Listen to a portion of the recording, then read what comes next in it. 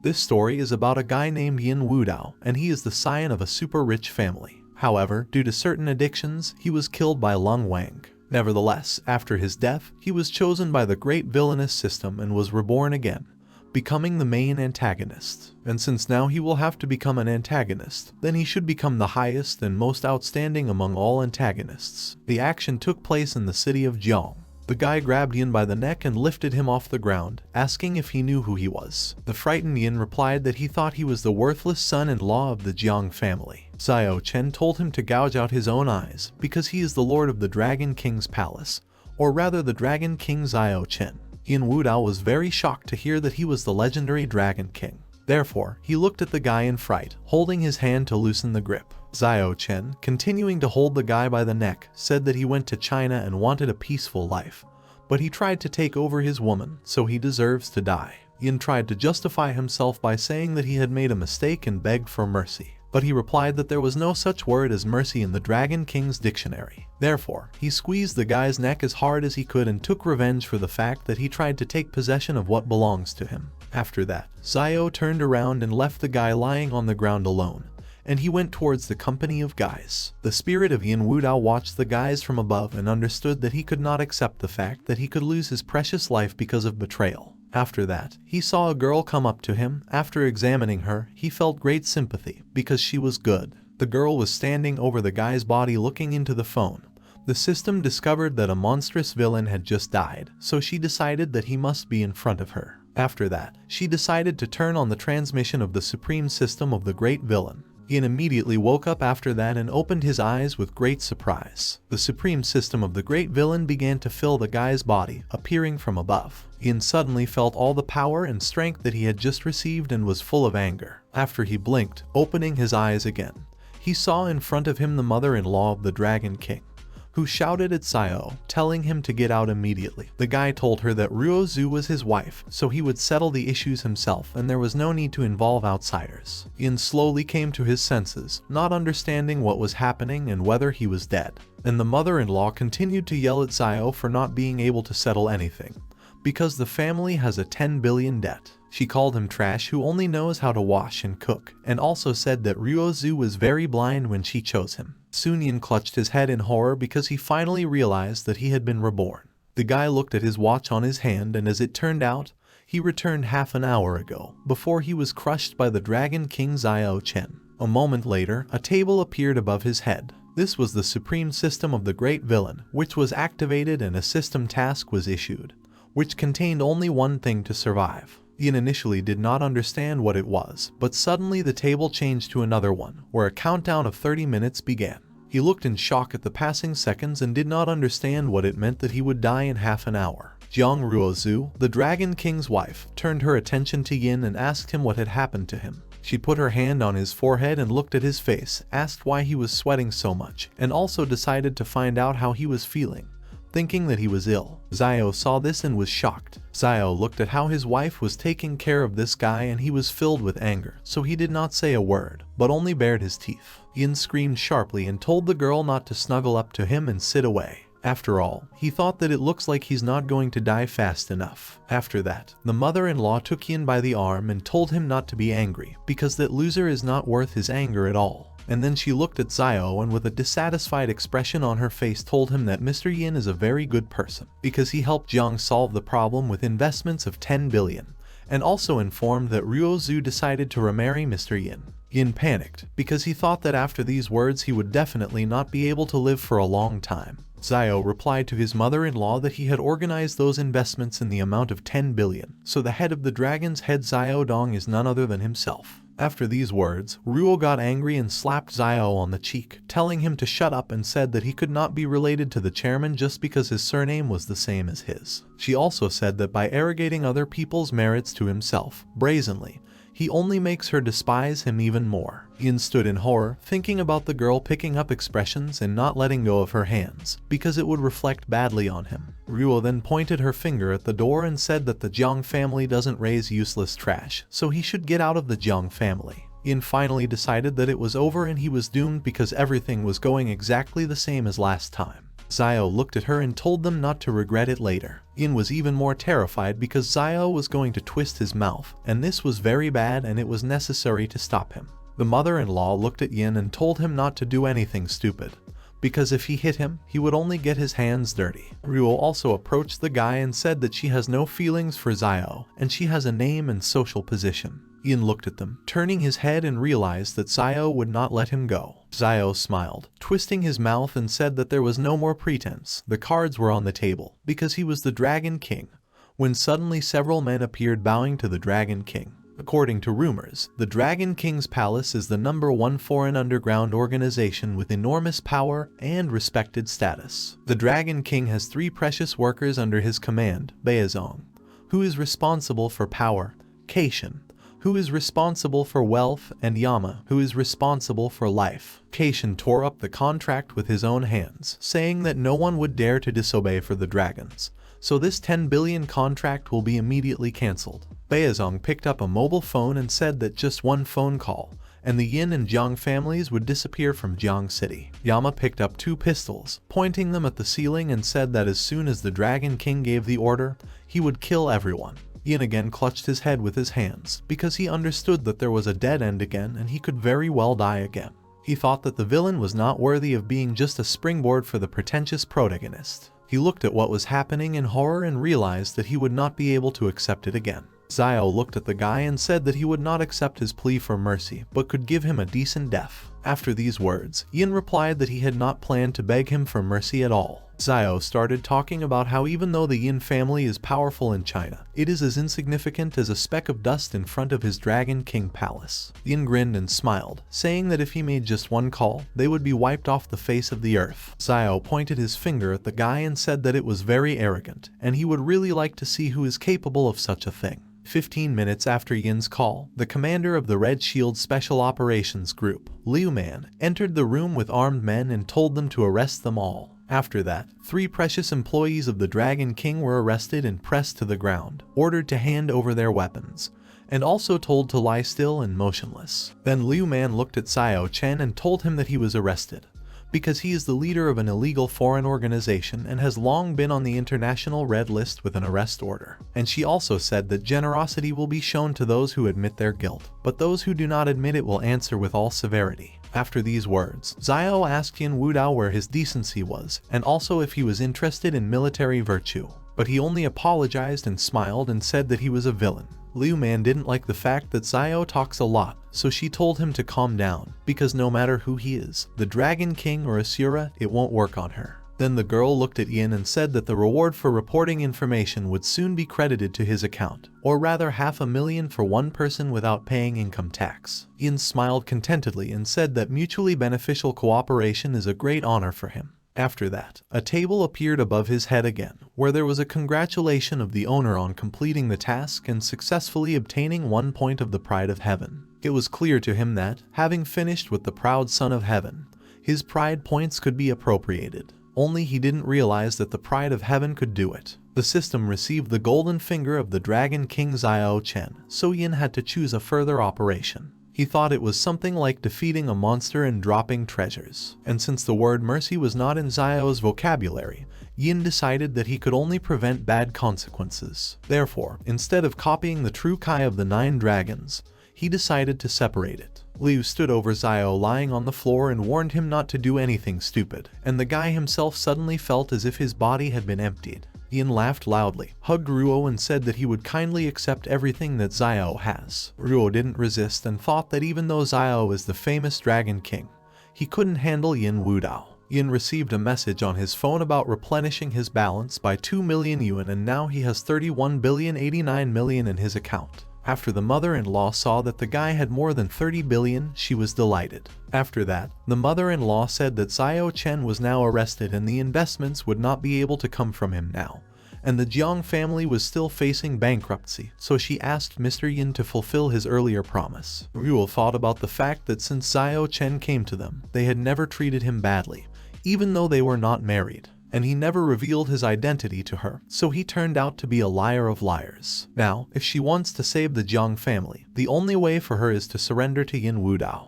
but she understood that this man was naturally windy and perverted, as well as cruel and arrogant, so her life was destroyed for the sake of her family. Soon after these thoughts, she asked Mr. Yin to help her save the Jiang family. The guy replied that he could save the Jiang family, but she had to know what he wanted. A new task appeared above Yin's head again. It said that he should capture the beloved daughter of heaven Jiang, and this task will be completed only when the degree of location of the other side reaches 90. Yin was completely shocked, because he thought that her location should already be 90 or higher, but she had a completely negative value. For the sake of the Jiang family, Ruo was ready for absolutely anything, even for a kiss with this guy, although she really didn't want to. Yin looked at the girl and asked if it was difficult to feel such disgust for him, but at the same time deliberately fawn over him. Ruo was confused and said she didn't feel any disgust. The guy looked down on her and asked if she didn't know what was going on in her soul. And then he said that he was not their lousy son-in-law, so he would not give an investment of 10 billion, but in business they have something to talk about. Then he confidently said that he would give them 10 billion to buy out the Jiang Corporation. The mother-in-law was shocked after these words, and Ruo's hatred for the guy dropped to -120. Yin told them that he understands perfectly well that it is difficult for them to accept it right away, but this is their only way out, so when they think it over, they should ask Ruo to come to his villa to sign a contract. After these words, the system reappeared, blocking the way to the guy, and reported that a sharp drop in attitude was detected, so it is necessary to change your strategy. But Yin only pushed her away with his hand and said that he was much better able to communicate with women than she was. Yin Wudao was driving his red Lamborghini to a beautiful large villa on the coast. His beautiful car at high speed shone under the bright rays of the sun. He braked sharply at the villa and opened the door. The young gentleman was greeted by several people in suits who bowed to him. The guy, taking off his glasses, proudly walked straight and said that if he had known earlier, he would not have given them a day off today, because he almost turned the car over when he stopped. Yin threw his glasses into one of the guy's hands and started calling Kinyu, shouting for her to come out, standing right in front of the house as soon as possible. Su Qingya was in the room at that time, sitting on the sofa, and was cutting something, from which she accidentally injured her finger with a movement of her hand. The girl immediately freed her hand from the object she was holding and touched her lips with her wounded finger to muffle the pain. Yin came into her room, and she immediately stood up and folded her hands so as to hide a small wound on her finger from the guy. Qingya said that he returned very early today and she did not expect this, so the bathing water was not collected. The girl looked at him with her confused blue eyes, and above her head was shown her degree of location of 90 points, which indicated that she was in love, as well as 80 points of fear, which meant that she was scared of something.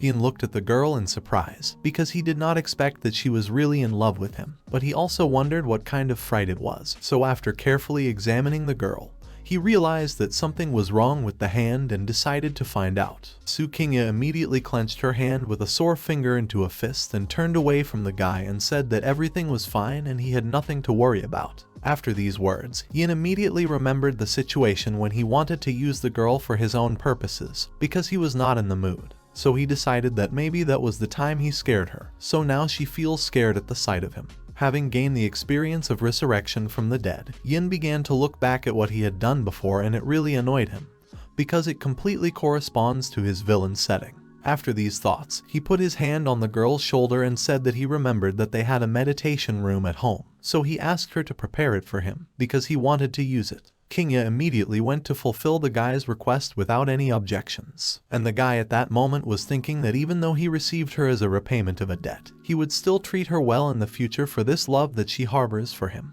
After all, after rebirth, he can't let her live in fear anymore. After a while, he was already in the meditation room and, sitting on a special table, began to meditate. Let's fold our hands in a certain way. A large glowing ball formed around it, and also a smaller glowing ball was formed between the palms of the guy. He was completely focused on meditation. During this, a girl in a red dress came to him, who, watching the guy, thought that despite the fact that she helped him start training, such a high speed of cultivation was really a rare gift. Therefore, she decided that she had not made a mistake with the choice of a person. Then she looked at the guy's chest, which was adorned with a small pendant. It was a piece of jade. She decided that this was a very good place to hide from the checks of the wandering gods. After which, without thinking twice, she immediately moved into this jade. Yin immediately opened his eyes at that moment and stopped meditating.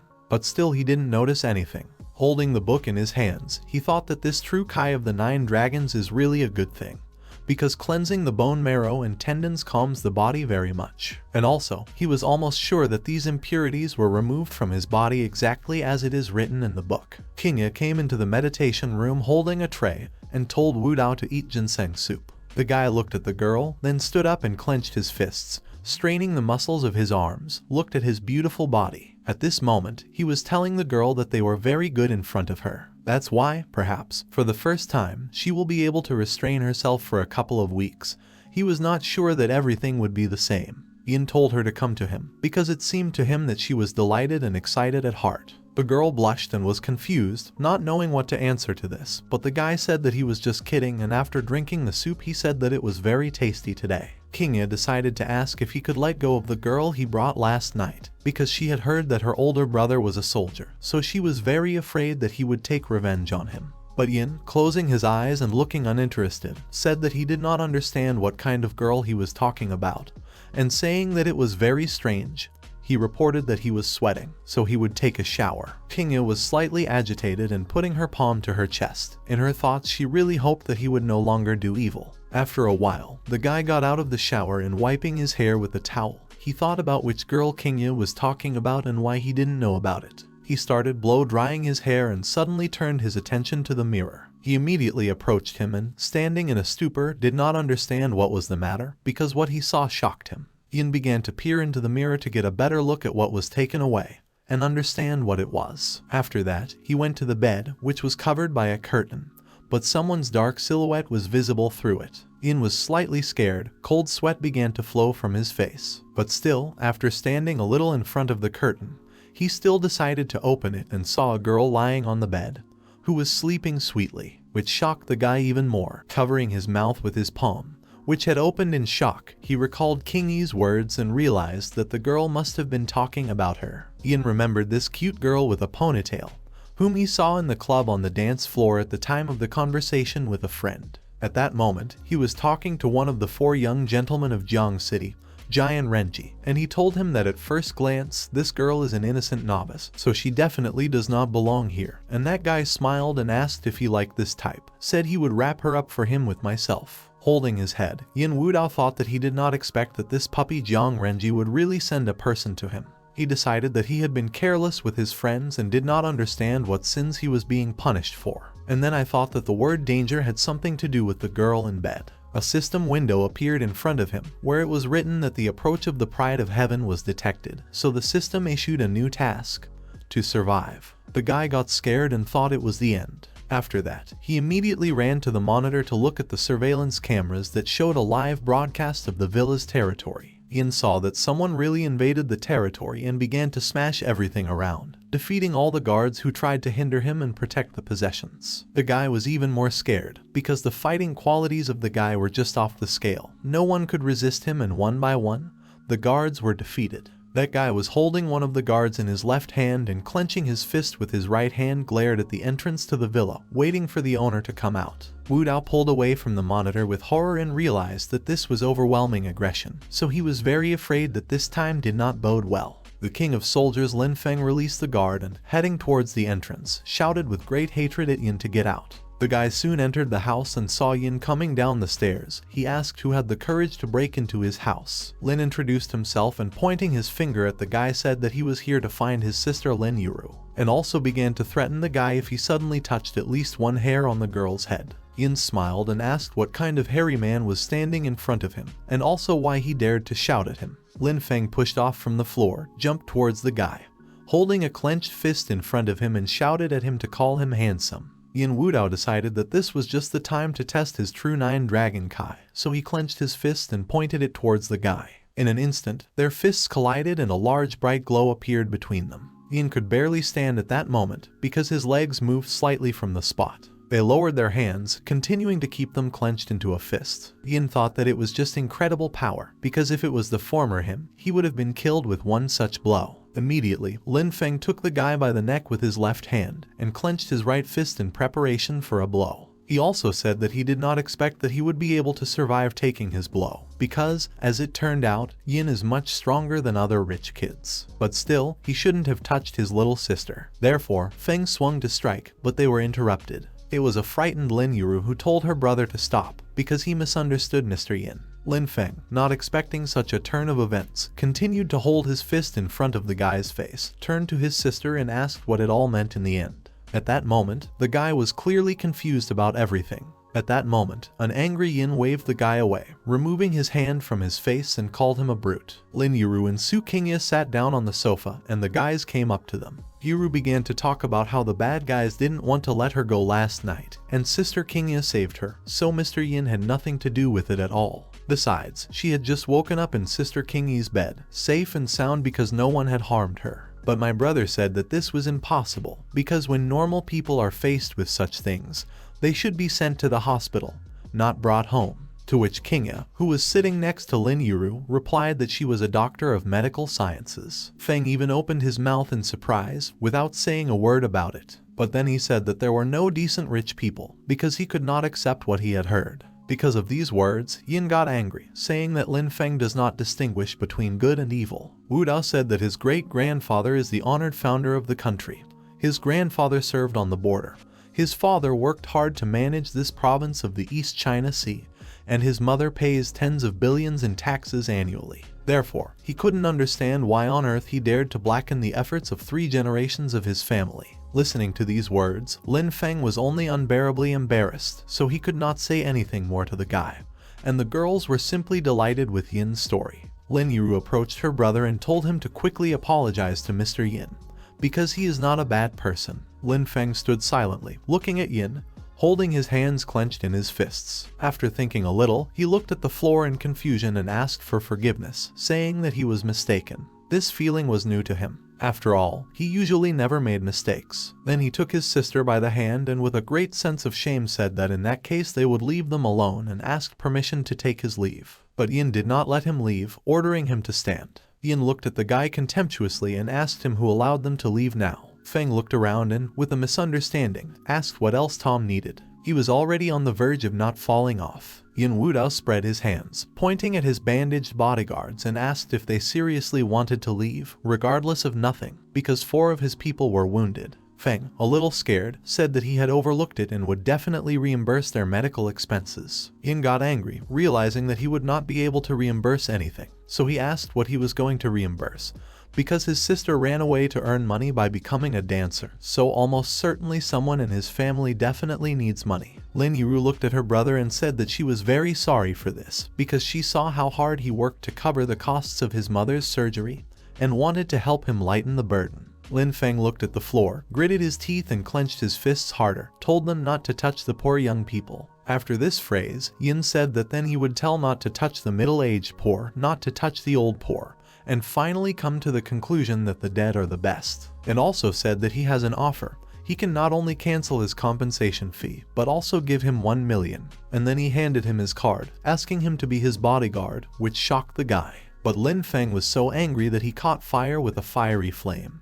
Because after leaving the barracks, he swore that he would never serve for money. Lin Yuru, having heard this proposal, told her brother that the nature of the bill would not pay, and Mom's operation could no longer be postponed. After that, Lin Feng abruptly became kinder and said that he saw that Mr. Yin was a good person, so he was completely ready for his services. A system table appeared in front of Yin, in which it was written that the task was completed. The reward for the task was the Soldier King and a complete list of his attributes. But the degree of devotion was equal to 20, and in order to receive Heaven's Pride points, the mark must be equal to 100. Yin Wudao thought that the true Kai of the 9 dragons combined with the attributes of the King of Soldiers is simply invincible. Therefore, he decided that if the random reward was so cool, then the extremely hard to get Heaven's Pride points should be simply stunning. Lin Feng and Lin Yuru bowed to Mr. Yin, and the girl thanked him for giving them such a sum, so they will definitely repay him. Yin looked at the sign above the guy's head and thought that Lin Feng's devotion was more or less in order, because the degree of devotion was equal to 20, which meant that he doubted. But looking at the sign above Lin Yuru's head, he was shocked by its degree of location, because it was 60, which meant worship. A new task was received, in which it was indicated that it was necessary to obtain the degree of location of the opposite side in the amount of 95. But there was also a side building that said it was necessary to capture the proud daughter of heaven Lin Yuru. The reward was plus 1 point of the pride of heaven and the talent of evaluating treasures. Yin smiled sweetly, looking at Yuru and decided that, He is very embarrassed for such a naive girl. The brother and sister started to leave. Kingya told them to take care of themselves on the way, and Yin waved after them and told Yuru to come and play more often. After that, Yin hugged Kingyu and thanked her for helping him, because otherwise Lin Feng would have torn him apart for sure. The degree of Kingyu's affection for Yin was 80, which meant her affection. She looked at the guy and said that it was the last time, because she knows him well, and despite the fact that he is terrible, he should not cross borders. The girl started to leave, and Yin was very scared because the degree of location decreased, as well as the status of the girl's infatuation disappeared,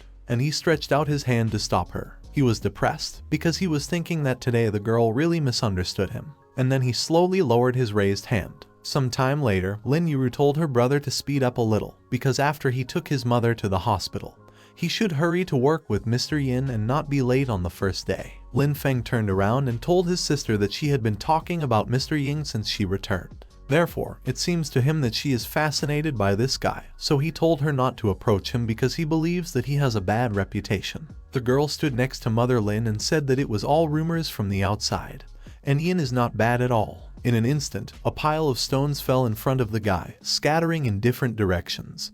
He barely had time to put out his hands to protect himself from them. Sang Bio, holding a stick in his hands, shouted to the residents that the deadline for moving had expired, so it was time to demolish this building, so if they didn't dump, they would bury them in these ruins. Lin Feng got angry and decided to find out which one of them dared to demolish the building in his presence. Lin Yuru said they didn't want to refuse to move, but the relocation fee they were offering was several times lower than normal. But Sang Bio didn't care about it at all, so he just kept shouting at people. Mother Lin approached this guy and asked for forgiveness, saying that they were still children and did not understand much yet, so they had no need to argue with them, and said that they agreed to demolition and would move right away. But Sang Bio was too angry a person, so he pushed the old lady without any pity, saying that it was bad luck. This action caused drops of tears to appear in Lin Feng's eyes, but it made him very angry. Angry Lin Feng, clenching his fists, approached the offender closer and asked how he dared to hit his mother. But he only told him to try to hit him, because it costs him nothing to throw him behind bars. And holding a large wrench in his hands, he continued to threaten, talking about his sister and mother, looking Feng straight in the eyes, clenching his teeth with anger. Lin Feng understood that he had to control himself, because he could not go to prison, since there would be no one to protect his mother and sister. At this moment, Bio pointed his hand at his cheek and asked him to hit it straight. At that moment, Yin suddenly appeared, who fulfilled Bio's request, hitting him with his hand with all his might on the cheek, which he did not expect at all, and began to fall to the ground.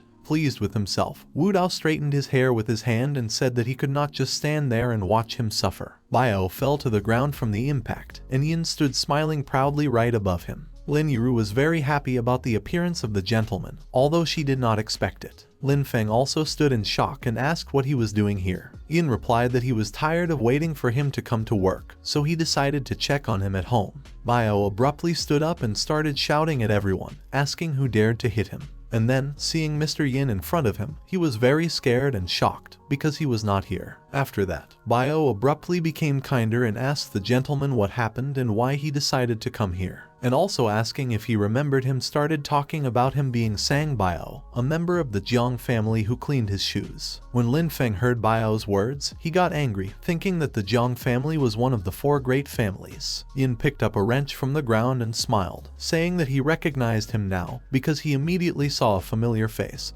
and then asked if it was his key. Bio smiled and said, since he did not recognize him, it means he will be rich, because he is his own man. Lin Yuru didn't understand what was the matter and why the young master was so friendly with this man. Lin Feng answered what he had already said, so these people are the same. But unexpectedly for everyone, Yin hit Bio with a wrench, saying that he was not his own man at all, because he dared to hit an elderly man. Sang Bio was lying on the ground again and said that Yin dared to hit him, knowing who he was, so he decided that he wanted to declare war on the Jiang family. Yin Wudao smiled and, wiping his hand with a handkerchief, said that it did not bother him at all. Lin Yuru was delighted to see that Yin is not at all what her brother thinks he is. Even Lin Feng himself, after looking at this picture, realized that although Yin is self-willed and proud, he is still fair. Wudao looked at those and saw that the girl now has 70 favors, she admires him, and the guy has 50 loyalty, he is grateful to him. Therefore, I realized that the best way to bribe a person is to transform in front of him.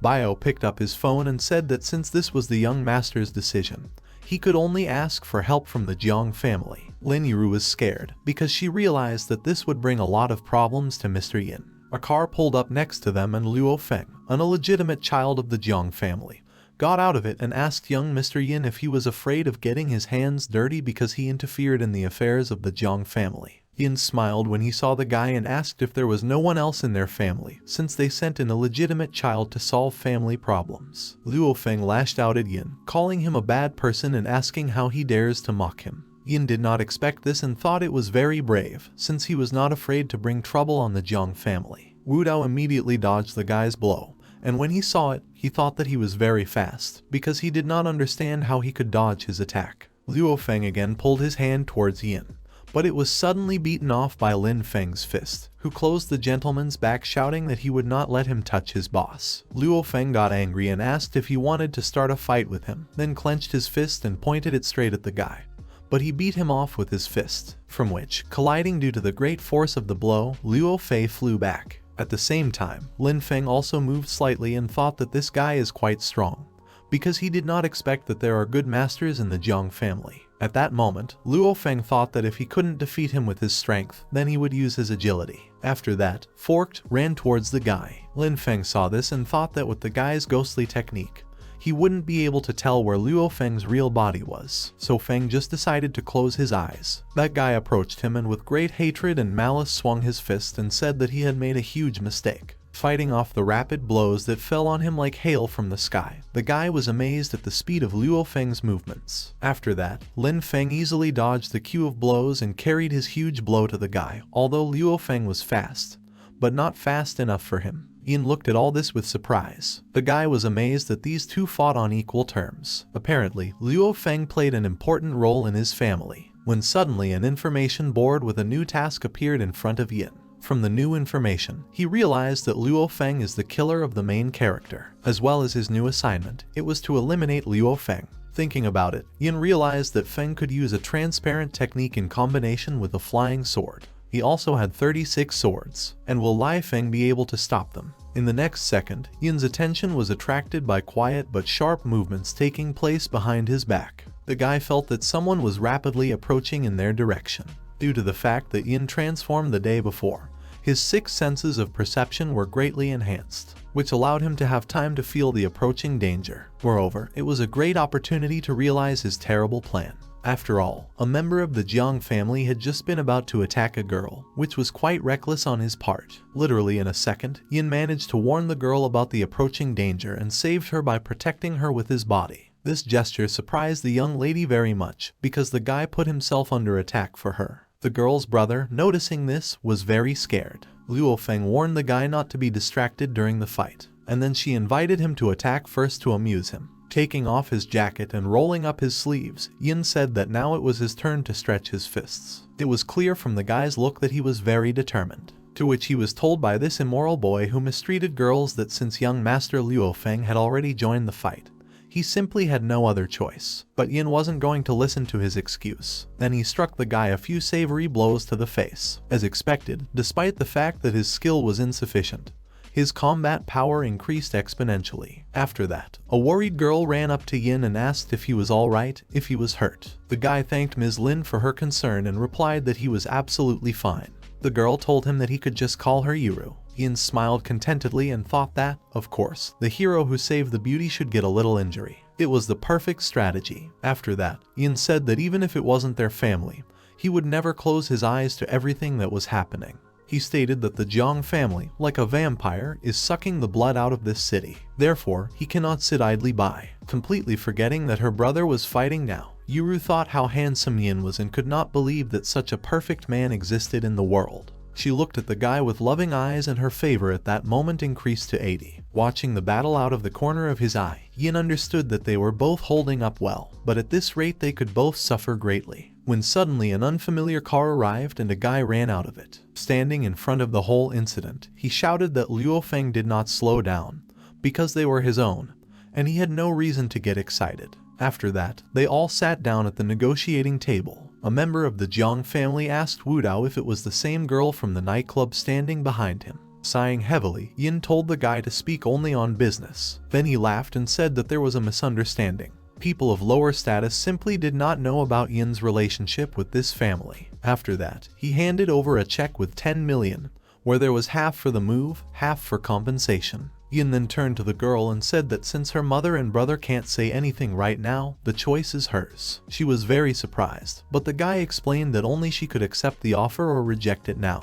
After a short pause, she asked Mr. Jiang if he was going to compensate only her or everyone who lived in the old city. The guy replied that of course, only to her, because if you compensate everyone, it will be hundreds of millions. After these words, the girl got very angry and returned the check back to the man, saying that in this case she refuses this offer. Mr. Jiang was very angry. He told this girl not to be arrogant, and if she wants to get more, then just let her say so. He was willing to listen to her price, but the young lady was categorically against it. Her answer was unequivocally no. At that moment, Yin realized that, apparently, it would not work out. After that, knocking over the table with one movement, he said that they should all roll away. Seeing this gesture, the guy was outraged. He asked in an angry voice if Yin Wudao had changed his shoes and turned away from him because of some woman, to which Yin smiled smugly and said that he was thinking right. After that, Mr. Jiang told the guy not to blame him for what he was going to do. Shouting, Mr. Jiang told the girl not to think that their meeting with Yin was an accident. The guy said that in fact Yin had his eye on her and asked her to send her to his bed. Hearing this, Yin got very angry because the guy was going to expose him. After which, Mr. Jiang left, leaving them alone. At this moment, the girl stunned Yin with a direct question whether it was true. Through tears, she asked if what this man said was true now. At that moment, a cold sweat broke out on the guy's face. He reflected that, apparently, based on past experience, she would slap him in the face. But if he didn't dodge, he could make her fall in love with him in 10 seconds. After that, Yin, looking straight into her eyes, said that yes, it was true. After which she immediately gave him a strong slap in the face, calling him shameless. After that, he realized that time had passed. Looking at the girl again, he said that his heart was excited when he first saw her. From the moment he first looked at the girl, his soul never returned to his body. Stuttering as if from excitement, Yin said that he should not have entered that nightclub and should not have met her. Then he would be able to sleep peacefully and not get involved in this huge series of troubles to help her. Putting his hand on his chest, he said that if loving someone is considered shameless, then he must be completely shameless. Then he turned around and lowered his head down for more drama. After these words, the girl abruptly grabbed the guy by the hand. Turning her around and looking straight into her eyes,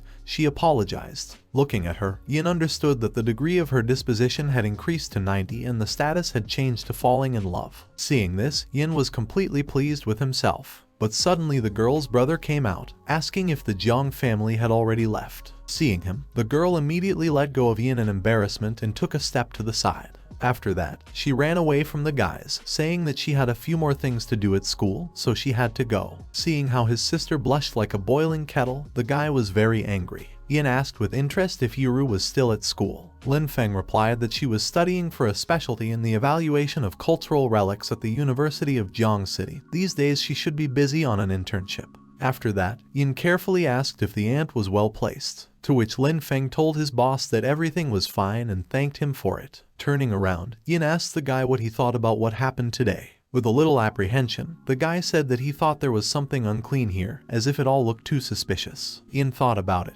because he knew that Luo Feng was very calculating, and his every move in the duel with Lin Feng was well thought out. But at the same time, he could not understand why the man had so recklessly attacked him. Lin Feng thought so too. He knew that the guy was very calculating, and today, without understanding the issue, he attacked a wealthy man, which seemed to him more like he wanted to provoke an attack on the Jiang family. Yin believed that it was because it was a good reason for him to quarrel with the Jiang family. As he thought Luo Feng, he did not come with good intentions, and Jiang Zhenji won't be able to compete with him. Yin expected that the Jiang family would have big problems, and therefore, denying his connection with them, he will be able to calmly observe the development of events. Looking at this, Lin Feng admired how wise his boss was. After Yin asked, if the guy had fought this Feng to the death, would he have a chance to win? Feng said that without weapons they are not inferior to each other. But then he noticed that the guy's fingers were covered with calluses, so he's probably an expert in handling weapons. Only he couldn't figure out what kind of weapon he was using. Yin immediately told him that he was using throwing knives. At that moment, Feng began to admire the boss, because indeed the pose of his opponent said that it was ideal for throwing knives. After that, Feng said that if he uses them, then the best way to deal with him is a gun. Yin agreed with him and told him to use it, to which the guy was surprised how he could do it because gun control was very strict. To which Yin, leaving, immediately comforted Feg that the guy could not worry about it at all, because he would take care of it. On the same day on the embankment, throw stones down, one of the guys said he remembers how they used to do this all the time when they were kids. I turned to my friend. He asked if it was hard for him to stay in the Jiang family all these years. Pulling up his pants, he said that he owed him his life, so he was ready to do everything for him. But at the same time, he asked if the guy really wants to marry the Jiang family. Raising his head up, he recalled that at that time his mother was not only not recognized, but also tortured for her status as a dancer. And this time, he came back to make the Jiang family pay in blood. Afterward, he explained to his friend that there were chicken brains hiding under Jiang Renji's skull. In a few days, the old man will have a birthday banquet, then he will take him out of the game. He was confused only by Yin Wudao because he had considerable power. As he had heard, even the Dragon King had fallen by his hand. But they will have to defend themselves, to which his loyal companion said that the young master should not worry. He would completely avoid him in the future. Turning around, the boss asked him if he had found, by the way, the person he asked for. The guy replied that he was just looking for and already had some leads. Holding the photo in his hands, he wondered where it had gone. All these years of studying abroad, he did not stop thinking about her a day. But this time he was sure for sure that he would never let go of her hand again. He missed King Ai a lot. Having met her master on her knees, she greeted him cordially and offered to change her shoes for slippers, helping to take off his jacket. She told the man that today the Jiang family sent a message that in a few days the head of the family will turn 60 years old, and they invite him to a banquet. Yin told her that she could go with him and keep him company. And, by the way, by that time the time of their contract should have expired. When her father gave the girl away as payment of a debt. But the deadline is about to expire, and he is grateful to her for taking care of him. And according to the agreement, he will release her. Hearing these words, the young girl dropped her jacket to the ground. She was very excited. It turns out she counted every day,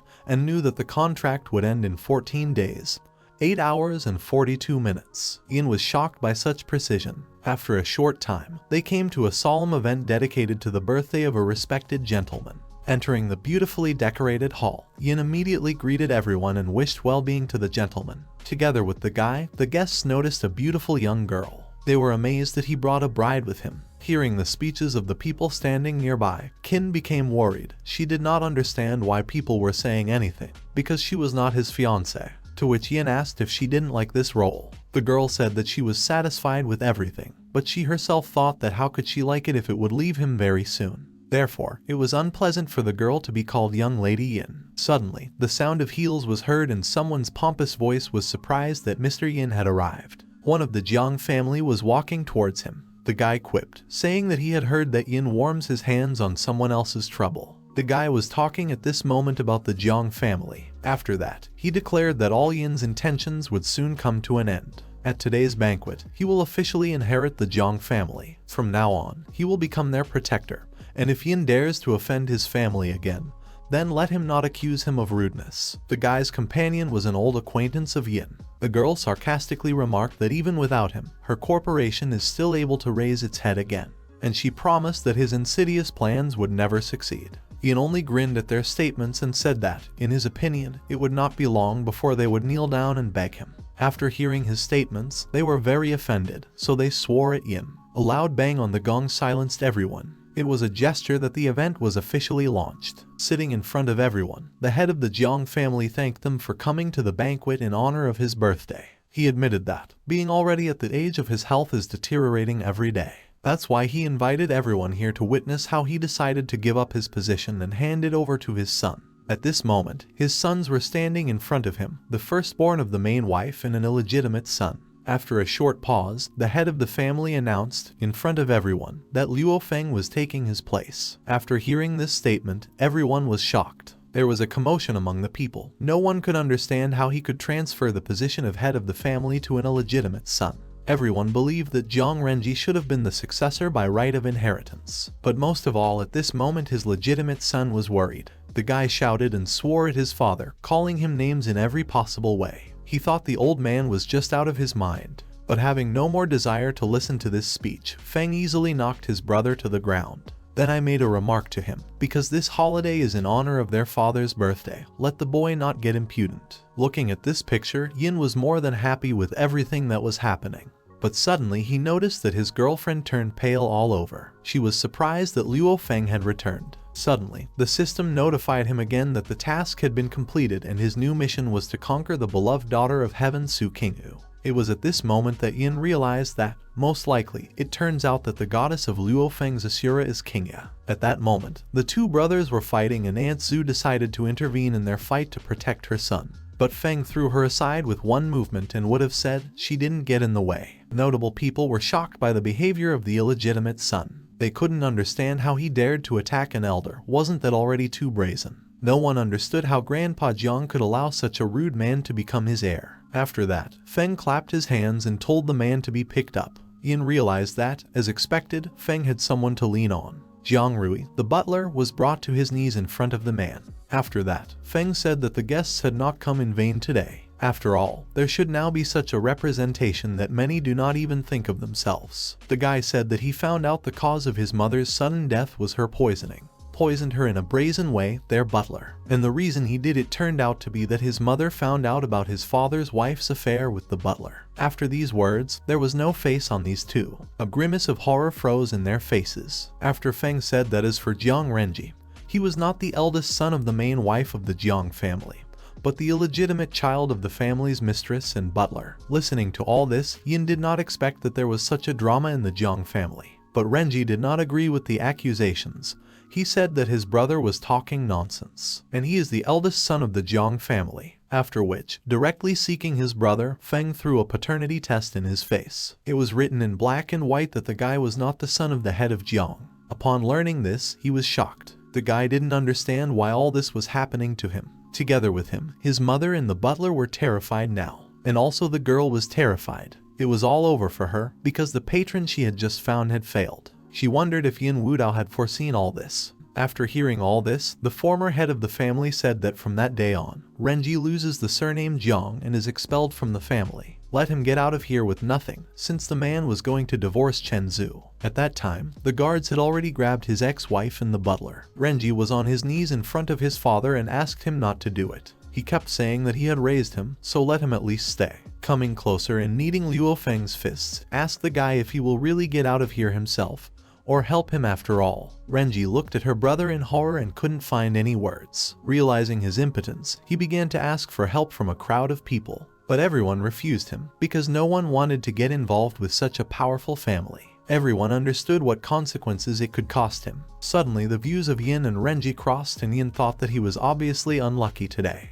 The guy instantly fell to his knees in front of Yin and began to bow low. He said that only he could save him now, and he kept saying that he clearly could not leave him at such a moment. Yin grinned and asked, and who just said that he would not resort to his help, even if his life was in danger. Having hysterics, the guy claimed that he was wrong, so he would never dare to go against Yin again. With tears in his eyes, Renji promised that if Yin would help him now and save him today, then the reconstruction project of the old city would be his. Passing by the guy, Yin said that the central hospital of Jiang City would also go to him. Renji considered him a real villain, to which Yin smiled and said that the guy clearly has no choice now. After a bit of hesitation, Renji agreed. Having received Yin's consent with pleasure, he rubbed his hands. After that, he sincerely praised Luo Feng and said that it was all great. Feng said that they are not enemies to each other, so he advises the guy to stay away. To which he replied that the Yin family and the Jiang family are old friends, so how can he sit idly by when a big trouble is hanging over the Jiang family? At that moment, Feng began to get very angry. He asked the guy to think about it properly because adults are responsible for their words and actions. To which Yin fully agreed with this statement. Grabbing the expert opinion in his hand, he loudly declared in front of everyone that it was a fake. Feng was outraged by this statement and said that this was the conclusion of Jiang University, which is the most authoritative in the city, so let the guy stop talking nonsense. Yin grinned and slapped a piece of paper and said that if so, then right now they can refute and prove that this conclusion is fake. After that, he pointed his finger at Dean Dong and asked him to tell everyone if this conclusion was true. The dean of the university was instantly worried.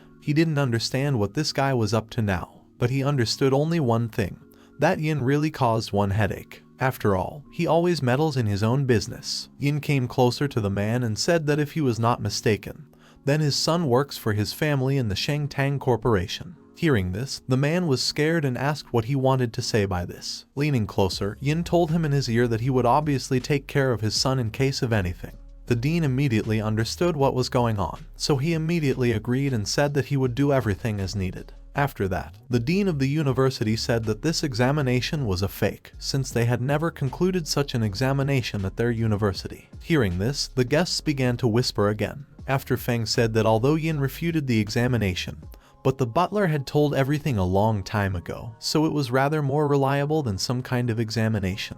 But Yin replied that he did not recall such a thing, so it was some kind of nonsense. At that moment, one of Feng's wards began to intimidate the butler and forced him to tell everything he had told them yesterday. Under pressure, the man began to tell everything in spirit. But at that moment, Yin yelled at him, saying that Auntie Zhu is the first daughter of the Chen family with an honorable position.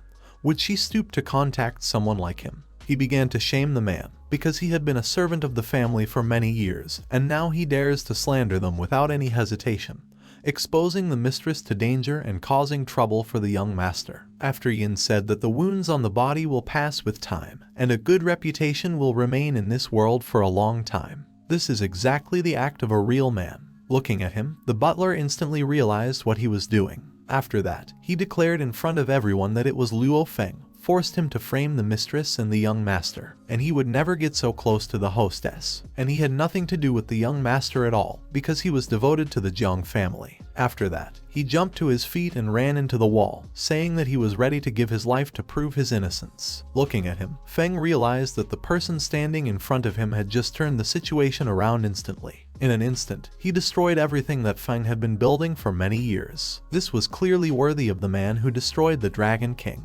After that, Yin turned to his uncle and asked what he would do with the rightful heir of the inheritance right, and with slander against the hostess, because this is a matter of the Jiang family, and he has no right to interfere there. Feng immediately realized that at the end of his speech, Yin had also framed him. It was an unconditional victory. After that, the head of the family ordered his guards to throw Luo Feng out of the family, since he no longer had such a son. But Feng wasn't going to put up with everything so easily. He easily dealt with a couple of guards. Then, in an instant, he grabbed his aunt. He was indifferent to all the scandals of the Jiang family as well as to this place of the head of the family anyway. This time he came back for only one thing, for revenge. All the guests were amazed by the cruelty of the guy. From what he saw, the heart of the head of the family could not stand it. Soon the man bowed his head for the last time in his life, sighing. Genji was shocked that both of his parents had just died right in front of his eyes. Feng was surprised that the head of the family was so pathetic. But having finished with them, he had a new goal. Then it was Yin's turn, the same guy who prevented him from legitimately inheriting the Jiang family. Yin said that there was no need for all these hypocritical conversations about the place, because the guy was only worried about hundreds of billions of family assets. Moving straight at Yin, he said that he was taking on too much, like a man who was about to die.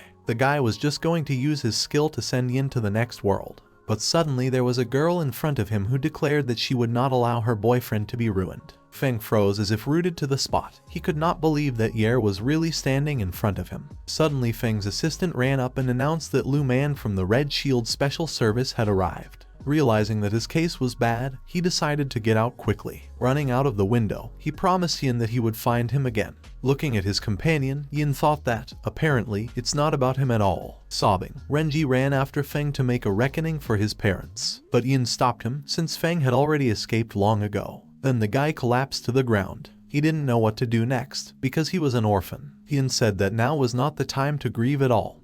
He would take care of the funeral, and the guy should properly take over the management of the Jiang family. Hearing these words of support, the guy was very grateful to him. He hung onto his neck, trying to hug him, but Yin pushed him away, because he did not like such tenderness. Shaking myself off, he said that since they have been friends since they were diapers, he naturally could not just leave him in trouble and leave him to his fate. Renji realized at that moment that Yin was really a good brother. Yin leaned over to him and, taking him by the shoulder, reminded him not to forget to rewrite the reconstruction project of the old city and the central hospital in his name as soon as possible. After that, the gentleman turned to Miss Jiang and said that she had seen everything herself. The guy explained that he could not offend his friend for her sake, so their contract would be terminated. The girl fully understood him. After that, the guy whispered in her ear that she'd better listen to Yin. It was clear that no one in the city could stand up to him. Yin always gets what he wants. With tears in her eyes, the girl understood that Yin really wanted to get her. After that, she angrily shouted at the guy, saying that he had arranged all this, passing off black for white. Does his conscience really not torment him after all? But Yin didn't agree with her conclusion. He asked the girl, does she really think that all the people present here are blind? After all, it was clear that everyone understood what the real truth was. The Chen family is so powerful that if the Jiang family had recklessly disowned Chen Zhu and eliminated Renzi, they would certainly have suffered retribution from Chen. It was clear that the head of the family understood this perfectly. Therefore, I decided to change the air. And Yin still just helped him in this. After all that they heard, the girls even froze in place for a while. After Jiang said that this was impossible, because the head of the family would never neglect the blood heir to save himself. This is clearly nonsense. But Yin explained that it's not about the blood heir at all, but about the so-called purity of the bloodline. After that, he offered her a thought experiment. If she were in the place of the head of the family, then who would she choose? Renji, who has strong support, or Luo Feng, whose mother was an ordinary dancer? At that moment, the girl realized everything, and her degree of affection for Yin became more acceptable. Although she was disgusted with this guy, but she agreed with his words. After that, she followed Yin and his girlfriend with her gaze. She was sure he was a real devil. Looking after her, the subordinate asked what happened to her. Maybe she's scared, because she's been acting a little distracted all the way. Yin sighed and told him not to pay attention. After all, women do not understand. Then he opened the trunk and said that he had something for Feng. There was a brand new Desert Eagle in the suitcase. The guy was surprised how Yin was able to get it, but he smiled and said that the mountaineers have their own tricks. Stroking the suitcase from under the gun, the guy was touched. These familiar sensations brought back memories of the army. When he wanted to touch the weapon, he complained that, alas, he did not have a permit to carry a weapon, so he would not be able to boast of his accuracy. But suddenly Yin hands him the documents for a permit to carry weapons. Seeing them, the guy was taken aback. Not believing his eyes, he even asked if it was what he was thinking. Yin explained such an unusual set by simply complaining to his grandfather that he was being bullied, and he gave him a permit and a weapon. Lin was surprised, but who could offend him? Suddenly, in the next second, they both heard the girls scream. Lin immediately realized that it was Qin shouting, and therefore immediately grabbed a weapon and jumped onto the balcony. Literally in an instant, he was already in the girl's room and asked what had happened. But she pretended that nothing had happened at all. The girl did not understand what was the matter. Lin explained that they had heard a noise downstairs, but the frightened girl said that everything was fine. We'll just have to do the cleanup. Without relaxing, the guy assumed that it was clearly not a cockroach. Maybe it was just a bug. At that moment, Yin entered the room. He immediately asked Kinney why the cigarette ash was lying outside the ashtray. Then he grabbed the girl by the hand and asked when he became so illegible. The guy clearly saw that the cigarette ash was collected in small pieces and not in flakes as usual, to which the girl replied that perhaps it was just because of the wind pushing the girl away. About you, Yin asked how then she would explain all this sea sand. After all, sea sand from the beach was scattered all over the room, after which Yin directly asked, did he really pass it? The same former friend of hers from childhood, to which the girl began to justify herself and said that everything was not as he understood it. Having no more desire to accept everything that was happening, Yin decided to use magic. He didn't understand how they only dared to come to his house. After that, he decided to inflict fatal damage to one of the men who was hiding nearby. Sang Bio literally in a matter of seconds received injuries not comparable to life. Feng, sitting on the chandelier, was watching all this. He was terrified that his friend had just died.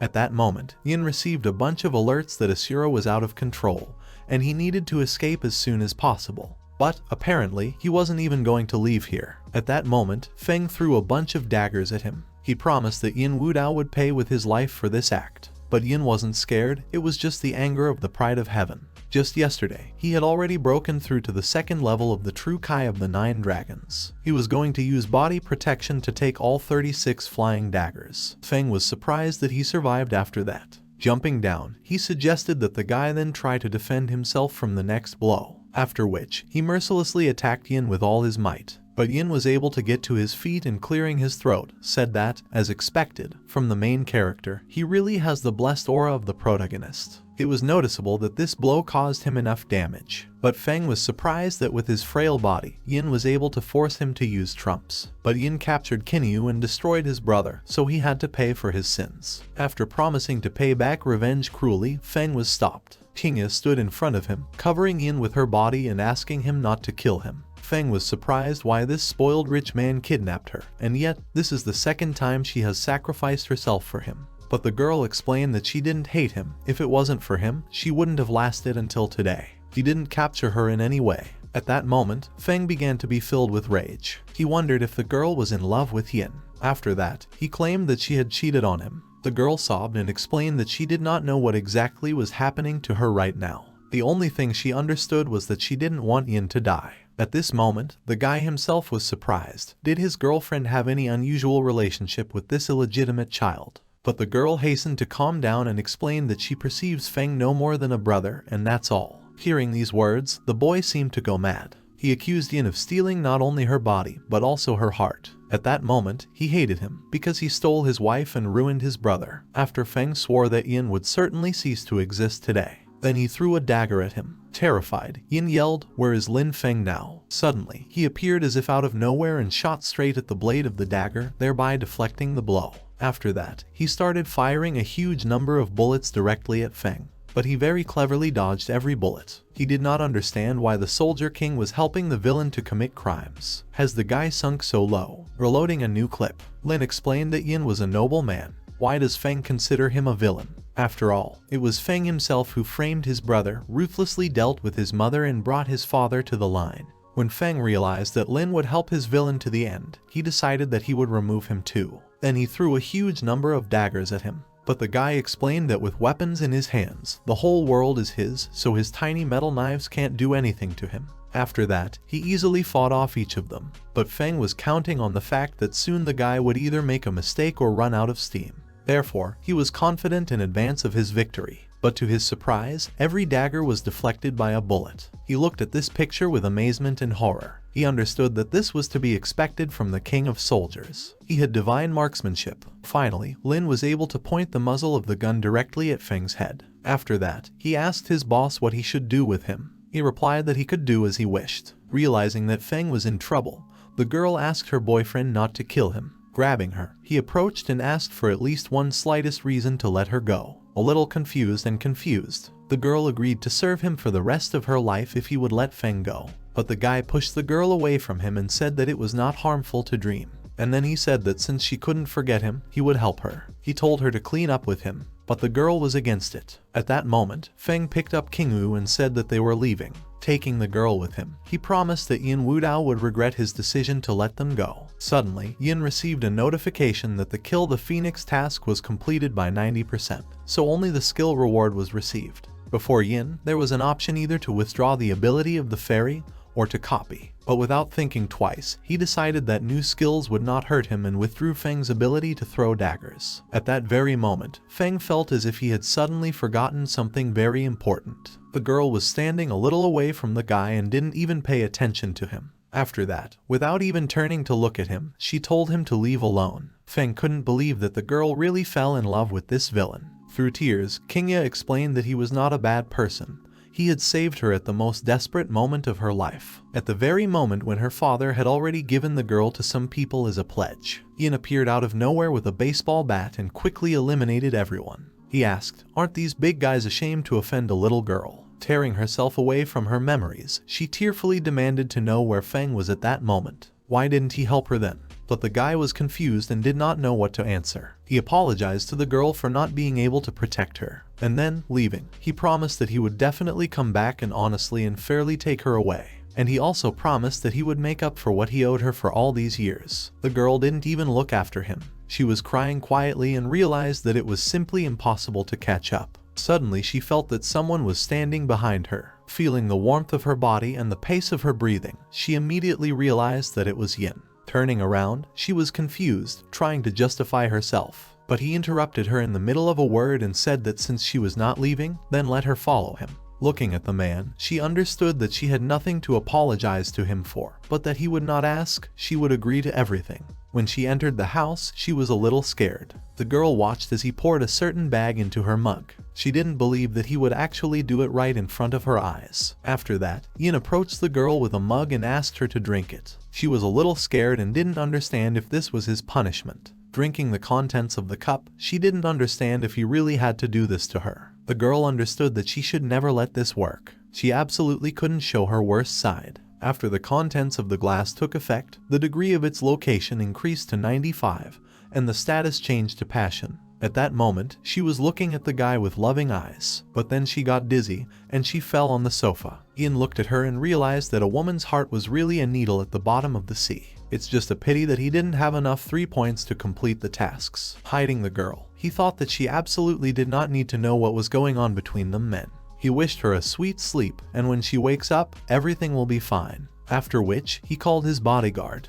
After all, if the weeds are not uprooted, they will grow again. Lin, following him, realized that Yin was really a villain after all. Feng stood on the dock and thought that he would definitely return to Jiang City. When the time comes, he will destroy all obstacles and return everything that belongs to him. After that, he noticed how the boat arrived. Yin came down from the boat. Seeing him, the guy was scared, because he promised King Ai that he would let him go. Yin told him not to worry, because she would never know that it was he who removed it. Feng thought that this was a very low act, after which he threw a dagger right in Yin's face. He easily dodged and said that the guy could at least aim, or something. Seeing this, Lin Feng was amazed. Why did the excellent dagger throwing technique not work now? After that, he witnessed the unimaginable. While spinning the daggers in the air, Yin explained that the true Kai of the 9 dragons is perfectly suited for the use of 36 flying daggers. Feng looked at it and could not understand why it was so familiar to him. After that, Yin threw daggers at him, piercing through his entire body. Standing over the defeated enemy, Lin Feng wondered where his boss had learned the technique of the 36 Blood Lotus daggers, to which the guy said that he had just learned it. Lin's degree of devotion has grown. He wondered how tough his boss was, having received 1 point of the Pride of Heaven for defeating Luo Fan. Yin understood that this system was too stingy after all. He remembered seeing a beautiful woman when he was killed by the Dragon King. It must have been Miss System. After all, it was really unforgettable. It seems that the time has come to develop system capabilities. Further actions took place in the Jiang Spirit House. Yin, being a very cunning person, decided to express his sincere respect in very flattering words, asking Mrs. System to appear so that he could get the necessary knowledge from her. After all, he was saved by her that day. Actually, that's why he couldn't stop thinking about the lady. Yin would be very happy if she would have mercy and condescend to him, by allowing him to satisfy his despicable thoughts. After his speech, the girl came out of the pendant hanging around his neck. She said that initially she wanted to wait for the man to unlock the royal title, but since he is so pious, she will make an exception. Looking at her, Yin was amazed at how beautiful she was. He couldn't take his eyes off her while his mouth was already drooling. The girl looked at him and was pleased, because, as expected, he was quite emotional from the great villain. After that, Yin wiped his chin with a handkerchief and asked the lady of the system to allow her to reveal the hidden functions of the great villain's system. If she does, then Yin will be infinitely grateful to her. But then the girl got angry. She was surprised by the impudence of the man. According to her, the system should develop step by step, and he will be able to discover new functions only if he continues to perform tasks and fulfill the conditions of opening. When he heard her refusal, he was annoyed, but without showing a single emotion at all, he calmly removed the pendant from his neck. And then holding it, he asked the girl by chance if this was her refuge. Realizing that things were bad, she asked fearfully what exactly he was going to do. Putting the pendant in a box, he said that it was unusual, but a lead box that even nuclear radiation would not penetrate. So her spiritual body is certainly not capable of this. Then, with a snap of his fingers, a huge curtain fell from the sky on them. The girl, frightened and confused, asked Yin Wudao what he was doing. The guy explained that it was a specially made black curtain. Light cannot pass through it. Yin assumes that her spiritual body, like light, will also not be able to pass through it. But even after that, the girl was not going to give up. She desperately decided to slip through the walls. Time after time she hit the corners of this strange room, not having the slightest opportunity to jump out. I don't understand why she can't get through the wall. The girl decided to resort to magic. She asked the 3 sacred mountains and the 5 peaks to borrow her strength so that she could pass through this wall, to which her speech was interrupted by Yin. From his pressure, the girl was taken aback for a couple of seconds. The guy told her not to waste her strength, because he poured liquid steel under the ground and over her head especially for her. Now it was an impregnable fortress. Yin said that she should stop resisting and be a good girl, opening all her functions. The girl was surprised by his boundless arrogance and did not even know what to answer. After she said that he was too arrogant and how dare he insult the great system at all. After that, she said that she would make him pay a very high price for it. Right before his eyes, the girl disappeared into space. Yin was both outraged and delighted at the same time, because the invisibility technique had just been applied before his eyes. Suddenly, the system was right behind him, about to send the kid to hell. Swinging, she struck a huge blow right in the back area. But to her surprise, the guy didn't even move. Yin realized that he was right. The rules of the system are such that until the host fails the task, the system cannot attack him. An evil grin appeared on the boy's face. Making a sharp lunge at the girl, he asked if she really thought that becoming invisible would solve all her problems. After that, he said that if she didn't want it in a good way, then it would be in a bad way and he would show the full power of science. After that, he began to lower the temperature, and very soon it will reach absolute zero. And here everything will be frozen, even the light. And the girl does not consist only of light, so ultra-low temperatures are enough to make her show herself. After that, her appearance appeared in space, and she screamed for him to let her go because he was hurting her. Moving away and removing his hands, Yin apologized because he did not notice why he was holding the girl while she was invisible. In the house by the river, Yin was with Mrs. System. The room was getting so cold that if Yin did not accelerate, starting to move faster, it could also freeze once and for all. As it turned out, Miss Su is also just a system administrator, and since they both work here, she could help him by creating much less problems. Yin wanted to find out from the girl what exactly the system wanted from him. The bound girl in anger said that Yin Wudao is actually the reincarnation of Emperor Zhu Daixin, and Shisu Daji is here to help him regain the throne of the King of Men. After scaring her, Yin asked her to explain everything in a human way. In fright, the girl explained that for a huge number of years, because of moral principles, a huge number of villains were destroyed, but many were the favorites of heaven. Therefore, the highest system of the great villain was created as a concentration of common evil, and her role was using the system to turn him into a villain and destroy all the proud sons of heaven. But Yin wasn't listening to her, he was looking at how attractive she was. The girl was outraged that Yin is not just a villain, but the worst villain. He had the audacity to want to offend the system itself. After that, the girl gave up and agreed to all his conditions, as long as he didn't touch me. After that, Yin saw the full characteristics from the system, but of all the indicators, he was interested in the value of the reputation point. The system explained that reputation can be exchanged for goods in the store. Yin became interested, and looking questioningly at the girl, asked how it was possible to get reputation points in this case. The girl explained that there are two ways to get points. One is to make people worship him, the other is to make them afraid. Yin suggested that this is all in order to gather fans and those who will be afraid of him. After that, he asked Mrs. System to show everything that is in the store. After looking at a huge number of various attributes and elixirs, Yin agreed that many things here are not bad at all, but even useful. He especially liked the attribute as a true golem. It could be used as a doppelganger at critical moments, a downright saving artifact. Then he released the girl, apologizing to her. Yin hoped that in the future they could become close and cooperate sincerely. But having freed himself, the system immediately slapped him in the face. Bowing his head a little, the man said that if it would help the girl feel better, then please let her continue.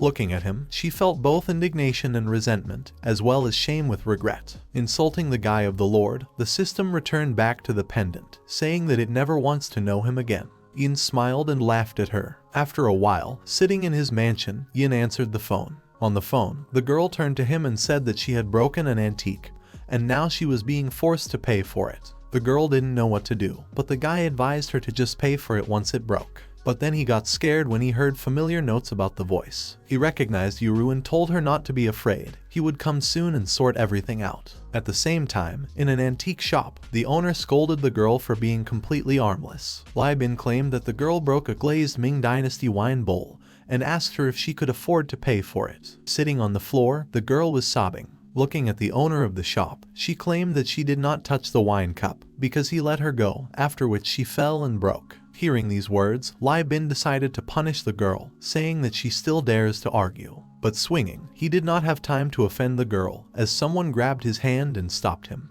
Yin arrived just in time. Stopping the man, he was surprised at how much this shopkeeper, an unusually vile and impudent man. The shopkeeper jumped aside, was surprised and asked who this man was in general, and how dare he interfere in the affairs of the Yunxi store. Yin's bodyguard, shaking his fists, was going to punish the man for these words. But Yin stopped him and told him not to hurry, because he would take care of everything himself. Picking up the girl from the ground and gently holding her, he asked her what really happened. She said that some time ago a man came to the store and laid a wine cup. When Master Lai took it out today during the inventory, he gave it to the girl to study, and here I was holding this precious cup in one hand. He invited the girl to study the porcelain of ancient times. Yuru was immediately scared and asked the owner not to hold the bowl with one hand. But the man was determined to offend her, so when he touched her hands, he wondered how gentle they were and asked what skincare products the girl uses. But when he saw that she abruptly pushed him away and pulled away, he got angry. Arriving in a rage, the man started an evil thing. At the same moment, he let go of the cup from his hand, after which it fell to the ground and broke. After hearing her story, the shopkeeper insulted the girl and asked how she dared to slander other people at all. He claimed that she had broken the wine cup and now had to take responsibility for it. Yin smiled maliciously and noted that the man was behaving too arrogantly. He wondered how arrogant he was now and how pathetic he would be later. Xingzai Xiao was watching everything from the sidelines. Being a streamer, the girl described everything that was happening in her blog. Realizing that the situation was getting out of control, she expected that a fight was about to start. Watching everything, people in the stream chat said that Yin obviously would not succeed, and if someone were in his place, the owner of the shop would have been in the hospital for a long time. After that, due to many events, Yin received a notification that he had received the favor of Sister Feng, so his reputation gained +1 point. Seeing this, the guy was surprised for a second. After out of the corner of his eye, he noticed that it looked like the broadcast was going live. The guy realized that this is just in his favor, because he will now be able to gain a good reputation. Looking at the shopkeeper from a high Yin, he asked, "Do they really not have a camera here?" After that, he offered to check it and find out who broke the cup after all. But the shopkeeper apologized and said that, unfortunately, the camera is now broken. Noticing the kid behind him, Yin ordered him to come up to them. When he heard the guy's name, he panicked and said he didn't know anything, and there was no need to ask him. After that, Yin threw a huge wad of money on the table. He told the guy that if he told the truth now, then all this money would be his. Seeing this, the shopkeeper was very worried. The man shouted at his employee to say what he should and not say what he shouldn't, allowing a small amount of money to ruin his life. After that, Yin also threw a huge wad of money on the table. He told Zhang to tell the whole truth right away, and then he would give him the money. If he refused, it would go to someone else. The kid, looking at the huge amount, was confused. Feng asked the boss, why don't they just fight? After all, this is completely out of his style. After receiving an additional 3 reputation points, Yin said that there was no need for them to hurry. In the next few moments, an employee ran up to them with a laptop, which clearly showed a video camera recording where his boss Lai Bin himself broke the bowl, and then blamed the girl. At the moment when the man broke the cup and did not understand what to do. After all, it was a Ming Dynasty wine bowl worth several hundred million. Holding the broken bowl in his hands, he decided that he would blame the new girl for this. After all, according to his logic, this was the easiest way to avoid troubles. People watching the stream were surprised by everything that was happening. After that, Yin asked Feng if he had any desire to lose his composure and sort it out completely for him. And then the guy gave an order to his bodyguard to smash everything here in this shop. After the order, Feng took off and started smashing precious objects with a bat. The shopkeeper was very impressed by everything that was happening. He asked if they were crazy and didn't know whose business it was. Then he turned to the girl and insulted her, told her to stop them. Then Yin came up to him and grabbed his hand. He said he had put up with the man long enough. The guy was outraged that the man was going to touch his Yuru with this hand. He also wanted to offend. After that, Yin, filled with anger, said that since he was doing such things, the owner of the shop clearly did not need a hand. Then he forcibly squeezed her, breaking the man's fingers. The shopkeeper screamed in pain. The girl who was watching all this was shocked by what was happening. But, despite this, she increased the degree of Yinyu's disposition, and also appeared in love. At that very moment, a huge number of thousands of reputations fell from the sky, as if from the sky. He wondered what kind of live broadcast could bring such a reputation value. The streamer girl was also shocked, because the number of viewers was rapidly increasing on her broadcast. She was a small streamer with an audience of 18,000 people, and suddenly it became so popular. The girl watched as the comments under the stream began to change rapidly. Recently, her viewers insulted Yin and said that he was a loser, but now they were delighted with him and apologized. The concerned streamer realized at that moment that in all reality this was not a production, and if so, that person's fingers are actually broken. Frightened, the girl wondered if she should call the police. Angry, the shopkeeper said that they were finished because it was the property of the Bai family, and if they decided to offend the Bai family, then a terrible fate awaits them. Not wanting to listen to this, Yin hit the man on the leg. He stood imperiously over the man lying on the ground and looked at him with contempt. The owner of the shop screamed in pain and said that they would all come to an end, and they would regret it. After hearing everything that was happening, the chat viewers were worried,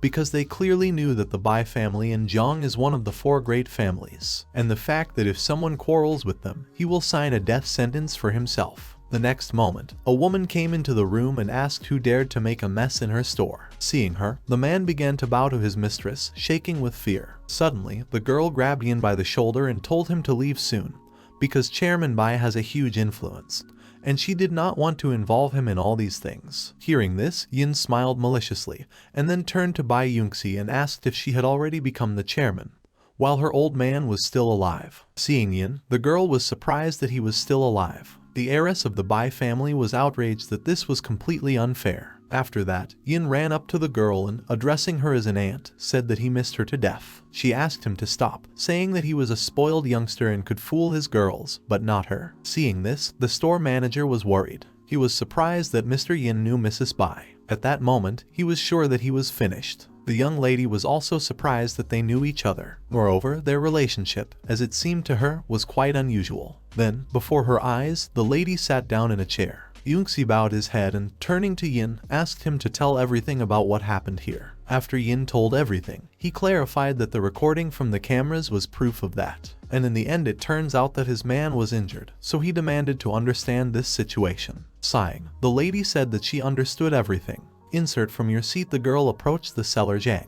She said that since he sold his master for personal gain, he no longer has a place in the antique business, so let him take the money and go home. The guy agreed with her and apologized, but she stopped him and told him never to apologize because it was his own choice. After which, she looked towards the other man and turned to Lai Bing. The lady said that with his treasure appreciation abilities inherited from his family and his magnificent talent, she was going to train him and make him the chief steward of the Jiang family. But while he had such a chance, he decided not to take it. After listening to the lady, the man began to apologize and try to explain himself. But she wasn't going to listen to him, so she hit him and asked what was wrong with him. Why did he dare to plot in Yunxi's store? And she said that since he couldn't even hold the cup, why would he even need his hands? Therefore, they should be cut off. Hearing this command, her bodyguards quickly tied up the man and fulfilled her request to life. After that, the lady turned to Yin and asked him if such a decision would suit the guy. The same, in turn, looked with amazement at everything that was happening.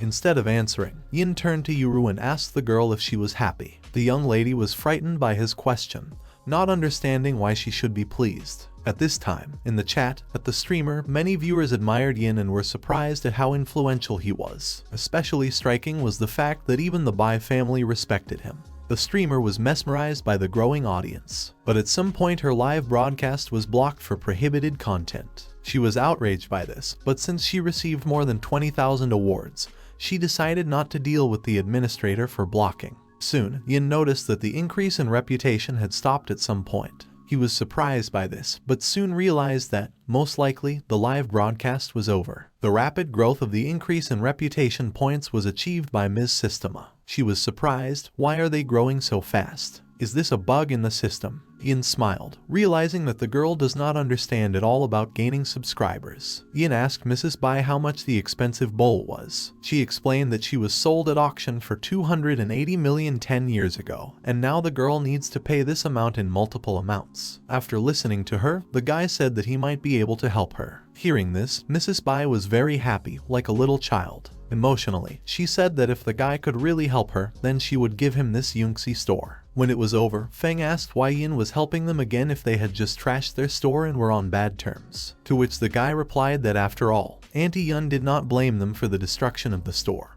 and she also punished Lai Bing for wanting to offend Euro and restored their good name. And since there is mutual respect so far, they can all live in peace. Feng looked at him in surprise and thought that perhaps this was an unspoken rule of high society. Left alone, Yin made the purchase of a recovery elixir. The guy was surprised that the elixir really appeared out of thin air. According to the instructions, you only need to combine the broken parts and use the recovery elixir to successfully restore the item. which, in fact, Yin decided to pull off with a broken wine cup. After that, a scarlet glow lit up the entire bowl as if by magic. Suddenly, Mrs. Bai and the young lady noticed Yin's strange manipulations. They did not understand what he intended to do. Is it really just to glue a broken bowl? After all, it was clear that the connoisseurs who would return for the cup were not fools and would notice it. But soon everything was ready. The girls looked at the bowl with surprise under a magnifying glass, because it was restored completely without a single trace of breakage. Even all the cracks disappeared without a trace. And as it usually happens, at the same moment, the owner of the bowl came in and greeted the hostess Bai. Hearing them, the girl became alert. She was already preparing in advance for everything that could happen.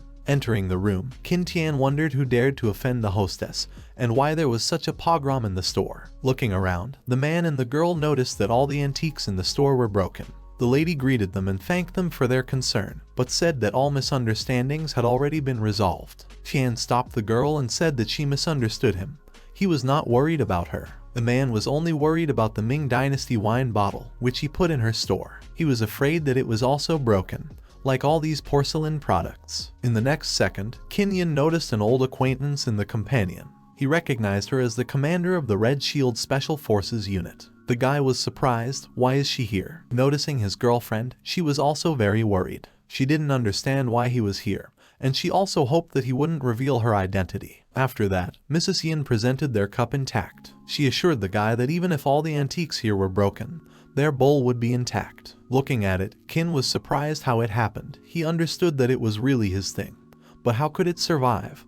Because it was unscientific. Noticing the strangeness, his companion asked if he hadn't ruined the bowl, because maybe it was a fake. The guy said that now that there were no traces left, even if it wasn't a fake, she became one. And he corrected the girl, saying that it was not a bowl, but a bowl. Then, with a pretentious look, he took the bowl in his hands and began to examine it. And from the first seconds he began to accuse the lady that she gave him some kind of fake. He was surprised if they were taking on too much. Examining the bowl in detail, he gave quite a lot of arguments in which moments it differed from the true original. As a result, he concluded that this craft is an ordinary product of modern technology. The lady was shocked how she could be a fake if Yin had just restored the bowl before her eyes. Yuru was amazed by the guy's assessment skills. The girl understood that he was half right, and if she hadn't seen how the cup was restored, she would have believed him. Looking at all this, Yin panicked. He realized that the recovery elixir was so strong that it fixed all the flaws of the antiques. Tian sat down in a chair and said that Mistress Bai now has to pay him a huge sum as compensation.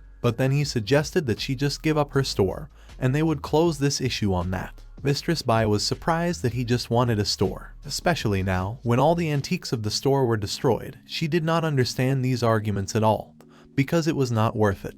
The girl understood that it made no difference to her that she would give it to Yin or Qin Tian. She would still be left without a store, so she decided to act according to the situation. After all, why wouldn't she just accept it and finish the job? Realizing that the situation was not turning in his direction, Yin immediately intervened. He immediately declared that the guy was right and this wine cup was a fake. Qin Tian was a little surprised, but then he said that since they themselves confessed to falsification, then let the hostess immediately give him the store. After all, in this case, they have nothing more to talk about. But after Yin said that although he agreed that the cup was fake, he did not say that they had made it. Qin Tian jumped up from his seat, not understanding what he meant. After which Yin clearly stated that it was forged by Qin Tian himself. After hearing this accusation, he told Yin to watch his language, otherwise he would sue him for libel. Yin explained that there are 19 bowls in the world. Among them, only 4 are in private collections. Tian agreed with this and said that 3 of them are in the collections of famous artists, and only 1 was unknown in the past. Then he declared that it was his cup that was the lost one. Yin said it was funny, and then asked Feng to go to the garden in the backyard of the villa and bring a bowl from the cattery for cat food.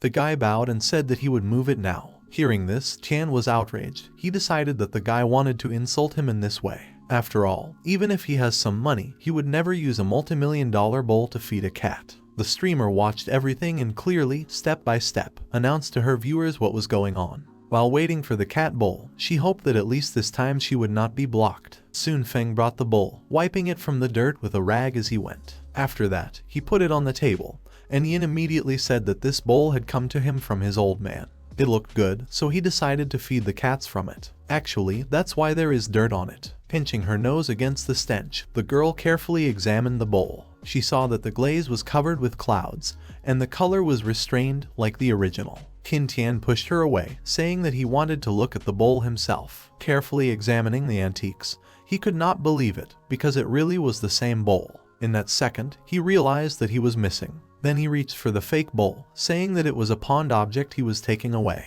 But before he could take it in his hands, Yin broke the cup right in front of his nose. Qin Tian was angry, but Yin said that according to the rules, his fake bowl should be destroyed. Having been defeated, Qin Tian said that he didn't care about everything that was happening and wished him all the best, after which he left the store. Passing by Lu Man, she called Yin a blockhead, since he had harmed an important cause. Looking after them, Yin did not understand what the girl was talking about, what else was important. As it seemed to him here, some secret plan is hidden. Mrs. Bai was outraged that this provincial boy dared to deceive her family. She wanted to order her employees to catch up and punish him. After all, she could not accept such an injustice. But Yin stopped her and asked her to be more reasonable. He wasn't sure about Qin Tian, but the woman he was with had a special status, and it was better not to mess with her. Mrs. Bai decided to listen to him. She thanked the guy for his kindness and said that if he needed her help in the future, he could always ask and not be shy. After that, I handed him the certificate of transfer of the store and asked him to sign it. People on the stream were still watching everything that was happening. Many were shocked that the cat bowl actually turned out to be a wine bowl. Many of the onlookers loved dramas of this kind. Holding the certificate of transfer of the store in his hands, Yin said that he was transferring this store to Yuru. The girl was shocked and scared at the same time. She said that it was too expensive a gift. But Yin explained that she specializes in antiques, so it will be very easy for her to get used to this area. Then he asked if she was still avoiding him, to which the girl replied, no, after which her degree of location increased by +1. Although the value of reputation was rapidly increasing, but Yin did not pay attention to them. He was surprised that the degree of the girl's location increased by only 1%. After that, Yuru collapsed into the guy's arms, thanked him and said that she would properly manage antique shops for him, and the reputation values at this time continued to skyrocket. At that moment, Yin concluded that live broadcasts are a great way to earn a reputation. The streamer sitting at this moment was amazed at everything that was happening. But most of all, she was happy about the sudden wealth. Yuru, like a little girl, was glad that she was now the mistress here. It seemed to her that she was dreaming, because it was so unreal. Feng was also happy and congratulated the girl, to which she yelled at him and told him not to step on her porcelain. She chased the guy, accusing him of being too nasty and how could he even break so many antiques inside there were so many real products. To which the guy shouted that he was just following an order. At some point, laughing Yin stopped the girl and asked her to cool down. But she demanded that he did not stop her, because Feng smashed antiques for at least 100 million, and she wants to return the favor to him. Then, comforting her, he offered her his elixir. The girl looked at him with fascination, and the guy explained that these 3 bottles of elixir would help her restore all the antiques, and he would leave the cat bowl here for advertising. She was pleased with the recovery elixir, but would like to point out that in fact it is not just a cat bowl, but a glazed Ming Dynasty wine bowl, and it may well become a symbol of the store. After Yin acquired X-ray vision, he understood that Qin Tian had turned away a lot of money as compensation. And instead, I just wanted this store. He wanted it even after everything was destroyed here. And it was quite clear that he wouldn't have held on to it if there weren't heavenly treasures here. Therefore, Yin decided to use X-ray vision to see what kind of secret is hidden here. Using the new abilities, he was even amazed for a second. The ability to see through stunned him. After a short observation, he apparently found what he was looking for. But after he was distracted by a girl, asking to see what kind of beautiful thing she restored. But Yin was looking in a completely different direction, amazed at how big it was. The girl did not understand what it was about and agreed with the guy. And then she said that this jug is really big and it is actually called the Tianku jug. But they were interrupted by another girl. She introduced herself as streamer Zunzai Xiao and said she would like to talk to Yin about cooperation. The guy stood and looked at her with his mouth open. His nose bled from overexertion, and he cried out that he couldn't do it anymore. After all, one after another there were beautiful girls, it was already too much for him. The streamer was scared to see if he was alright. Wiping his nose with a handkerchief, Yin asked if she really wanted to film his daily life. The girl happily said that was exactly what she meant. She was willing to split the reward 50-50 with him. Then she said no, she even agreed 60-40, where 60 is for him and 40 is for her. But Yin continued to sit, thinking and did not answer her anything. Because of what, the girl began to panic and offer more and more new percentages, where the amount decreased to ridiculous values. In the end, she had already agreed to divide the income 90 by 10, and this was her last offer. Shedding tears, she said that he couldn't make her work just like that. Yin smiled and, looking at the girl, asked if she really thinks he is so petty. Sun Xiaoxiao confusedly said that in just a couple of streams, the reward was hundreds of thousands, which is quite a lot for her. The guy said that she could take it off and take all the reward for herself, but at the same time he has conditions. The girl was shocked to hear that she could take all the reward for herself and continued to listen to the guy. Yin handed her a piece of paper and told her to sign this contract for 10 years, and then come at his first call. He also said that worthy reasons not to come to work are earthquake sickness and the birth of a child. He understood perfectly well that this girl was a stable source of reputation, so he needed to get her at any cost. There was a cat and a dog next to Zun, and after they listened to the guy's words, they began to shake their heads diligently to dissuade the girl. But after looking at the animals, the girl did not understand why they behave like this, because this offer seemed to her not bad. The girl's phone, which was fixed on the table, was streaming, and she told Mr. Yin right on camera that she was ready to sign this contract. In the comments on this, people wrote that the girl fell into a money trap, because this person is even worse than Ju. After a while, Yin stood with Sun in front of Lin Feng and his sister. Yin told Feng to stay and help Yuru clean up here because he would be late. Yuru said that she would be here and wait for him to come back so that he would have a snack in the evening. Yin thought that there were too many eyes in this place during the day, so he would return for the treasure when it got dark. He walked over to his red Lamborghini and opened it, told Sun to get in. The girl continued to stream her stream, and people in the comments saw the car and said that it was insanely cool because it costs tens of millions. After the girl got into the car, she was all beaming with happiness, because looking back she thought that it was just a luxury car. Yin in the car suddenly approached the girl. She did not understand what was happening, so she was very scared. The guy told her that she was thinking too much, because he just decided to help her fasten her seatbelt. The stream continued. People wrote a lot of comments and saw how the guy fastened the girl with a seatbelt, and she was very uncomfortable. Yin's reputation began to rise sharply. Several tens of thousands of reputations arrived every minute thanks to the broadcast by the girl. Yin liked it very much, and he thought that the system could not even imagine that a reputation that once belonged exclusively to heroes could be so easily obtained in the era of entertainment and the reign of traffic. He and the girl came to the riverbank, where the rays of the sun shone brightly, reflected in the water in which the yachts were located. The guy told Zun that he would take her to a meeting with his team of private consultants, because they had just gathered here on the riverbank.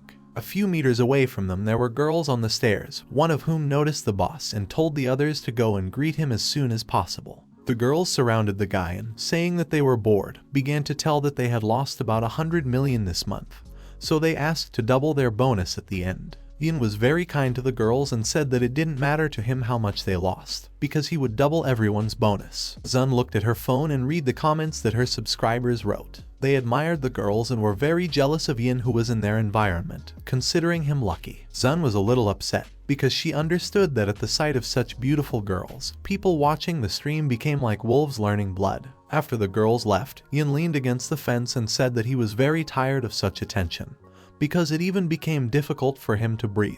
Xiaomai, Yin Wudao's personal secretary, came to them and said that he should stop indulging the girls, because they are stuffing their pockets and doing business chaotically, and because of them at this time there is too much loss in stock funds. Yin smiled and said that it didn't matter, because, in his opinion, there is no profit without losses. Xiaomai was unhappy and thought that he was just a wasteful and stupid son of a landowner. Then she reported that Jiang Ruixu came to the firm today to look for a guy, but he wasn't there, so she went to his villa. Yin liked this news, because he decided that she had bowed her head high after all. Then the guy turned around and looked at Sun and told her that he would take her to see his house. She decided to ask if they would go ashore to get into the car, but Yin responded by saying that he has a private pier at home.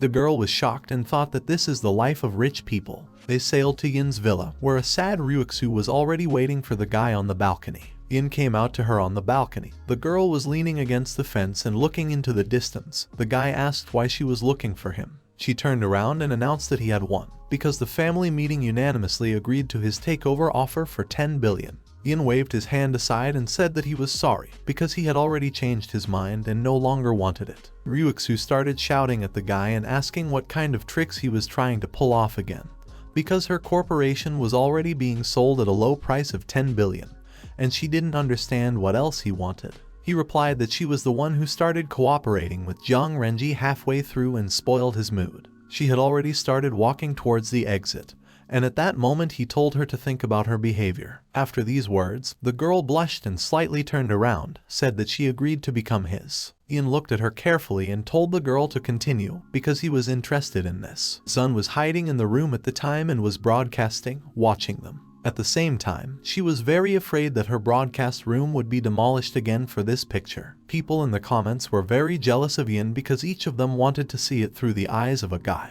They were even ready to pray on their knees to visit at least once in his place. Soon, a notification appeared on the full screen of Zun that the live broadcast room was permanently blocked for violating the rules. The girl was horrified to see that she was blocked forever because she did not expect this. Ryuxu was very confused and looked at the floor. Yin really liked that the most noble and talented girl of Jiang City, about whom countless Jiang men dream, is now standing in front of him like this. Tears began to flow down Ryuxu's cheeks, because she did not want to be with this man at all, but she understood that there was no way she could avoid it. But unexpectedly for her, Yin came up and took off his jacket, carefully threw it over the shoulders of the girl. She turned around and looked at him questioningly, not understanding why he did this. Yin told her that he really wanted to be with her, but he could not see her tears, so he said that he would agree to it if she voluntarily decided to come to him. Ryuxu didn't understand if he would just let her go like that. Yin sat down in a chair and told the girl that from today all companies and finances under his name are transferred to her care,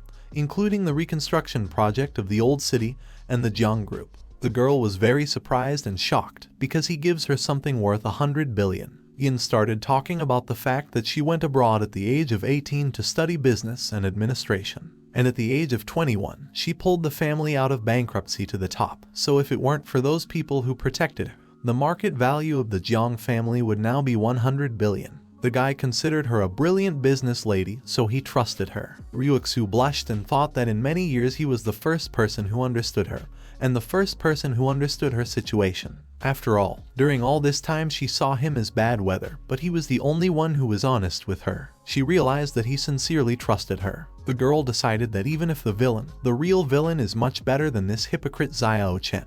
The Jiang family blunted the sharpness of her talents in business, so he did not even half reveal himself due to the fact that she was always put in the wheels. She forgot about her ambitions in the business world and the sea of promises she made when she just graduated from school, because she wanted to become the first female CEO, and this guy gave her hope again. Ryuxu told Yin that she would take care of his assets, but he had to fulfill her 3 conditions. First, she wanted him to fire his team of private financial advisors. Secondly, he allowed her to act on her own and had absolute rights to manage her projects. And thirdly, she wanted him not to personally interfere in any of her decisions, to which Yin agreed without question. The guy was just expecting such professional conditions from such a talented businesswoman, who was confirmed by the system. Ryuxu was surprised again because he agreed without even thinking. She was very interested in why he trusted her so unconditionally. The location of the girl was equal to 50. At that moment, Yin was thinking that it was right that he restrained himself now, because if he took advantage of her position,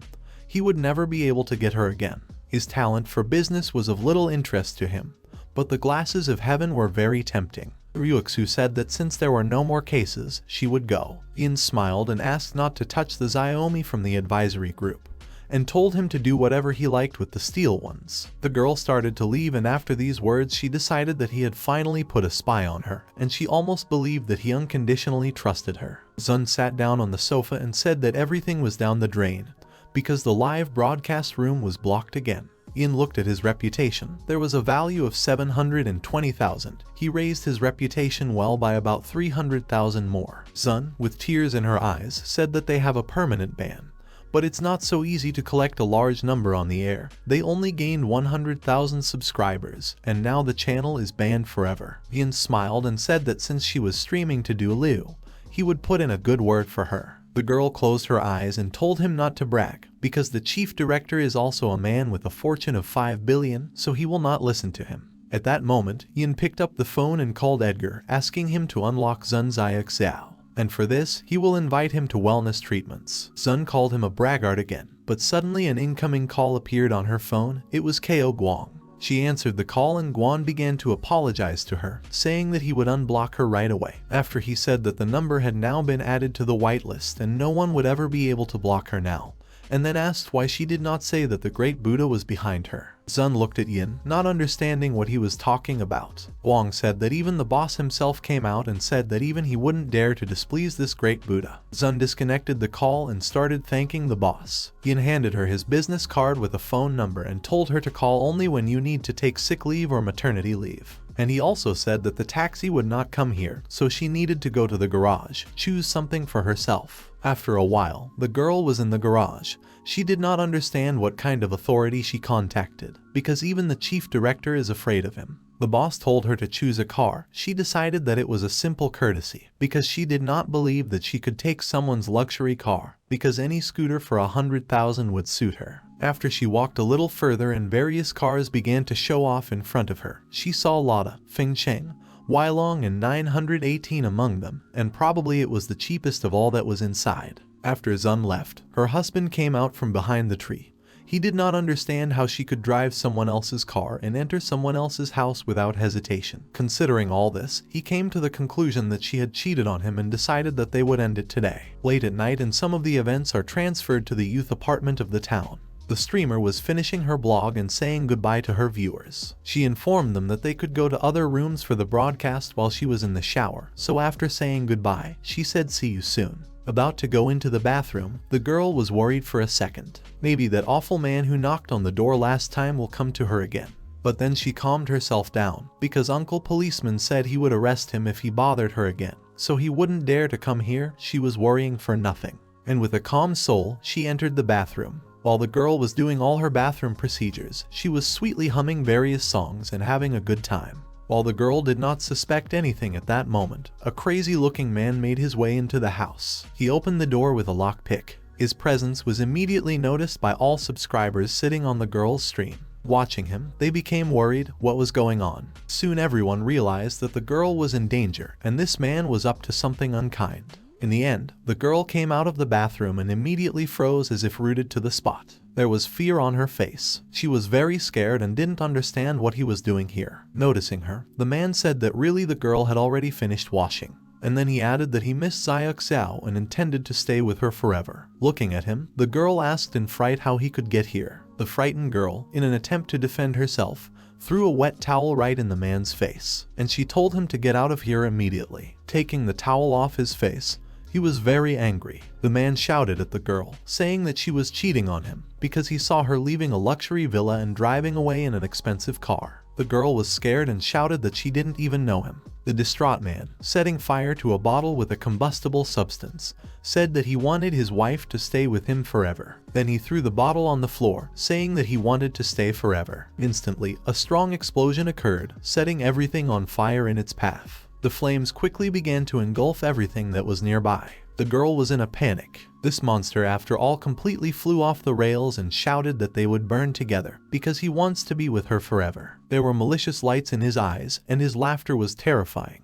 After that, the psycho said that the girl should not be afraid. He would also make the whole building die with them, so they would not be lonely downstairs, according to him. Subscribers at this moment in the chat raised a panic. The girl clung to the bars with pleas for help. She tried to shout that there was a fire here, and that one of the psychos was trying to ruin her and all the other people. Sobbing, the girl hung on the bars, trying to get out of here. But everything was pointless. She didn't have enough strength for this, and plus, the way out was blocked. Wiping away her tears, she told her subscribers to remember about the recording of the screen, because, perhaps, this will be the last image left in this world. The viewers of her stream tried to support the girl and encourage her to escape. Suddenly, someone from the audience offered to write to her boss, because he would obviously be able to help the girl. Seeing this message, she cheered up. The girl was also sure that Yin could fix the situation. The heat in the room was getting stronger. The girl was starting to panic, and the boss could not answer the call in any way. Fear began to take its toll,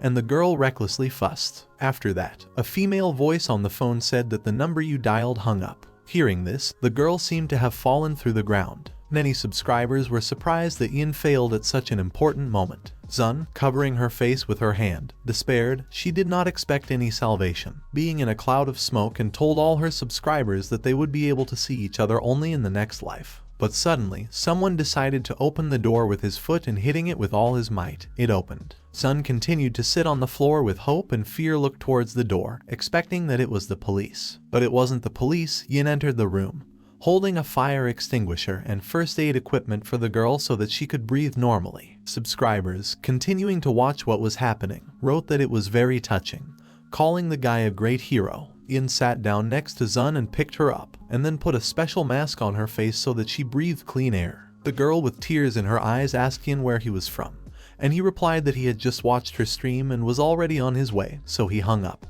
Yin got up with the girl in his arms and started walking towards the exit. Sun called her husband a scoundrel because a lot of people can suffer because of him. People wrote on the air that Yin is very strong and they would marry several girls for him. Heading straight down the corridor along the flames, Yin carried Sun to the exit. But her husband was standing in front of them, who decided that she had actually cheated on him and was very angry. Xia Xiao's husband started running at them holding a bottle and a lighter in his hand, setting fire to the contents of the bottle and shouting that in this case they were both finished. Yin was a little scared and asked the girl to turn off the stream for 5 seconds. She was also scared, but listened to the guy and did what he said. Yin, holding Sun in one hand, swung with his left hand, and Sun's husband continued to shout that only in the next world they would be able to stay together forever and was not going to act otherwise. Yin, aiming, threw a stone into the bottle that Sun's husband was holding in his hand, and that, breaking from a strong blow, caused a small explosion due to its contents. The man was immediately enveloped in flames.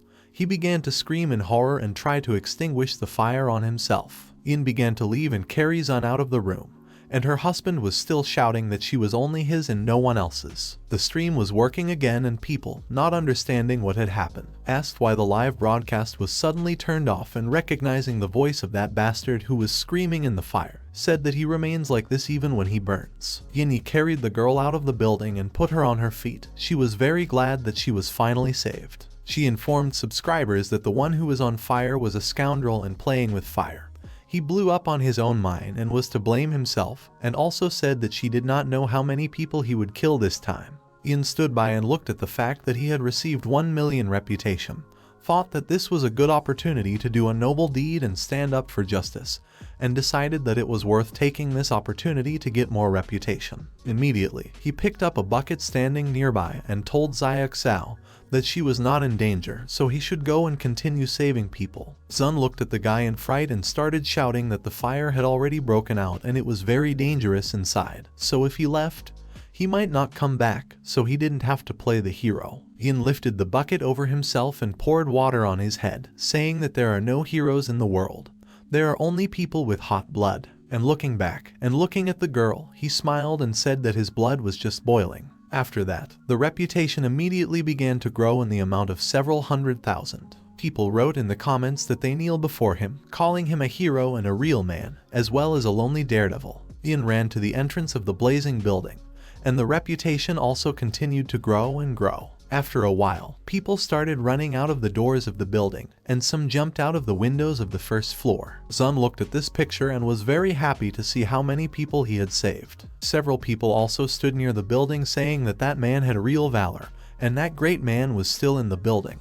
They looked and hopefully believed that nothing would happen to him. Sun ran up to one guy who had just left the building and, holding a phone in her hand, asked why the man who had saved them had not come out yet. This guy was very unhappy and said that he deserved it, because he was not a hero at all, and said that he kind of went to save the others. The guy ran away, and Sun did not understand what kind of person he was, because he was rescued, and now he behaves like this. Her heart just froze from it. People wrote in the comments that at this time people do not know how to be grateful, so this is a very sad age. But the true state of affairs was somewhat different than Sun imagined. After all, in the building, Yin held an axe in his hands and shouted for them to get out of here immediately. Otherwise he would deal with anyone who would not budge, because the only thing that stops them is a burning doorway. People shouted that they could get burned and did not want to disfigure themselves, because they could get badly burned. Yin shouted that it was all nonsense and they should quickly run out of this building. Then Yin drew attention to the guy sitting next to him and coming closer to him asked why he was still sitting in place. The guy was very scared and didn't know what to answer, because he was sitting in a wheelchair with a cast on his leg. But Yin still swung the axe and hit next to the guy to scare him well. The guy got scared and abruptly got to his feet and started running away through the flames, screaming for help and saying that this man is crazy and insane. Then Yin went to the window where the girl was sitting and asked why she didn't jump, because she should be faster. The girl replied that she was very afraid, because she thought she might break if she jumped off the window. But Yin swung an axe and told her that it was only the first floor, so nothing would happen to her. But if she didn't want to do it, then he would deal with her with his axe right now. The girl was scared and immediately jumped out. Yin stood in the middle of a burning room and thought that the vast majority of people who die in a fire are indecisive and miss the best time to save themselves. And since they themselves cannot decide, then he will simply help them, because, fortunately, he had the protection of true Kai. After a while, he started walking towards the exit through a huge flame. Zun noticed this and began to cheerfully shout that her boss was finally coming out. The building was blazing with a huge clear flame. Glowing embers rose high into the night sky. Standing near the car in which the girl was already sitting, Yin asked Feng to place Xingzai Xiao at his villa. The guy completely understood everything and went to fulfill the boss's request. Already getting into the car, the guy turned around and told the boss that, by the way, Yuru was waiting for him in the store. Yin smiled and replied that he understood after he said that he would go find her. When the car disappeared over the horizon, Yin looked at the balance of reputation points. The guy immediately realized that now there are enough glasses to use them. Apparently, it's time to dig up the treasure that he has been wanting for so long.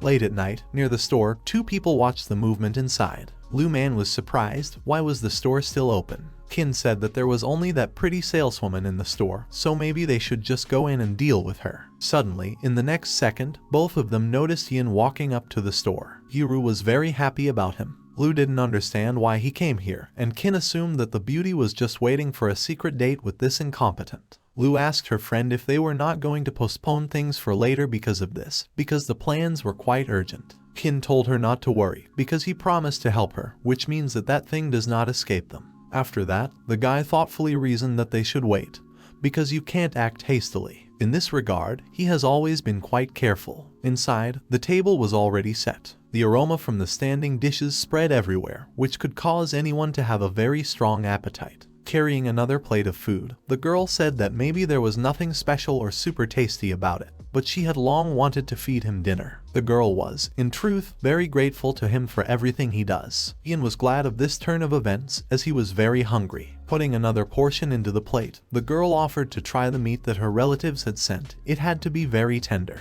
Then she took out a bottle of light wine. The girl told the guy that this herbal wine is more than 100 years old, and she found it in a warehouse in the backyard. She had already tasted it, and the wine was very tasty. After these words, the man even dropped the food. He looked at the girl with some embarrassment and surprise, and she did not understand what was going on. Then he jumped up from the table and began to search everything around, putting forward various objects and antiques. He was trying to find something very important to him now. The girl was already in high spirits and, staggering a little, asked Yin what he was looking for. Not distracted by the department, the guy explained that he was looking for a mechanism. Giggling stupidly, the girl asked what kind of mechanism he was looking for. After that, a slightly drunk girl joked that maybe he was looking for a machine gun. Thoughtful Yin said that the mechanism that opens the secret passage is what he needs now. He clearly saw that there was a secret room below, but where the entrance was, he did not understand in any way. The next moment, the girl pressed her body against the guy. She said he was very handsome and looked good.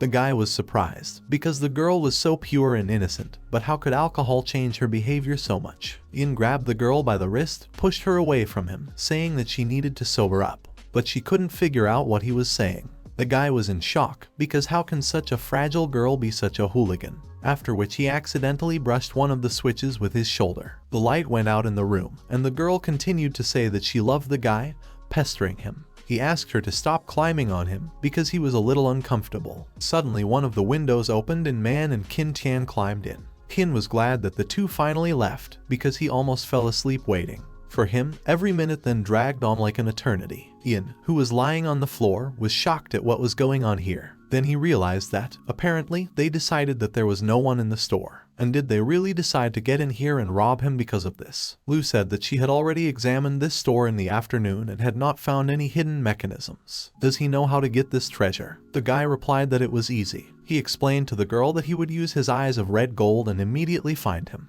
Using his abilities, he found a mechanism hidden underground in a matter of moments. Then he explained that he needed to make a couple of turns and the floor would have to move away. Approaching the hidden mechanism, he made a couple of turns, after which there was a wild creak. And as if by magic, the floor began to part under the feet of these two. Lu Man was amazed at how many cultural relics there were. She admired Qin Tian and was amazed that he was actually able to find them. Picking up one of the figures, the girl was amazed, because it was a kiln made of Cloisonne porcelain. She also found out that here is the same batch of things that was recently stolen. Tian said that as they agreed, he would take only one thing, the rest was hers. The sudden appearance of Yin scared the two away. He asked if they had already divided the loot among themselves, because he, as a witness, should also be in the share. They seemed to be burned by boiling water, bounced in different directions and pressed against the walls. Tian was surprised, because he thought Yin should have already left. After Yin threw a dagger at the guy, he was angry that they dared to rob his store. Therefore, I decided to attack first in order to solve the whole situation in my favor. Tian easily dodged the flying throw at him. Yin noticed this, so he decided to throw all 36 daggers at him at once. The guy at that moment was wondering how Tian would not cope with all this. Tian himself was surprised. He did not expect that such a major like him had such skills. But with all this, he was self-confident and completely relied on his own strength, so he did not worry. In the next instant, Tian used the magic of the eyes of red gold.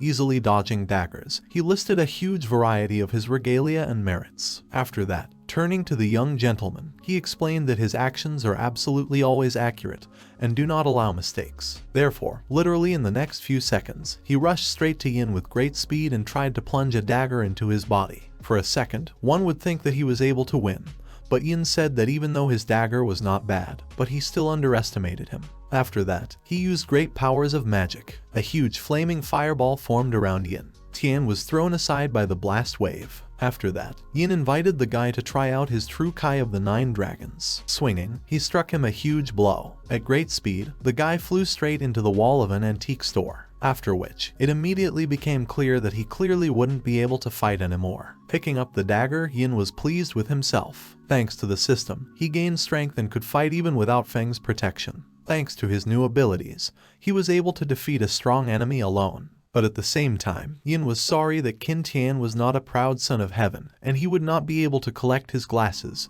pride and eyes of red gold. Although, it would seem, he was even able to survive his huge blow and was still conscious. Suddenly Yin saw a new notification that a new proud son of heaven had been discovered. The system said that Qin Tian had acquired a new title and now the rewards for him were 2 points of heaven's pride and eyes of red gold. Looking at this, Yin was amazed. For just a few more seconds, he was in a complete stupor and covered with cold, then he did not understand what was happening. But after he gathered himself and realized that 2 points for the Son of Heaven is not so easy to get, so you cannot underestimate the friend of the protagonist. Lu Man pointed the muzzle of the gun directly at the guy's head, asked him to calm down and said that she could explain everything. He was angry. It was clear to him that they had committed a burglary, and also that guy tried to kill him. The girl said that Qin Tian was too impulsive, but he should be forgiven. In fact, they have a reason why they broke into the store for antiques. The girl explained that this antique is a national treasure sent abroad. After years of countless difficulties, the great hero donated the documents for these relics to his homeland. But on the way back to the country, he was robbed, after they received information that the stolen was noticed in the antique town. Therefore, she made an agreement with Tian. He, as a follower of Baobao, can recognize where the treasure is located. Lu Man said that they originally wanted to use that scheme during the day, but they didn't expect Yin to figure them out. Because of the huge problems, they decided to sneak in here at night to find physical evidence of the robbery and Bai Yunxi's involvement. And now the physical evidence has been found.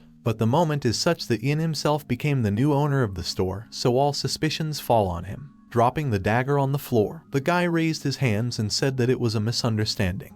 He was ready to cooperate with them, and if they need to take something away, they can do anything. Qin Tian laughed madly and said that it was already completely late. His appearance for a moment ceased to resemble a human, after which, the two looked at the girl in amazement. Iru was moving towards them very strangely, and Yin did not understand what was wrong with her. Grabbing the dagger in her hands, the girl continued to advance, after which, she pierced through Yin. The same one stood there without even having time to understand anything. He looked at Iru and could not recognize the old look in her eyes. Blood splattered on the floor. Yin immediately realized that it was Tian who was keeping Iru under control. Laughing, Tian explained that his eyes can not only see through, predict the future and monitor the speed of movement, but also capture souls. Actually, that's what he decided to do to the poor girl. Lu Man was very sorry that this happened. She asked Mr. Yin for forgiveness. After all, the girl did not expect that the guy would do this. Feeling disgusting, Yin told her to get lost, because he believed that it was she who distracted his attention,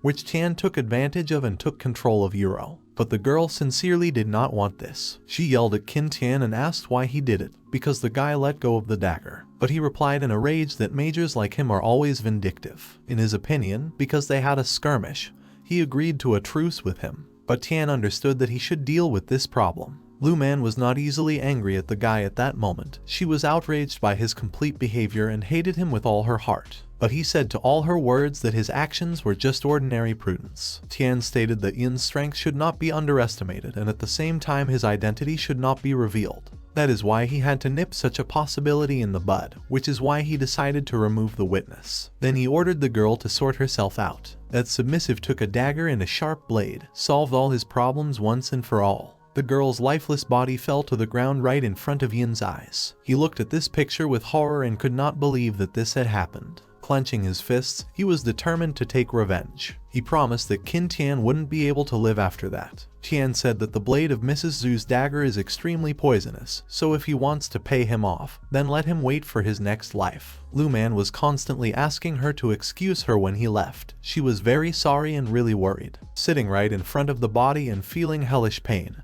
Yin swore that even if he became a sign, he would still never leave them alone. While the two were trying to escape, Lu Man decided to change the course of events. Pointing the muzzle of the gun at Tian, she said that he should be arrested. He tried to persuade the girl, saying that if none of them blabbed, then no one would ever know what he had done. But she was categorical, because innocent people had just died. After that, the man decided to go for a trick and embarrass the girl, said that, apparently, she wanted to arrest him not for the crime committed, but only for the sake of Yin Wudao. After that, he used his abilities and inspired the girl that they broke into an antique shop and took what belonged to them completely without incident. And now she can go and arrest Bai Yunxi. As if the enchanted girl completely agreed with him, because having physical evidence, she will be able to go and do it. Tian was pleased with himself. Besides, he could not even think that his eyes of red gold could even rewrite memories. At the same time, Yin was trying to save Yuru. He hoped that the girl should be protected by the sky and would not be able to die just like that. Beijing is cleansed by the sky, so she can't die so easily. And also if their destinies are really intertwined, then he can at least temporarily become a proud son of heaven and get a chance to survive. Wanting to use the store in order to save the girl, he was upset because, unfortunately, his store was closed and he would not be able to use it. Because of that, he couldn't stand it anymore and called Sue, turning to her with the fact that she couldn't just do that to people, because Yuru wouldn't be here now. In a matter of seconds, Mistress System appeared in front of him. She sarcastically remarked that even fate had turned away from the guy now. In her opinion, he will now be able to get what he deserves. After that, Mrs. System reminded that when he locked her in prison, he did not think that everything could turn out like this for him. Then Yin realized that the situation was clearly getting out of control, and Sue would not miss the opportunity to get even with him. If this continues, he will ask for help, and she will refuse. Yin thought that she would not save the weak so easily. It remains only to beg her to save Lin Yuru, betting that then she would certainly save him. Making a bow to the floor, he said that although their differences are strong, but they do not matter now, because we are talking about an innocent girl. He understood that he was a rotten person, so let him die, but the only thing he asked for was to save the girl. Mrs. System was surprised, because he was really begging her to save this girl. Does it really turn out that he loves her? And can it not say that her system of the great villain was mistaken in a person?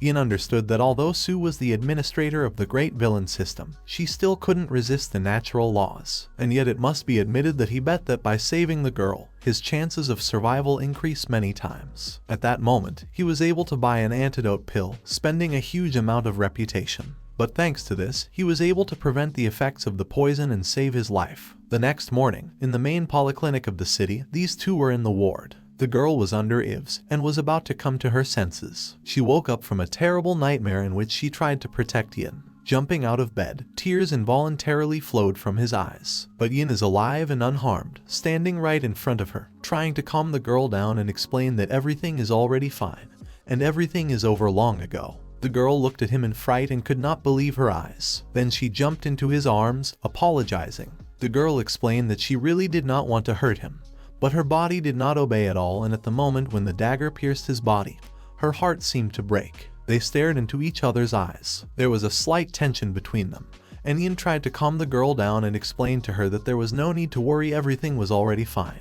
When he entered the room in Feng, he saw the two kissing, and from the shock he received, he even dropped a bag of watermelon. At that moment, the guy did not understand what they were doing here. He immediately decided to yell at Yin and accuse him of the fact that the guy decided to hire him just to flirt with his sister. But Yin decided to calm him down and advised him not to pay attention to such trifles. Then he asked why the guy came in a hurry. Did something really happen so urgent? Feng explained that he had been contacted by the Bai family. They said that Lu Man has sent people to arrest Bai Yunxi and they are requesting his help. Yin understood that this was very difficult, because there were special forces behind Lu Man's back, and if he intervened, the situation would escalate. And at first glance, Bai Yunxi seemed courteous to him, but apparently she decided to drag him into her showdown. He already wanted to express a negative answer, and refused to help the Bai family, but suddenly he was stopped by Mrs. System. The girl explained that before the successful completion of the task, he needed to increase the location of Lin Yuru by 2 points. He was acquired many skins and also promoted his rank to Viscount. But Yin did not think that because of the discovery of a couple of items, he should lose the whole game.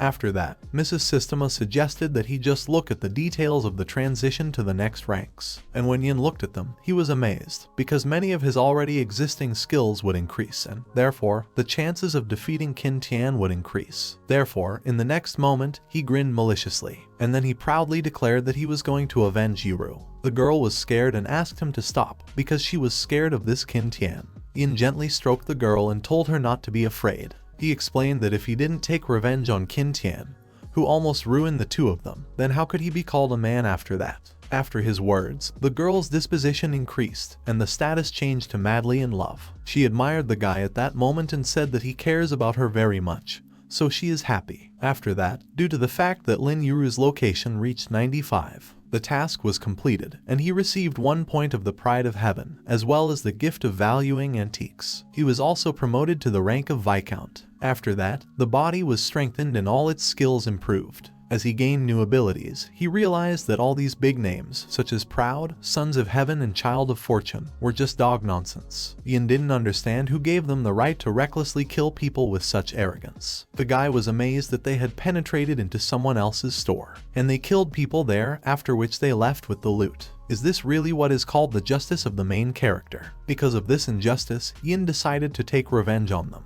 At that very moment, in the car, Ms. Bai asked Lu to give her the opportunity to hire a lawyer or contact the nearest police station, because this is a violation of her rights. But the girl told her to shut up, because she is suspected of contract murder and smuggling of treasures at the national level. Therefore, let her just sit and wait for her to take a bullet in the forehead for this. Looking at this, Mrs. Bai understood that it was over, because, apparently, someone from her family had framed her. She understood that there was no point in attributing simple offenses to her, so she was accused of such terrible atrocities. The next moment, their drivers and the passengers themselves were blinded by a bright beam of light. No one could understand where it came from and why it was aimed at them. But if you looked closely, you could understand that there were huge jeeps in front of them, blocking the way, as well as helicopters flying in the air. Getting out of the car, Lu was surprised at how grand it was, and literally from the first seconds I guessed who could have done it. Yin was descending from the plane to the ground on a rope ladder. He announced to the girl that he was alive and asked if she was very upset about it. Stepping onto the ground, he stood right in front of the girl. She wondered what was going on here. She asked why she should be upset and in general,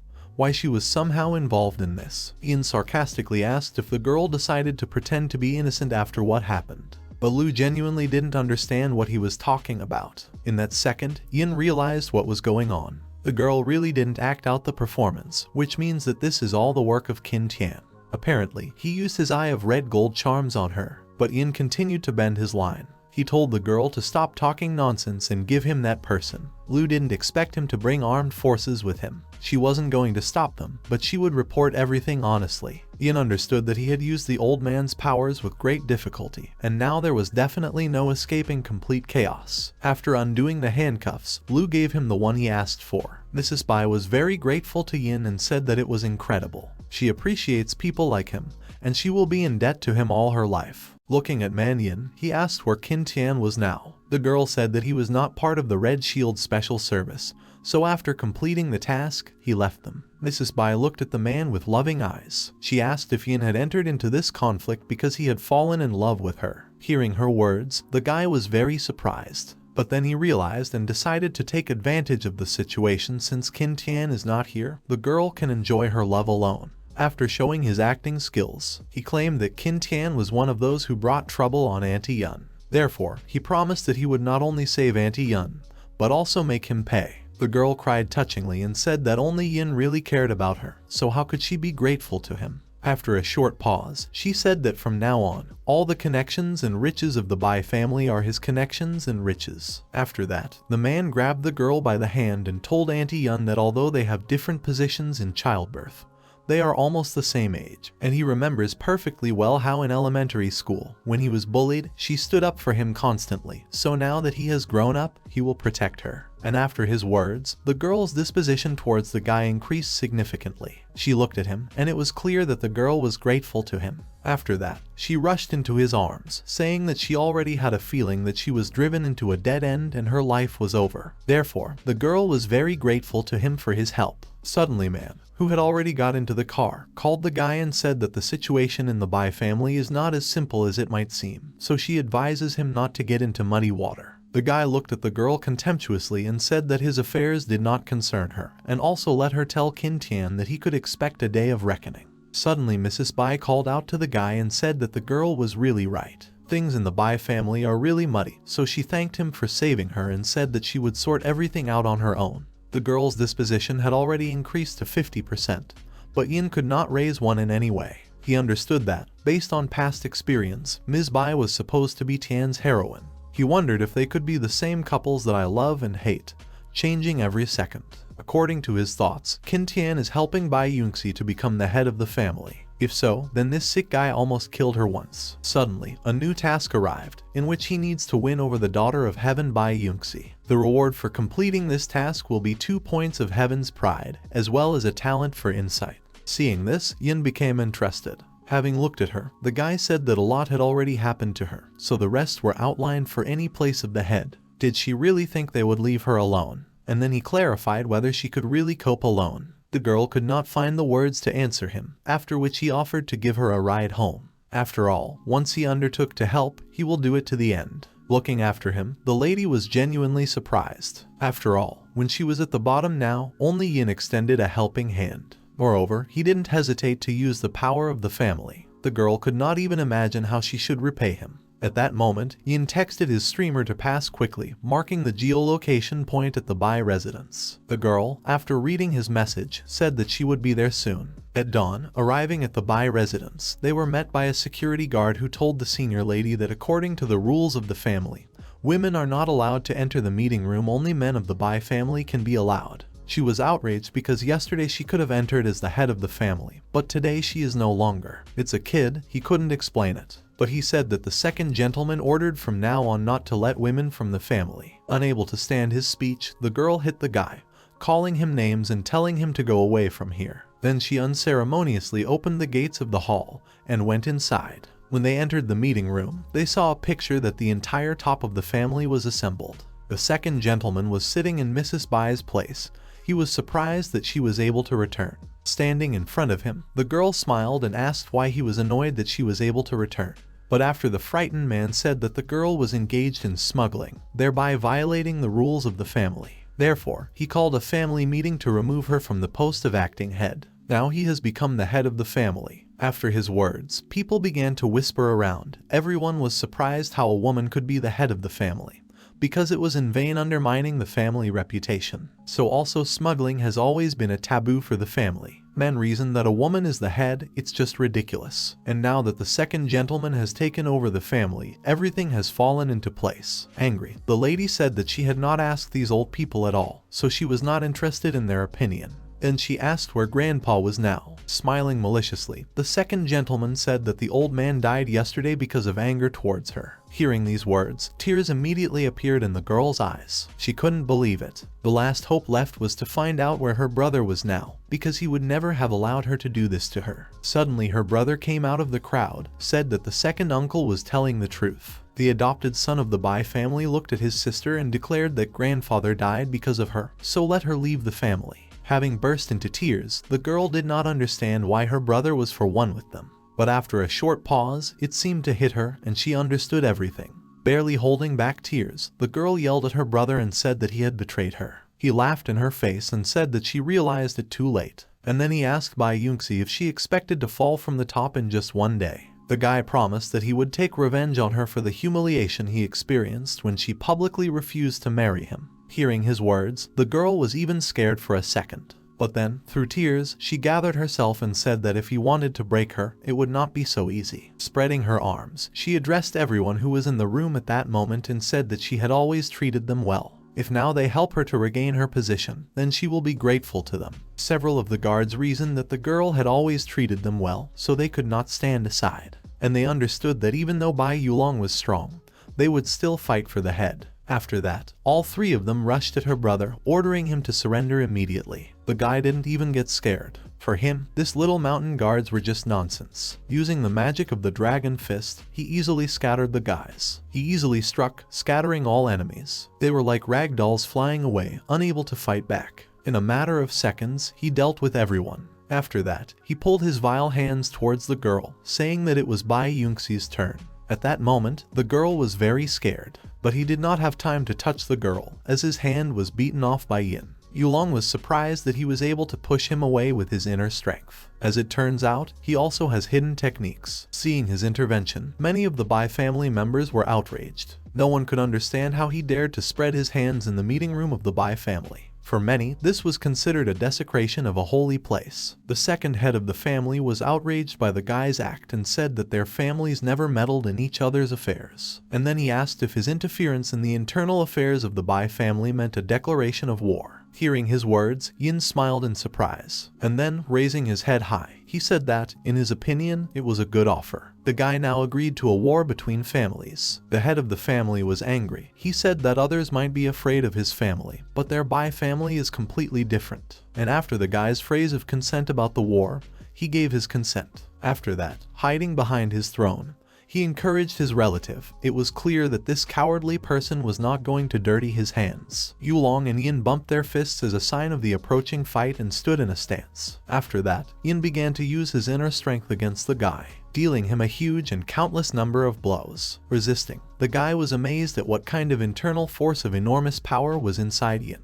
Yin calmly reasoned during the fight that his opponent easily repels the power of the true Kai of the 9 dragons. So to everything, he also does it with a completely ordinary physical force. It was clear that he didn't look like a minor character. Suddenly there was an alert that a minor villain had been discovered. Yin needed to get rid of him, and then he would get 2 villainous points and dragon fists. The guy understood that he had already knocked Qin Tian off the main plot, so he didn't mind dealing with a new minor villain. After which, he used his improved 36 flying daggers of the Blood Lotus. A huge number of daggers rushed straight at his enemy in a second. But he was not at a loss, because, as he believed his dragon fist, any weapon was nothing. Yulong easily fought off all the daggers. For him, these insignificant knives were completely useless. The guy was strong enough to handle them with ease. Many of the Bai family, watching this, admired their relative. They thought he was a worthy master of Giant City. But at the same time, many were surprised that the rumors about Ino were in vain.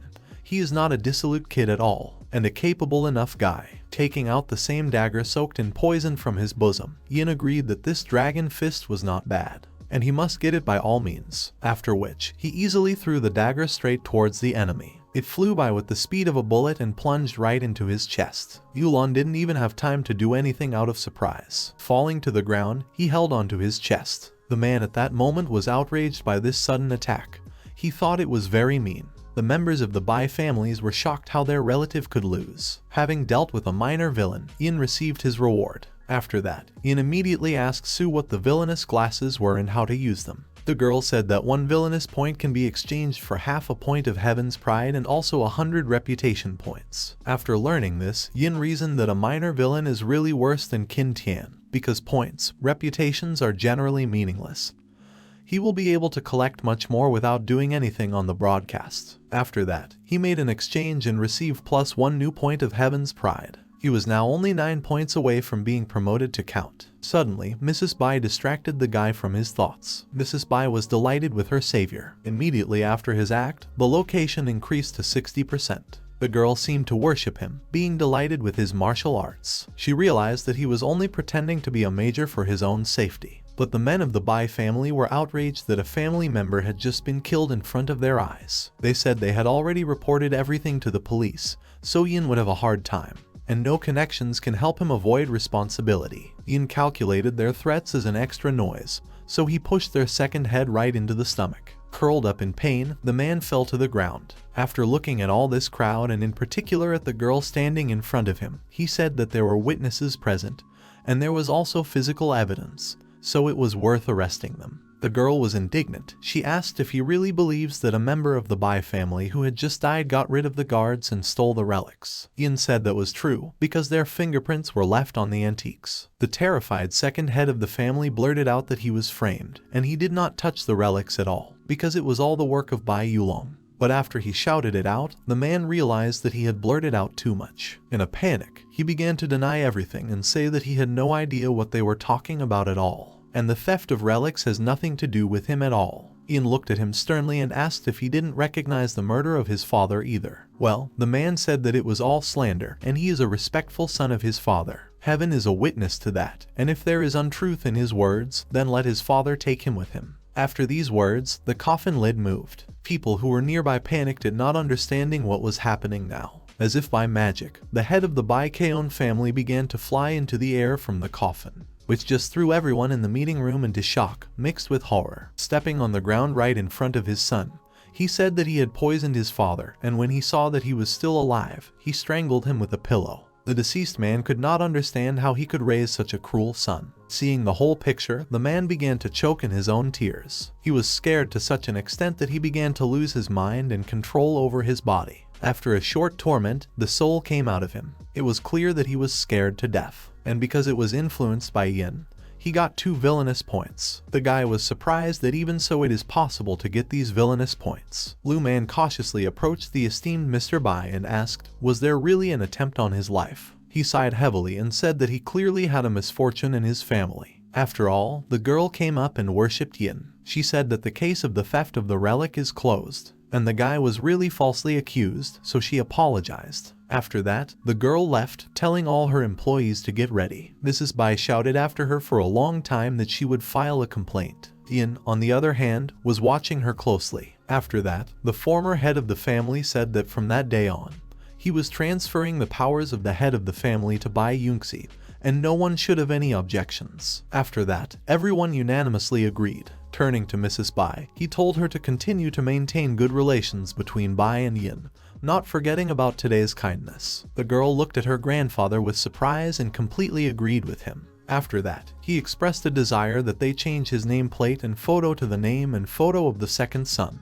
After all, everything will fall into place this way, and let everyone think that he is expressing decency for the last time, like his father. Being terrified, the girl asked Yin, shouldn't grandfather be dead now? And then she asked if by any chance he had any abilities to resurrect. The guy said that in his family, the resurrection pill is passed down from generation to generation. Hearing this, the girl was confused. She couldn't believe he was doing so much for her. After all, he had just used such a valuable pill for her sake. In fact, Yin just bought a resurrection pill worth 1 million reputation points in the store. Although he was sorry for the reputation points, he still got 2 points of the Pride of Heaven. As well as the Dragon Fist, it was clearly worth it. But suddenly after that, Yin thought, because about the reputation she had to grow incredibly during this time. Suddenly, he received notifications that due to the too rapid increase in the reputation value, there were failures in the system, so the result is loaded. Only after all this, the girl got up from her hiding place,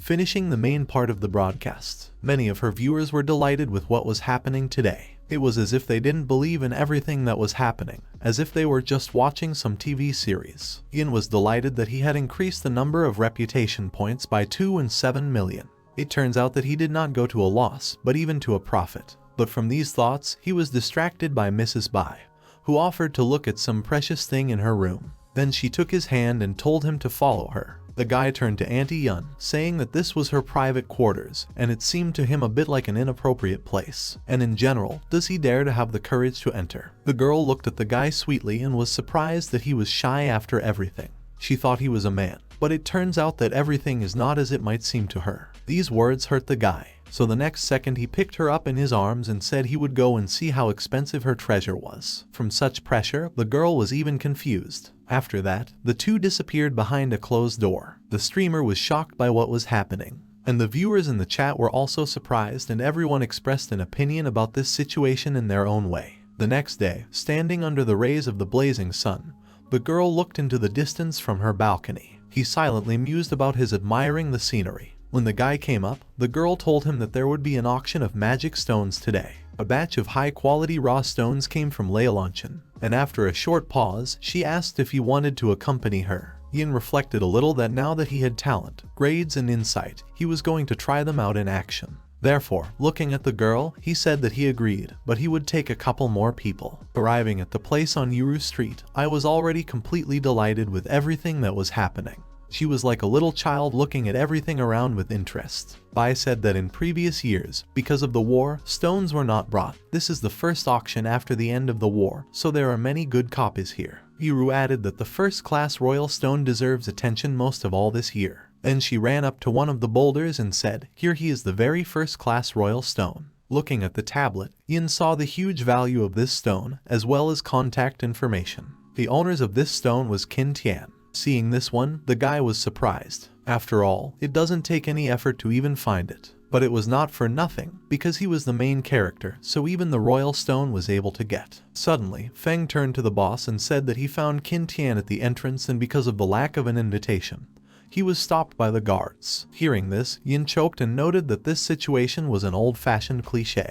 After that, the guy thought that, following the development of such a plot in the near future, someone should provide him with VIP invitations, so that everyone worships him at the entrance. Yin decided that it would be better to let things take their course and follow the plot. After that, Yin asked Feng to make arrangements, and the manager gave him a VIP pass. He wanted Qin Tian to be able to go inside. After that, he calmly turned around and invited the ladies accompanying him to go to the observation room. Although they were excited, they completely trusted the guy, so they calmly followed him. At the same time, at the entrance, Qin Tian was arguing with the guards. He claimed that the royal stone was his in this place, so why couldn't the owner himself be let in? The guard apologized and told the gentleman that it was impossible to enter without an invitation. This is such a rule. But Qin Tian didn't want to listen to this. He considered himself too important to be treated like this. Soon the auction manager came out and dispersed the guards. He asked them at least a little bit. They understand who they are trying to stop, because it was Mr. Qin. After that, he bowed and handed the VIP pass to the gentleman. Qin Tian saw the coveted pass and smiled smugly. He was sure that it was all because he was good looking. After that, he took it in his hands and whipped these men in the face. He rudely attacked the guards, calling them watchdogs. The humiliated guys asked for forgiveness, saying that they did not recognize Mr. Qin at all. Going inside, the man felt a strange feeling, because no one had worshipped him like that for a long time. It was very pleasant for him to feel power over others. To begin with, Qin decided that he would find all the high-quality, untreated stones. Then he will sell the royal stone and use the proceeds to buy valuable stones. He believed that after a while this money would multiply several times. After that, he used his Eye of Red Gold ability. He understood that they consumed too much energy, so it was necessary to write everything down in order not to use them again. Yin watched Qin from the side. The guy saw his every record perfectly. Qin continuously entered new and new numbers, and next to him the characteristics of this stone. Yin ordered Feng to capture everything recorded by Qin Tian. He didn't care what the value of this stone was. The main thing is that Feng bought them all. At that moment, Yin announced that it was time for profit. Mrs. Bai turned to Yin and asked if it would be too risky. After all, even though Qin Tian has an assessment technique, but he could have made a mistake or misunderstood something. Yin replied to the girl that he believed in his abilities. The guy understood perfectly well that Qin is the main character, with the technique of the Eyes of Red Gold, and even if he himself sees something wrong. But the main character can't be wrong. Afterward, Ms. Bai embarrassedly asked for Yin's help. She explained that due to conflicts, the market has not worked for these years, so their jewelry stores have not produced anything decent for a long time. And this time she went to the auction hoping to find something worthwhile. Sighing heavily, she said that if she returned without success, would she be able to get the recognition of the company,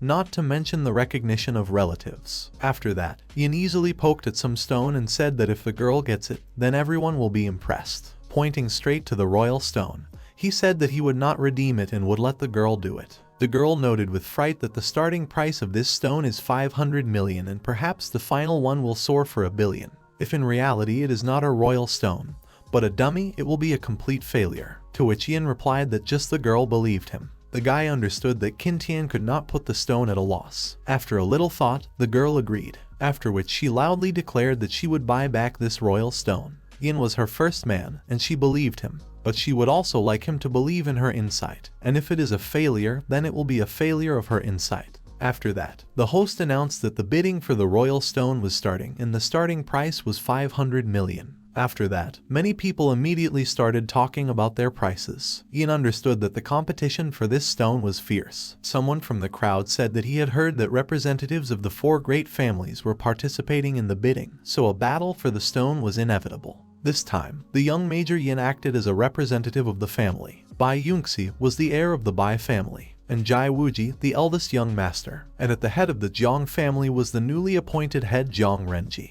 In the guy's opinion, out of the crowd, the 4 great clans were now insignificant, and that's why sooner or later he will personally trample them. Suddenly, a representative of the Jiang family announced that today this royal stone would belong to him and his family, so no one dares to raise the bid anymore. After which he offered his price of 700 million. Tapping her heel, Mrs. Bai said that the guy was lost right now. After all, what she already liked, no one can take away. The girl stood next to 2 beautiful men feeling protected. Suddenly, Qin Tian appeared in plain sight and was surprised. He didn't understand how Yin didn't die then.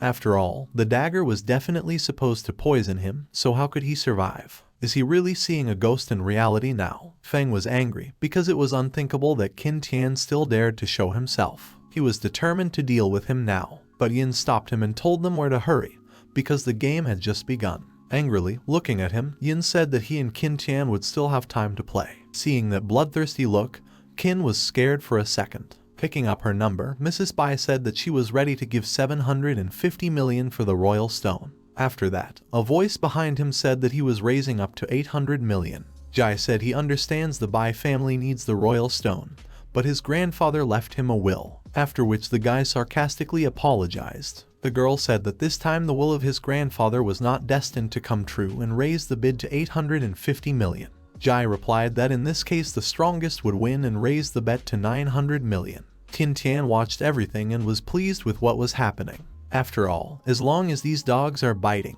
blowing wool, the profit will still remain with him. Yin leaned over to the girl and asked her to raise the bid to 1 billion. After that, she picked up her number without any hesitation, and she said she was raising the bid. At that moment, Yin began to influence her 2 rivals with his hidden abilities. They stood as if spellbound and did not say a word. The girl was terrified, because before their arrival here, experts calculated that the largest stone was not worth more than 800 million. She couldn't believe that she really listened to him and raised the bid to 1 billion. She glared at her opponents and thought that they would hurry up to raise. The girl did not understand why they were both waiting. One of them was about to say his word, but Yin again affected them. 2 guys experienced wild horror and froze in place. Everyone couldn't move or say a word. Feeling very unwell, one of them said that he had been feeling unwell lately, so he would not raise the bid. Wuji was approached by Yin and said that the guy had been very interested in his wine bowl lately, so why wouldn't he give in by purchasing the bowl at a fair price? To which the guy agreed and also safely surrendered. After that, the host of the event congratulated the head of the Bai family on winning the royal stone for 1 billion. Everyone congratulated Mrs. Bai on her win. She was standing on the stage near the royal stone and it was as if there was no face on her. The viewers during the stream were surprised by everything that was happening, and many did not understand how it was possible to purchase a stone for 1 billion. Looking at all this, the streamer understood that after buying the stone itself is being cut, or rather cut. This is the most important part of gambling. because, as they say, one cut can either deprive or enrich. According to the laws, if you make an incision once, the price of the stone will fall by half. If you make 3 incisions and never see the glow, then the stone is red as a dummy. Therefore, this moment is considered the most exciting of all. Picking up a marker, Ms. Bai said that to choose the part of the stone that will be cut, you need your own technique. Here she studied with her grandfather for more than 8 years. Rolling his eyes, Yin realized, so that's where she got this very insight. Years of training, and that's the whole secret. Having made a clear mark, the girls were ordered to simply make a vertical incision. Here, the worker behind the machine completely understood her. The blade of the machine sawed the stone into 2 parts as if by oil. But after that, everyone witnessed that the stone was empty inside. The girl started to worry, but said that it was just one time. It's okay and there is still a possibility, so they will continue. The lady watched the stone being sawed at another part and trembled with fear. She understood perfectly well that her future fate was being decided now. The streamer said that the green light did not appear again, so it's a waste of money. The stone was completely empty inside. Due to the fact that it is white inside, it could mean that the stone has not fully formed, and now the chances that there is something valuable inside are rapidly falling. Looking at another whitened slice, Mrs. Bai understood that it was over. This royal specimen turned out to be a piece of chicken manure. The lady could not believe everything that was happening, because she trusted Yin. Ms. Bai told the employee to keep cutting the stone. The girl could not believe that there was nothing inside. But suddenly Qin Tian appeared on the horizon and ordered them to stop. He told Lady Bai that if she continued and there was nothing inside, the royal stone would be useless. The girl asked what to do with it. Then Qin told the girl that he would buy the remaining stone for 200 million. Mrs. Bai understood that there was no trace of an emerald in this stone at all. She felt like she was being framed. She understood that there was nothing to be done now except to try to stop the decline in time. The girl was about to agree, but Yin stopped her. The guy was surprised that Qin was offering to buy a stone for 200 million, which he himself sold for $1 billion. He obviously didn't lose anything, because he had a net profit of 800 million. Clearly everything is precisely calculated. But unfortunately for Qin Tian, he ran into Yin today, so his plan clearly won't succeed. People on the stream continued to watch everything that was happening. They understood that the confrontation of the main characters was beginning now. But many also thought that if the emerald did not appear, it was somehow illogical to continue sawing it. The streamer, to be honest, also thought that it was worth selling the stone, because at least some of the money would be saved. But she also understood that their boss was not an ordinary person, so she just waited for the development of events to continue. Qin Tian said that there is no rule where it is impossible to redeem the stones sold. She sells, and he buys, and everyone agrees with that. So what business does Yin have here? Grinning, Yin noted that his business here is of great importance, because Bai Yunxi is his woman, and therefore her things, his things. And that's why he doesn't agree to sell this stone to Qin. Looking at this whole picture, Qin Tian felt a strange feeling. For some reason he was ashamed, as if he had just been cuckolded. After that, Qin Tian offered 500 million, saying that now he would be able to minimize their losses. The lady already agreed, but Yin said that the stone was not for sale anyway. Because of anger, the girl pinched the guy painfully, saying that was he deliberately setting her up. Did she have to go broke for him to have fun? But instead of aggression, Yin gently took her hand and said that the 500 million was a dummy and he would give her the whole billion. The girl was shocked and thought that he had really gone crazy, but Yin stroked her gently on the face and said that looking at her sadness hurts his heart. After these words and this act, her disposition increased by 10%. The viewers on the stream were surprised by the turn of events. Many were moved and were surprised how good Yin is. Cautiously, looking at the stone, the girl said that she had examined everything in detail, and there were no traces of emeralds at all. There is almost no chance that the imperial green color will appear, but Yin believed that he would definitely appear. Mrs. Bai didn't understand how he had such confidence. The guy pointed at Qin Tian and said that the confidence was because of him. After all, this man had just been ready to buy a stone for a huge sum, so he could not definitely turn out to be a dummy. The girl understood that even if there is an emerald inside, how can a guy understand it? And how is he going to cut so as not to damage the gem? Yin said that he needed to thank her about this. After that, he put his hand to the stone and applied his talent of insight. In a matter of seconds, he immediately noticed where the gem was, and he said to just cut on the crack on the left. The representatives of the other greatest families who were watching this mocked Yin. They thought that now the guy would embarrass himself right in front of everyone. Jai was directly waiting with interest to see what would happen next. Qin Tian was worried about how this guy managed to choose the same place that he chose. After all, it was only possible with his ability. At that moment, he didn't understand who Yin was after all.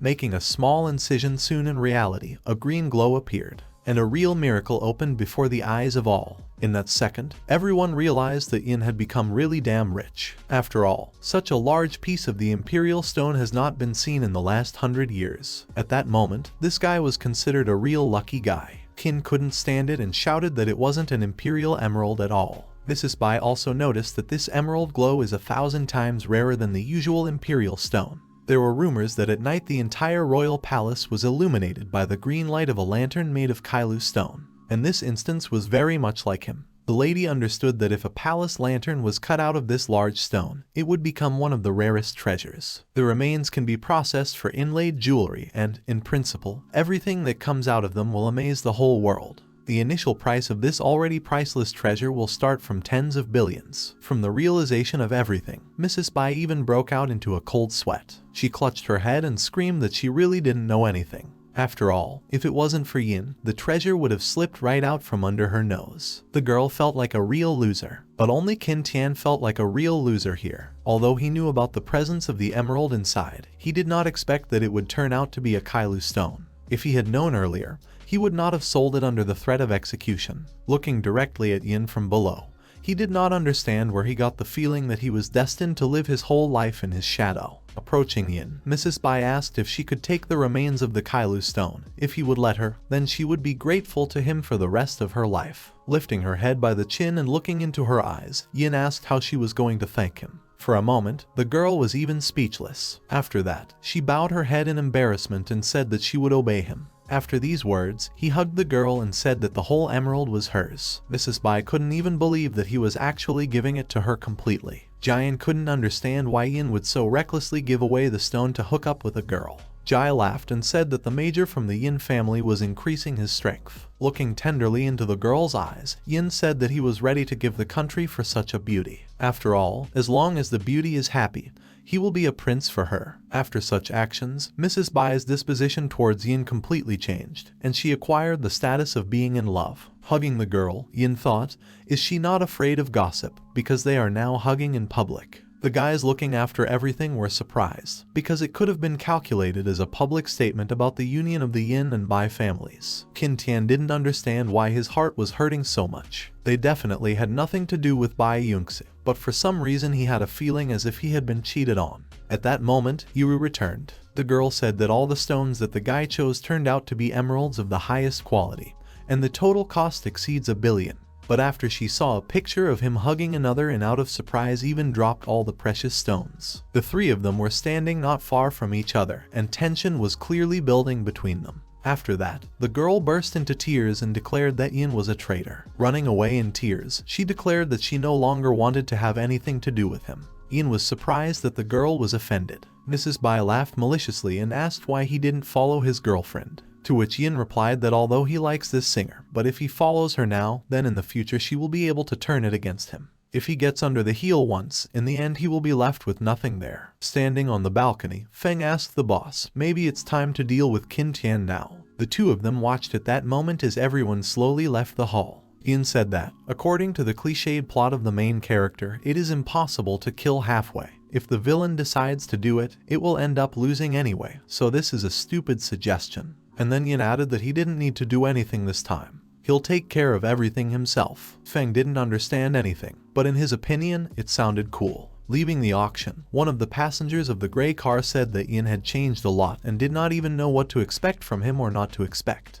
But his companion said he had nothing to worry about. After all, it is very rare to meet people with great power like his. Jai asked Zura that if the Bai and Yin family were to unite, would it affect their plans in any way? The girl replied that grandfather could now pin him to the wall only because of the lack of the royal stone. These two couldn't influence anything else. A cold sweat broke out on the guy's face, and he said that, apparently, he should reconsider their plans. But then suddenly a stranger attacks the girl from behind. Presenting a dagger to his throat, he demands that no one move. Jai recognized Qin Tian and asked him what he was doing, because there had never been any hard feelings between them. To which the guy said that he had no bad intentions.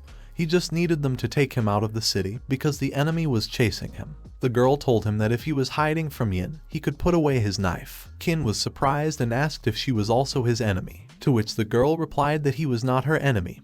He was just a little hindrance for her. Hearing this, Qin Tian relaxed and asked for his forgiveness. At that moment, they were quietly let through at the checkpoint. Feng asked why they didn't stop the car, to which the guard replied to him that this was Mr. Jai's car and they did not dare to stop it. After leaving the city of Qin, he thanked them for their help and said that when he returned, he would definitely repay them for their kindness. Will he always remember their service? Zhu'er handed the man a bottle and offered him a drink, because today is very hot weather. He took the bottle and thanked the young lady. The girl looked kindly at the man and said that she believed in him and would wait. She knows that he will definitely come back and pay for everything.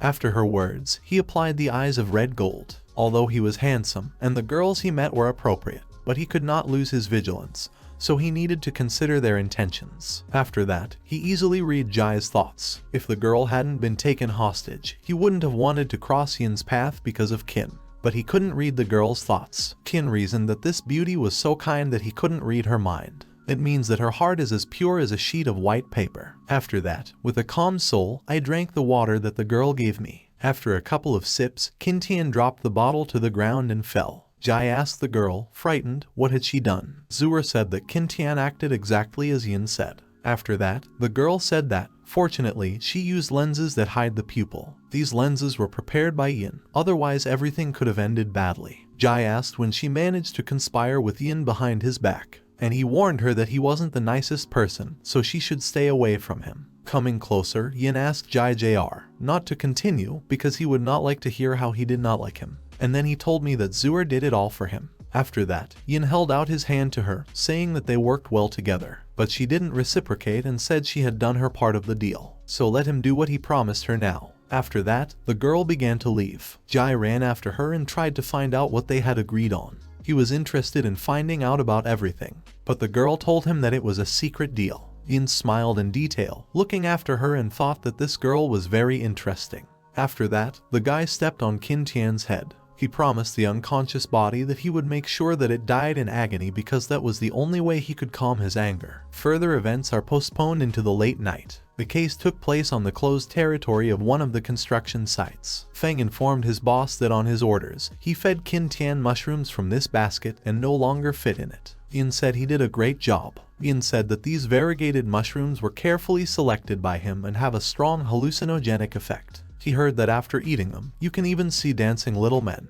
And then he added that Qin Tian really likes it when people worship him. So let him try out this feeling for himself. Feng understood that Yin is cruel and merciless. Even his methods of punishment are so foreseen that it is terrifying. Even so, its location has increased by 10%. Now he was Yin's loyal companion. This time, he even agreed completely with him. Qin Tian is still a nasty type who even attacks women, so he deserves such a death. Qin Tian was lying in the middle of the circle of mirrors, completely unconscious. Slowly, when he came to himself, he felt a huge headache. Everything around him seemed to keep spinning. Looking to the side, he was wildly scared because there was someone in front of him, for some reason looking exactly like himself. Qin asked his own reflection if he wanted to harm him. After that, he lost the edge of reason and awareness of reality and fiction, so he decided to punish his fictional offender. Using the secret power stored in him, he shot a beam of light from his eyes, but it reflected off the mirror surface and hit him directly. The guy experienced a wild pain in a second. His head was splitting and he couldn't think of anything.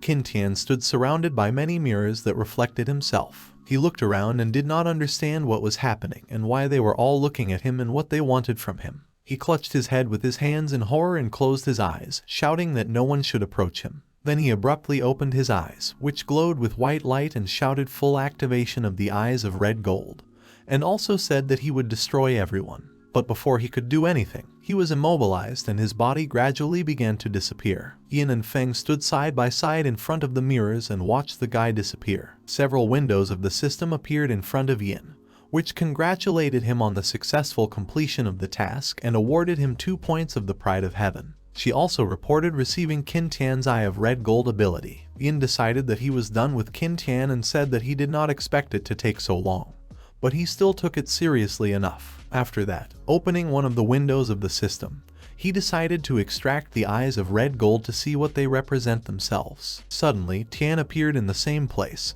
sitting on the floor with his head down. Yin and Feng were surprised and looked at the guy. Tian raised his head and looked at Yin, called him daddy and said that he wanted a pacifier. Yin was very surprised and decided that he had degraded. Feng decided that it was all because Qin Tian used his special eyes under a hallucination, so his attack was reflected in him and he became an idiot. He called his boss very wise and smiled. Yin looked at Tian and doubted that he was really stupid, thinking that he was just pretending. Tian ran to Feng and started pulling his hands to his pockets, repeating to his dad several times that he wanted to play with the gun, after which he snatched it out. Feng got angry and started shouting for him to return it quickly, but Tian only ran away from him and sat down on the floor, watching what was happening. Yin decided that he wanted to check whether Tian had really become like this or was cheating. After that, he approached the guy and called him his son, pointing to the window, said that he could take off from there and fly high in the sky. Tian immediately got up from the floor and waving his arms joyfully ran towards the window, shouting that he would take off and it was a lot of fun.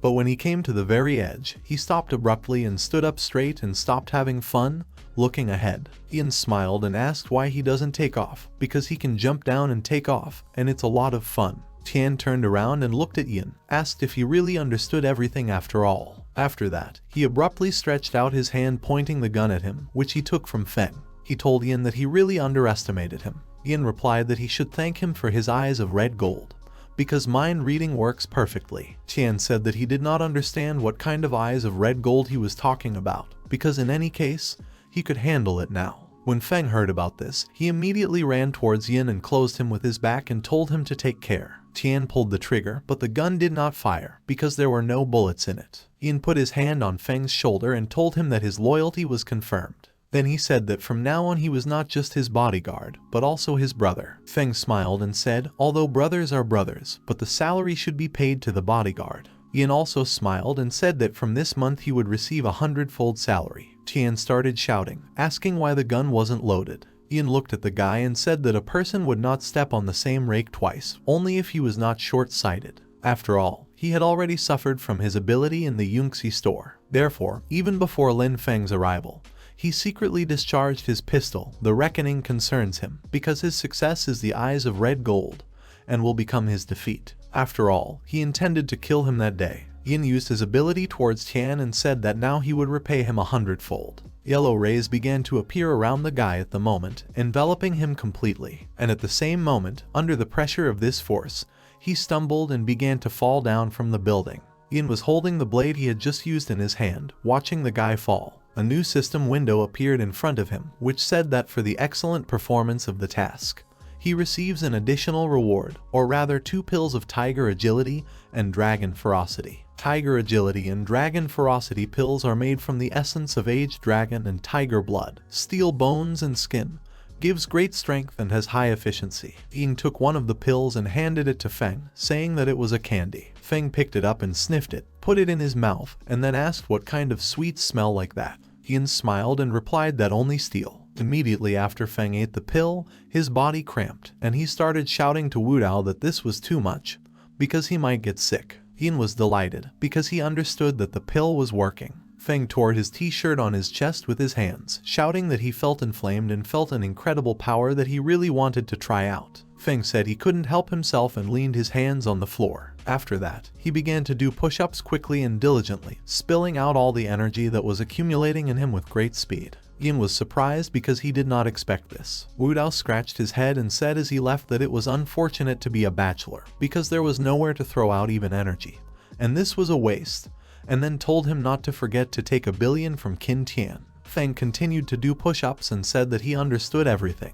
Yin left Feng and got into the car and went to Mrs. Bai. Yunxi walked up to his car and bent down, asked what urgent business he was looking for her, because she was busy with matters related to the royal stone. The guy, without saying a word and grabbing her hand, immediately dragged her into the car, closing the door. The girl was in shock and did not understand what he was doing in broad daylight. Yin was sitting next to her and reminded her that she said she would thank him well, so he took her at her word. Bai Yunxi replied that it was too much to catch her on the side of the road. But the guy looked at her and smiled, saying that he is Wudao and Wudao is him. The girl told him that at his age there was no need to take medication if he didn't want it to end badly. But the guy just smiled. After a while, the girl got out of the car, saying that he really wasn't a person and asked him not to take anything in the future, because her legs were giving way now. A man was sitting in the bushes with a camera and said that from the very beginning of the auction he expected something like this to happen.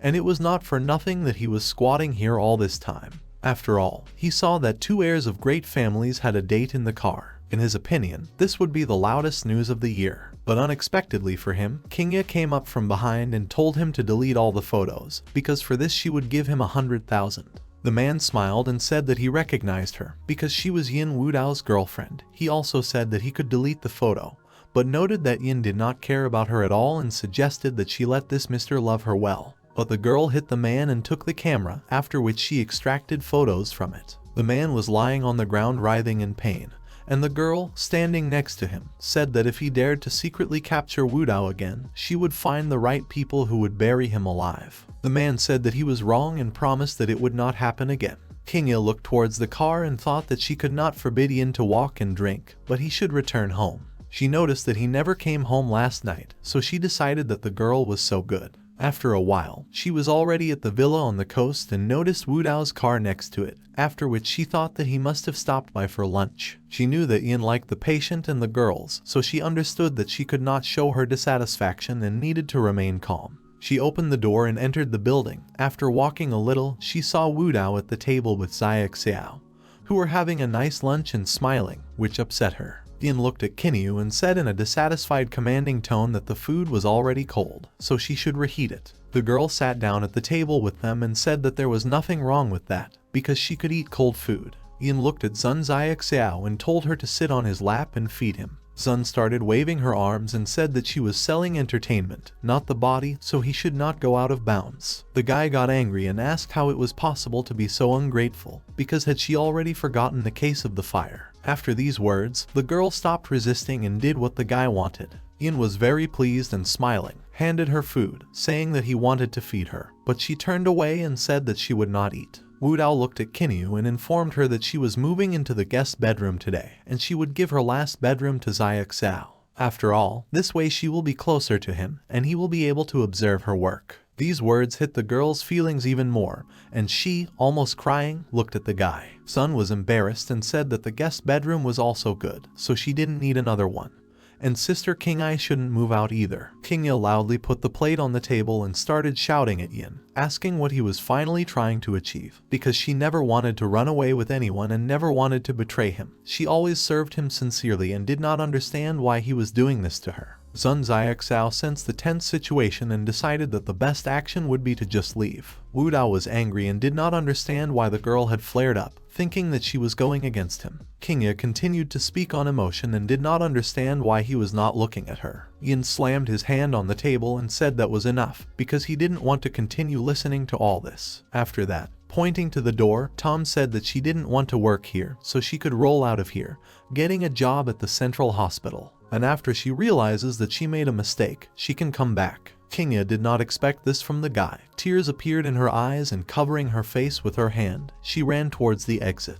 Yin put his hand to his forehead and sat back on the chair holding his head. Zun approached him and asked why he had sent her away, because she decided that this was clearly not what he wanted. Yin said he didn't even know why he did it, because he was very angry that Luo Feng was protecting us, not understanding what kind of relationship they were in. He knew for sure that it wasn't her fault, but he still couldn't stop being angry. Zia Xiao replied that she knew the reason for all this, saying that he had fallen in love and really loved her, which is why he was so angry. Yin looked at the girl with contempt, believing that this was complete nonsense. Then he said that it was impossible, because he was handsome with thousands, and no one touched him. Su Kingya is just a contract servant, so he can't have real feelings for her. At most, she is cute to him, but also, like other beautiful girls, no more. Sun said that in any case, this special service to him is only a temporary pleasure, then she will not be deterred. Although she understood perfectly well that the imperious gentleman did not care. The next morning, when Yin woke up, he immediately began to call Kinyu, saying that he had woken up and asking her to take care of him. Feng came up to his bed and looking at the guy, smiling, asked why he was doing this. Yin was very confused and asked why he was here. Feng reminded him that he had sent his daughter-in-law to the hospital for a while,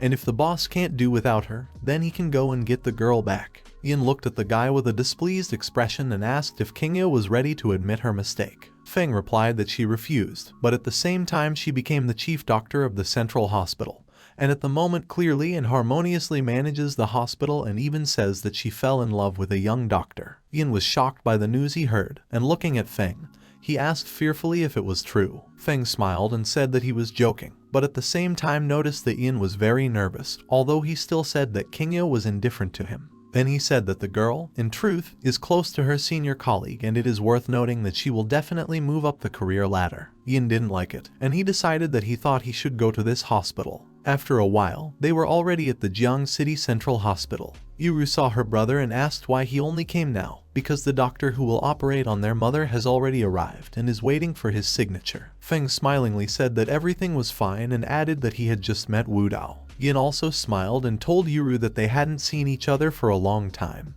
The girl turned away dissatisfied and did not want to see Yin. Feng told his sister that this was not the way to behave. After all, Yin invited Han Zhengxian, the best neurosurgeon in the country, to cure their mother, so she should be grateful to him. The girl did not understand why these words sounded so familiar, and told her brother that she saw that they had become closer, but continued to consider Yin a bad person. Yin came to their mother's room with them and asked the doctor how his aunt was. Neurosurgeon Han Zhengxian replied that the situation was not optimistic at all. Then he reported that the tumor is located right in the middle of the nerve plexus, so the slightest carelessness can damage the nerve.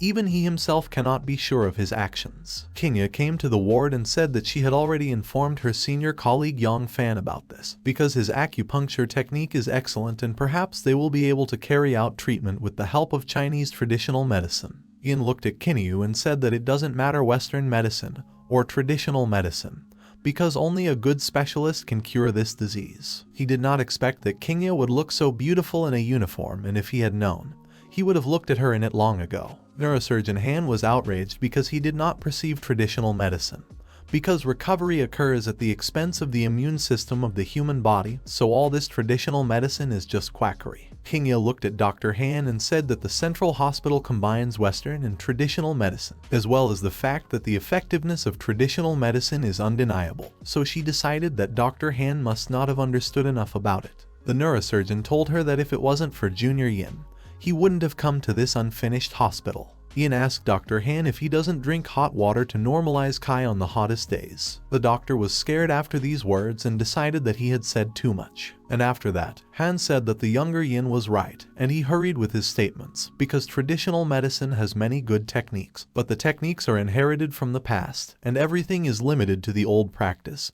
so now it is ineffective. A skilled physician Yang Fan entered the ward and said that this was not the case at all, because traditional medicine, although inherited, continues to develop its techniques. That is, traditional medicine has declined not because it is outdated, but because of the human attitude to it. Qin looked at Yang Fan and smiled, saying that the senior colleague was completely right, because the heart and mind are equally important, and before the operation it is worth trying the heart. This is the importance of medical ethics. With these actions, she decided to annoy Yin. Yang Fan also smiled at his younger colleague and said that they had not seen each other for many years, and she was getting prettier and prettier. Qingya replied to him that he was also beautiful, which angered Yin even more. Yin said that in this case they think very narrowly. After all, as they all know, you can get rich if you give every employee an education, and if you open a large number of institutes of traditional medicine, make exchanges between them, put aside the views of your ancestors and share a new opinion. Then it will be possible to study the whole theory of meridians and acupuncture points, and in 10 years skilled healers will be in demand everywhere in China. Qingya listened to the guy and understood that he was still as perceptive, but she had to be detached. Yang Fan looked at Yin and asked who he was, because he just uttered outrageous words. Dr. Han called the guy impudent and told him that this was the senior master of the Yin family, Yin Wudao. Feng and Yuru's mother was lying on a hospital bed, barely moving. Yuru noticed this and started shouting, asking not to swear, because mom's condition has worsened and something needs to be done faster. Dr. Han was scared and said that although he was not completely sure, he could still try for the sake of Junior Mr. Yin. But first they had to sign a consent for the operation. Yang Fan said that in such situations, brilliant doctors should act decisively. Yin looked at the guy and decided that this healer Yang Fan was clearly a proud son of heaven. Yang Fan said it was too late to send her to the operating room, so he just asked to be allowed to broaden their horizons and pointed his hand towards the woman. Several red rays enveloped her body. Seeing this, someone shouted that it was the lost technique of the 13 needles of the demonic gate. Dr. Han looked at what was happening with contempt, saying that it was an old superstition, because some flying needles, in his opinion, are not able to cure a person. Yin thought that ridiculing the main character of a part-time genius doctor when he showed his ingenuity is the same as delivering a face during a fight. Unexpectedly for everyone, the woman woke up and abruptly sat down on the bed and asked how long she had slept, and whether she had missed lunch. Dr. Han, looking at this, was simply shocked because he could not believe that this was happening in reality. Yang Fan put his hands in his pockets and, smiling, asked what was wrong with a simple illness. The nurse standing next to me thought that it was very cool, and even a handsome man could do such a thing.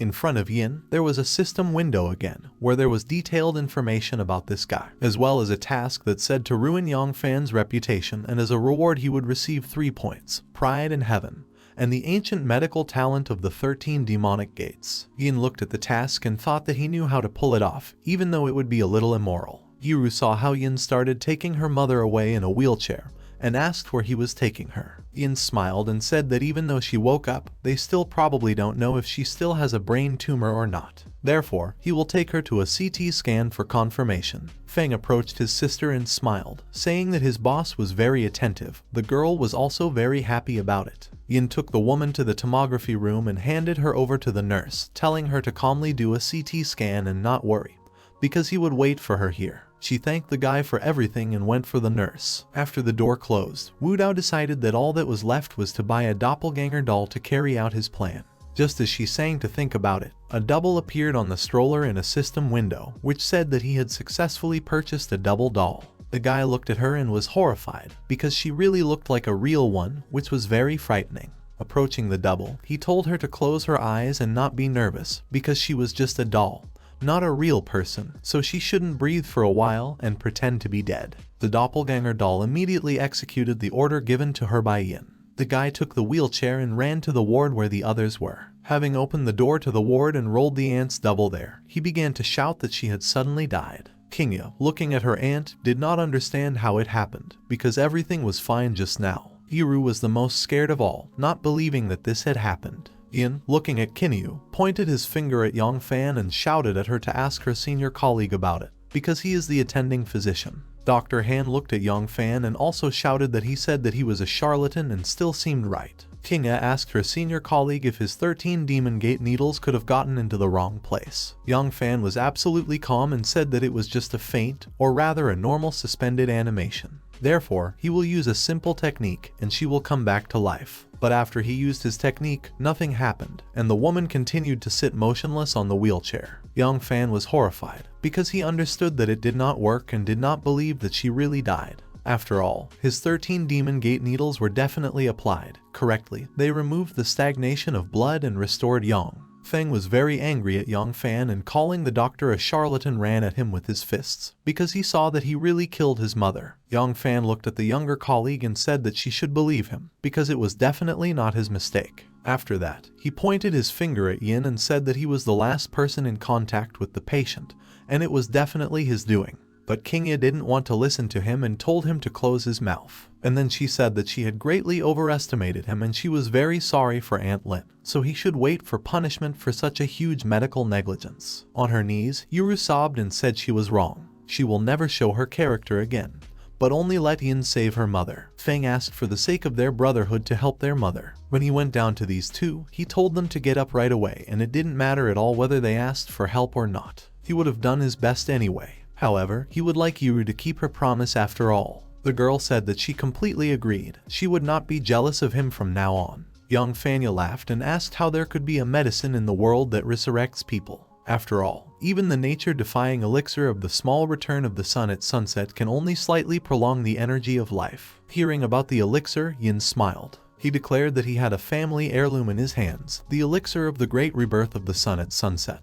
But unfortunately he could not allow them to watch it in action, so they should wait here. After hearing this, Young Fan could not believe that in reality there was an elixir of the great rebirth of the sun at sunset, capable of bringing the dead back to life. After rolling the stroller with the woman out the door, Yin ordered the doll double to return. After that, the woman sitting in the chair disappeared into space. When he got to the right floor, he asked Aunt Lin for forgiveness because he had to go to the toilet, and he made her wait so long. She said that everything was fine and she had just finished, so there was no reason to worry. While the guy was rolling her through the corridors, she said that Yin was a very nice guy, and if Yuru could find them a son-in-law like him, she could leave happy. These words touched the guy very much. At the same moment, he became sad and could not answer her. After that, he opened one of the doors of the rooms and rolled Mom back, saying that they were back. The people who were at that moment were all stunned. Ian couldn't believe that this was really happening in reality. After that, Yin threw him out into the street. He told Yang Fan to get out of here and never come to the central hospital again.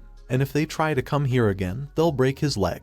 Getting up from the ground, the guy replied that he would see how life would put everything in its place. Today Yin ignored him, and tomorrow he will deprive him of the opportunity to climb high. Walking through the streets of the city, Yang witnessed a huge explosion. First there was a deafening bang, and then he saw clouds of bright scarlet flame. The guy was right at the scene of the accident. He couldn't understand how it was possible to bump into someone and just drive away. Did he intend to ruin a man? At that moment, a girl was unconscious in the mangled car. He understood that it was not good to leave her, because she would die. She needed urgent treatment right here and now. After taking her out of the car, he used his 30 needles demonic gate technique on her. After that, the girl began to show signs of life. When she woke up, she immediately asked if he had helped her. And when she came to her senses a little, she thanked her savior and said that she would definitely thank him. The girl turned out to be the president of Kinglong Hongyi Company. The following events took place after a short time in a villa near the coast. The girl carefully packed her things in a suitcase, packing everything very carefully. Ian watched everything from the corner of his eye,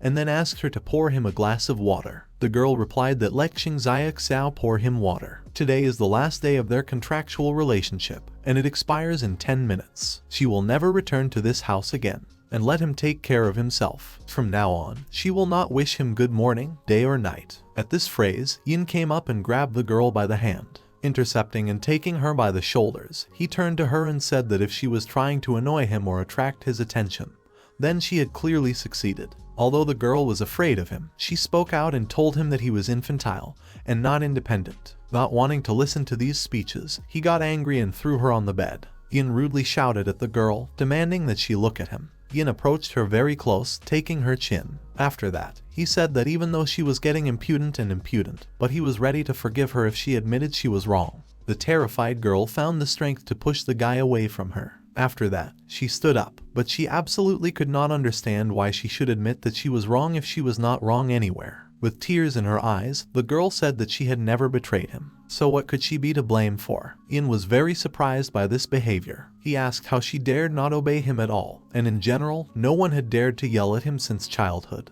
Then he ordered the girl to get out. Pointing to the door, he told her to leave, because he didn't want to see her anymore. The girl grabbed the handle of the suitcase and said that since he wanted it that way, she was leaving now. She no longer intends to take a single step beyond the threshold of this house. Leaving, the girl did not understand why he was so cruel to her. Yin, in turn, did not understand why she suddenly listened to him, because hadn't she done everything exactly the opposite before? The next one, he timidly asked her not to leave, but clearly the girl couldn't even hear it, so he shouted after her to stay. Hearing this, tears rolled into the girl's eyes. Then the girl turned around and ran into his arms. She said she couldn't leave him either. She has no idea how she can live without him. At that moment, she changed her status to irrevocably in love. The girl admitted that she was waiting for the guy to call out to her so that she would not leave. From that day on, their contract ends, so she had no reason to stay here. Gently looking into her eyes, Yin said that he did not want the girl to leave. He would like her to stay with him for life. After a short pause, their lips merged in a gentle kiss. Lying in his arms, the girl had a complete disposition to him. She was in love with him to death. She understood that he was very bad, but she liked it. After all, she had fallen into his clutches a long time ago. She understood that he was just a spoiled, handsome womanizer, but Yin didn't agree with her opinion. He believed that it was impossible to so easily stain someone else's honor. Swearing to the girl, he said that his heart had always belonged to her alone, and if he was lying, then let anything happen. To which the girl took out a flash drive and said that the paparazzi filmed him with Bai Yungxi in the car, and she intercepted this video. Hearing this, a cold sweat broke out on his face. In the end, he was forced to confess. But still, it was interesting to him that with all this, it turns out that someone deliberately took them off, taking the flash drive from the girl's hands. He did not understand why it was. Suddenly, Yin remembered that he had a bride in the city of Long, a marriage contract with whom they had been signed before their birth. He had heard that she was incomparably talented. Although he had never seen her, he hoped that this scandal would force her to abandon the engagement. Hugging the girl, he realized that, whatever one may say, it turns out that he owes all this to her. She cautiously asked if he was going to publish the contents of this map for everyone to see. Yin said that now that she had obtained the card, she could do without it and send her the video directly. After that, a notification appeared that the task of winning Su Kingyi's heart was completed, and as a reward, he gets 2 points, the Pride of Heaven and a talent for modern medicine. Having received new knowledge, he was surprised that this is the essence of modern medical knowledge. Afterward, he suggested that if he defeated Yongfan, he would also get a talent for ancient medicine. Then wouldn't he be able to become the best doctor in the world? The guy continued to lie in bed with the girl and, looking at her, could not understand why the reward for Kenya is not 1 point of the Pride of Heaven. Racking his brain, he couldn't figure out why the reward for her had increased. Suddenly, out of nowhere, Mrs. System appeared. Greatly frightened, Yin, she said that the girl just has hidden glasses of the Pride of Heaven. Actually, that's why the reward has increased. Yin stood up from the bed, looked incredulously at Mrs. System and asked why they were hidden. Why doesn't even he know about them? At this moment, Mrs. System was staring intently at the sleeping girl in his bed. Looking at this picture, Yin felt jealous and angry towards Mrs. System. After she explained to the guy that he should understand all the people with whom he communicates are not so simple. They are all the favorites of heaven, everyone has their own halo, and the system may not recognize everyone. After that, Yin began to reflect. Lin Feng became his subordinate, and the bodies of Luo Feng and Qin Tian had long since cooled down. And if there is any variable, then it should be on the surface. After that, the guy realized that it was the Dragon King Xiao Chen. The events are transferred to one of the prisons of the city. A girl came up to one of the cages and told Xiao Chen that a man had come to see him. The girl once again turned to the prisoner and said that she had heard that he was ready to atone for his guilt. He said that this is absolutely true. He can help them fix problems abroad, but there is one condition: they will have to release him. The girl said she agreed and she could promise him that. But he should not create a problem for Yin Wudao, who denounced him, otherwise he will return here again. Hearing this name, the guy was very much interested. The action begins in the big, sunny city of Long, namely in the residence of the Shangyuan family. The girl runs to her older young mistress. Assistant Mai Lan informs the lady that she received by mail a certain video from Jiang City with the young lady's fiancé, Yin Wudao. Assistant Mai Lan shares with the mistress that she heard a rumor that the groom Yin Wudao is an enviable ladies' man, and this rumor is confirmed by a defiant video. Mai Lan suggests that the lady break off her future engagement with him. The eldest daughter of the Shangyuan family does not understand why she should break off the engagement. Mai Lan is perplexed how it is possible to be with someone who behaves so provocatively, so he offers to quickly deal with such a groom. The mistress begins to get angry, explains that the engagement with Yin Wudao was concluded even before his and the lady's birth, and she is destined to become a member of the Yin family. The mistress immediately snatches the tablet with the video from Mai Lan, and informs the assistant that from the next day she will be obliged to wear vintage outfits to visit the mistress. Leaving, Mai Lan is stunned by this behavior of her young mistress and refers to her illness of 3 years ago, saying that it clearly affected her, and since then, the mistress suddenly began to conform to all ancient customs. The lady is watching the same video saying that in this incarnation Yin Wudao is beautiful. The lady says that she has already killed Yin Wudao in the previous 9 lives, intending to do the same in this life, so that his soul would disappear forever and she no longer had to suffer following him. The following actions take place in a luxurious room made of light brown wood. A blonde girl tells a guy sitting next to her that despite the fact that things are going great, it's not a fact that no one will be able to attack him, and that if the sons from heaven make their move,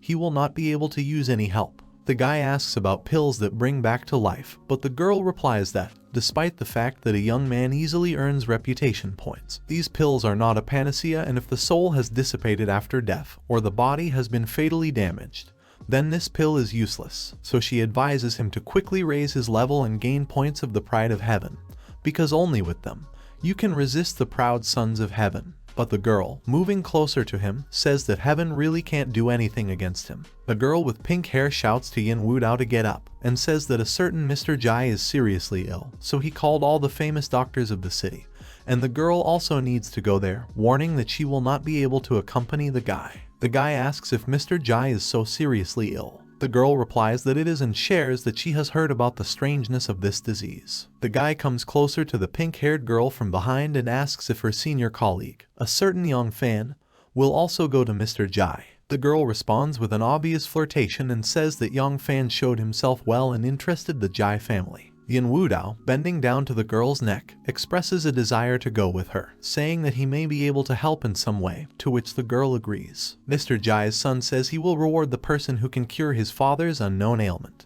But doctors do not understand what is wrong, because all of Mr. Jai's indicators are within normal limits. At this time, a girl and a guy break in and nominate their candidacy. One of the doctors exclaims joyfully, saying that they can easily cope with young Mr. Yin Wudao, when at the same time the young man next to him wonders how Yin Wudao got here, because every time he appears somewhere, the situation gets out of control. Yin Wudao approaches the younger Jai, wondering what is wrong with his father and why he is not aware of it. The young man replies that his father recently had a sharp headache and he felt that he was dying of pain. Yin Wudao, in turn, jokingly replies with a certain saying that headaches are the tricks of ghosts, and there were no exorcists to expel. From the closed room, Mr. Jai's heart-rending cry is suddenly heard due to an attack of pain. Terrified, Junior Jai bursts into the room with the doctor. A black-haired guy is sitting on the bed next to an exhausted gentleman. The guy reports that the wind of filth has already penetrated into his brain and it is urgently necessary to remove it with silver needles, otherwise he will die. One of the doctors in square glasses informs Junior Jai that this man and his methods cannot be trusted, because he witnessed how this guy, due to his medical negligence, became responsible for the death of a person, to which Junior Jai is shocked. He is clearly outraged that a charlatan appears in his house and demands to be taken out. The guy is very unhappy with his words, uttering an intricate phrase that they cannot distinguish good from bad. The guy intends to leave the room himself, still advising them not to pull the silver needle out of his father's forehead. Otherwise there will be consequences. Here he is already addressing the pink-haired girl next to Yin Wudao King Eye. He says that Yin Wudao is not the nicest person and it would be better to stay away from him so as not to be involved in his affairs. But she tells him not to worry about it so much. Finally, Yang Fan says that only he is able to cope with such a difficult-to-treat disease. The doctor is clearly contemptuous of this young man, saying that he is fooling everyone's head, so he approaches Mr. Jai and pulls out a silver needle from the man's forehead. The man immediately starts screaming in pain. The girl asks for help to keep her master in order to inject sedatives and minimize the pain. But Mr. Jai jumps up and snatches the syringe out of the girl's hands. Yin Wudao picks her up and takes the situation into his own hands. Holding the gentleman, he inserts the needle back. The gentleman is sleeping peacefully on the bed. Yin Wudao says that although Yang Fan's trick is clumsy enough, it is quite effective. After all, Yang Fan used a silver needle to seal the acupuncture points for the patient's temporary peace of mind. And if someone pulls out this needle, the disease will immediately return again and family members will have nothing left but to bow down to him for help. The younger Jai realizes that only Yang Fan can help his father and thinks about asking him to come back. Yin Wudao begins to suspect something and asks how long ago Yang Fan arrived in Jiang, to which the younger Jai replies that he arrived about 7-8 days ago. Wudao accordingly asks a question about how long ago his father began to get sick, and it turns out that about 5-6 days ago. Junior Jai's face showed genuine surprise. He thinks, really? Yin, seeing Jai's reaction, said that he thought right, although the guy and the girl did not understand what he was talking about. This combination of auxiliary main needles is maddening, which contains 99 medications. Previously, it was used by charlatans in the pursuit of profit. First they use an auxiliary needle to make the victim feel unbearable pain, and then the main one to help her. Yin said that maybe they had heard about this combination of auxiliary main needles, maddening. But the guys, surprised, said that they had never heard about it and did not know. Jai says that Wudao, of course, said a lot, but never told the way to cure his father. Surely he won't walk around with a needle in his forehead forever. To which Yin replies that he is not a doctor and his powers end there, but he knows someone who is able to cure his father. Jai wonders who it is. Wudao turns his hand to the girl standing next to Su Kinyu, which she tries to deny. The guy gently holds Kenya by the chin and whispering tells her that this is a great chance to prove himself and he will help her in this, to which she agrees. The girl approaches the bed where Mr. Jai is sleeping and asks to give him painkillers while she develops a treatment plan. Yin Wudao uses the true Kai of the 9 dragons to purify the filth, as Yang Fan said that Mr. Jai has the wind of filth in his head and he must be right. Yin is surprised that everything is so easy. He wonders what is the cause of Mr. Jai's illness. Suddenly a blonde girl appears, who says that the cause of the disease has been recognized. This is all because of the recent space-time turbulence. Failures in the magic field led to an imbalance of the forces of good and evil energy, and the patient picked up evil energy. Yin does not understand what kind of temporary turbulence and what kind of failures in the magnetic field. The girl explains that, simply put, it was someone reincarnated. The guy is surprised and realizes that this is a cheat of the main character, and it seems that a new job has appeared. Yin tells King Ai that she can pull out the needle, but as soon as she does, the intense pain immediately returns. Everyone crowded around the bed of the screaming Mr. Jai. But the gentleman, smiling, says that everything is fine and nothing hurts anymore, he just got used to screaming lately. Everyone breathed a sigh of relief. Leaving, Yin Wudao asks the younger Jai if he plans to leave Yang Fan, who planned to destroy his family through the death of his father from headaches, alone. To which Jai replies that what kind of future will his family have in Jiang City after that, and won't people make fun of them if they leave him alone? The youngest of the Jai family gathers all the servants and orders a brutal deal with Yang Fan. Su Qingyu begins to worry and says that this is so unexpected, because the senior colleague has always sincerely loved traditional Chinese medicine, but then suddenly became such a selfish person. But Yin Wudao calmly sums up that there will always be people who are ready to ignore morality and discard humanity, because money rules the modern world. Junior Jai is clearly very unhappy with the whole situation. He is angry and promises that he will never allow such a person to live happily ever after, and will definitely let the whole country know about his crime. Jai intends to do everything to ruin Yang Fan's life. Servants in black suits and white shirts are trying to catch up with a man in a white coat. Yang Fan walks slowly, thinking that they have finally come to beg for help. But he doesn't know that he needs help, because a man in a suit takes out a bat and forcefully hits him in the face. Fan falls to the ground and learns that young Master Jai ordered to find him not to help, but to punish. Yang Fan screams at the moment when the man swings the bat again.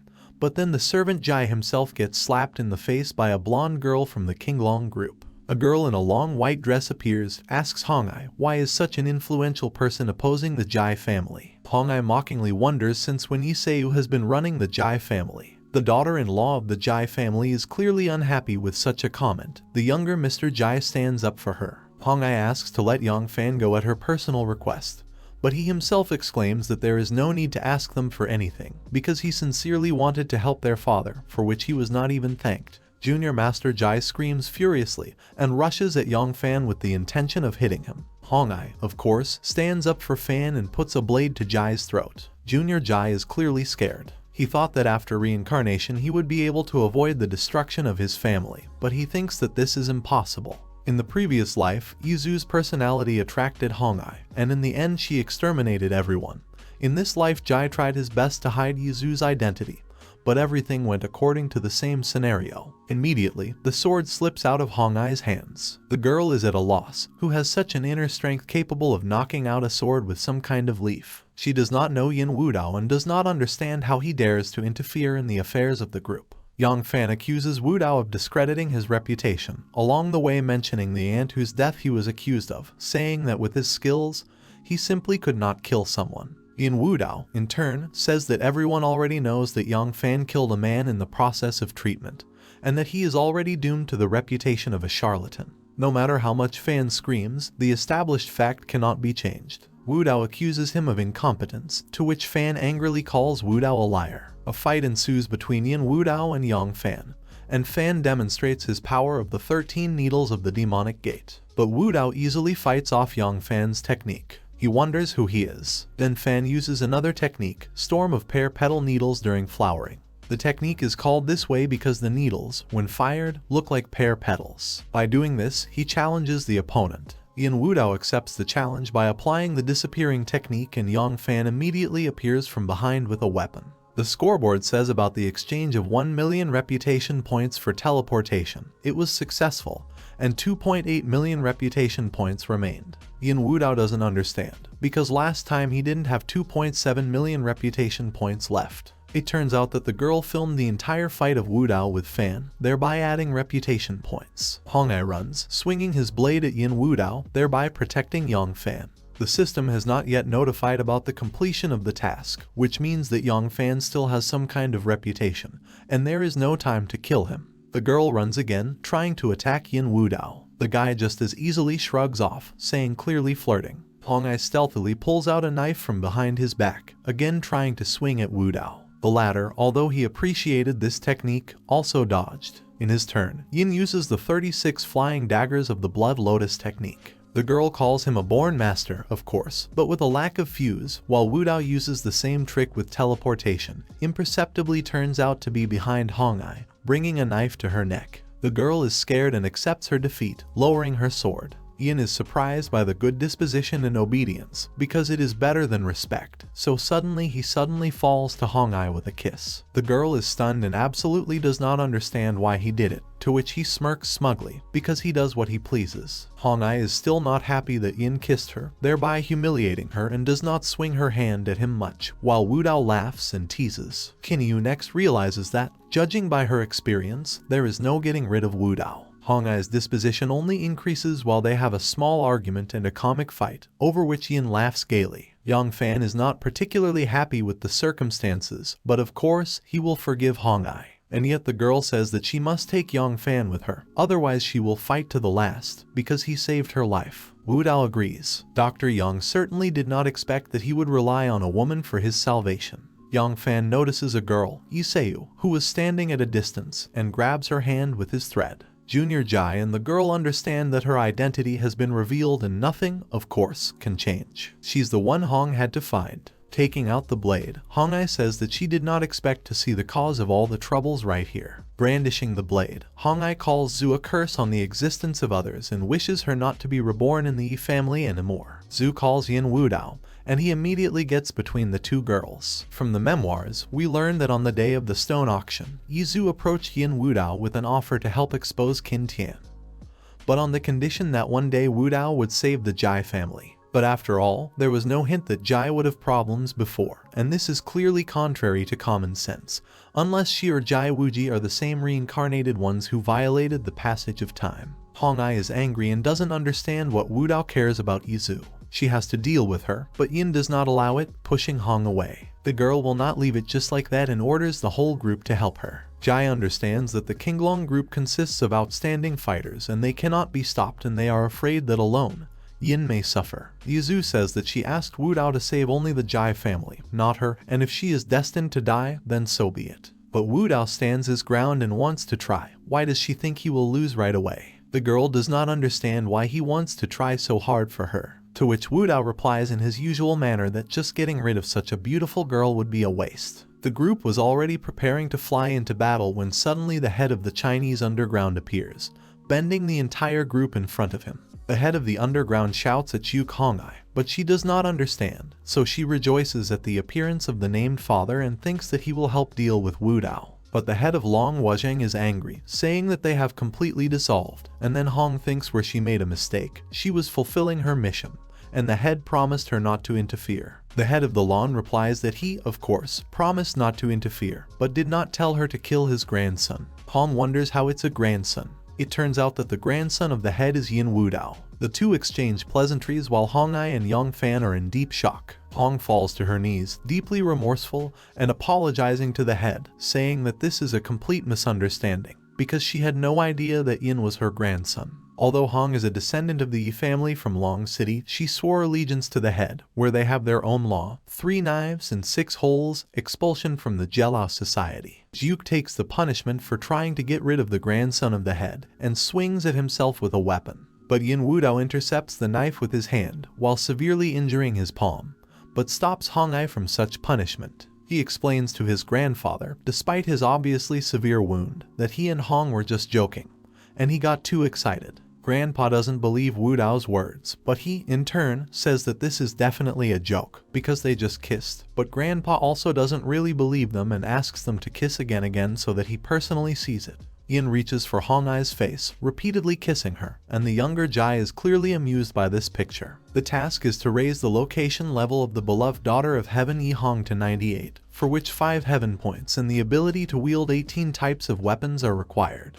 It turns out that Hong Ai's real name is Yi Hong, the surname is Yi, respectively, and it is the same as Yi Zhu's, and there is only one such large family in the city of Long. It turns out that most likely they are from the same family, and it is unclear why then they want to get rid of each other. The named father says that he will no longer harass young people, but still, as for the Jai family, it is better for Hong to discuss this with Wudao and find some compromise. After all, if he is on the side of the Jai family, then she will have no chance of winning. Hong Ai sighs heavily, but of course agrees, and then Yin asks to leave the issue with Yi Zhu to him, and he will settle everything properly. But Hong roughly pushes his hand away, saying that if it wasn't for the named father, there would be nothing left of Wudao. It's not that Wudao was dissatisfied with anything. Yi Zhu and Jai Jr. are clearly surprised by the unfolding scene, because they have not seen anything like this in the past. Junior Jai talks about what he heard about the Yin family in a past life, radically different from this one. By then, Yin Wudao had long been defeated by Xiao Chen,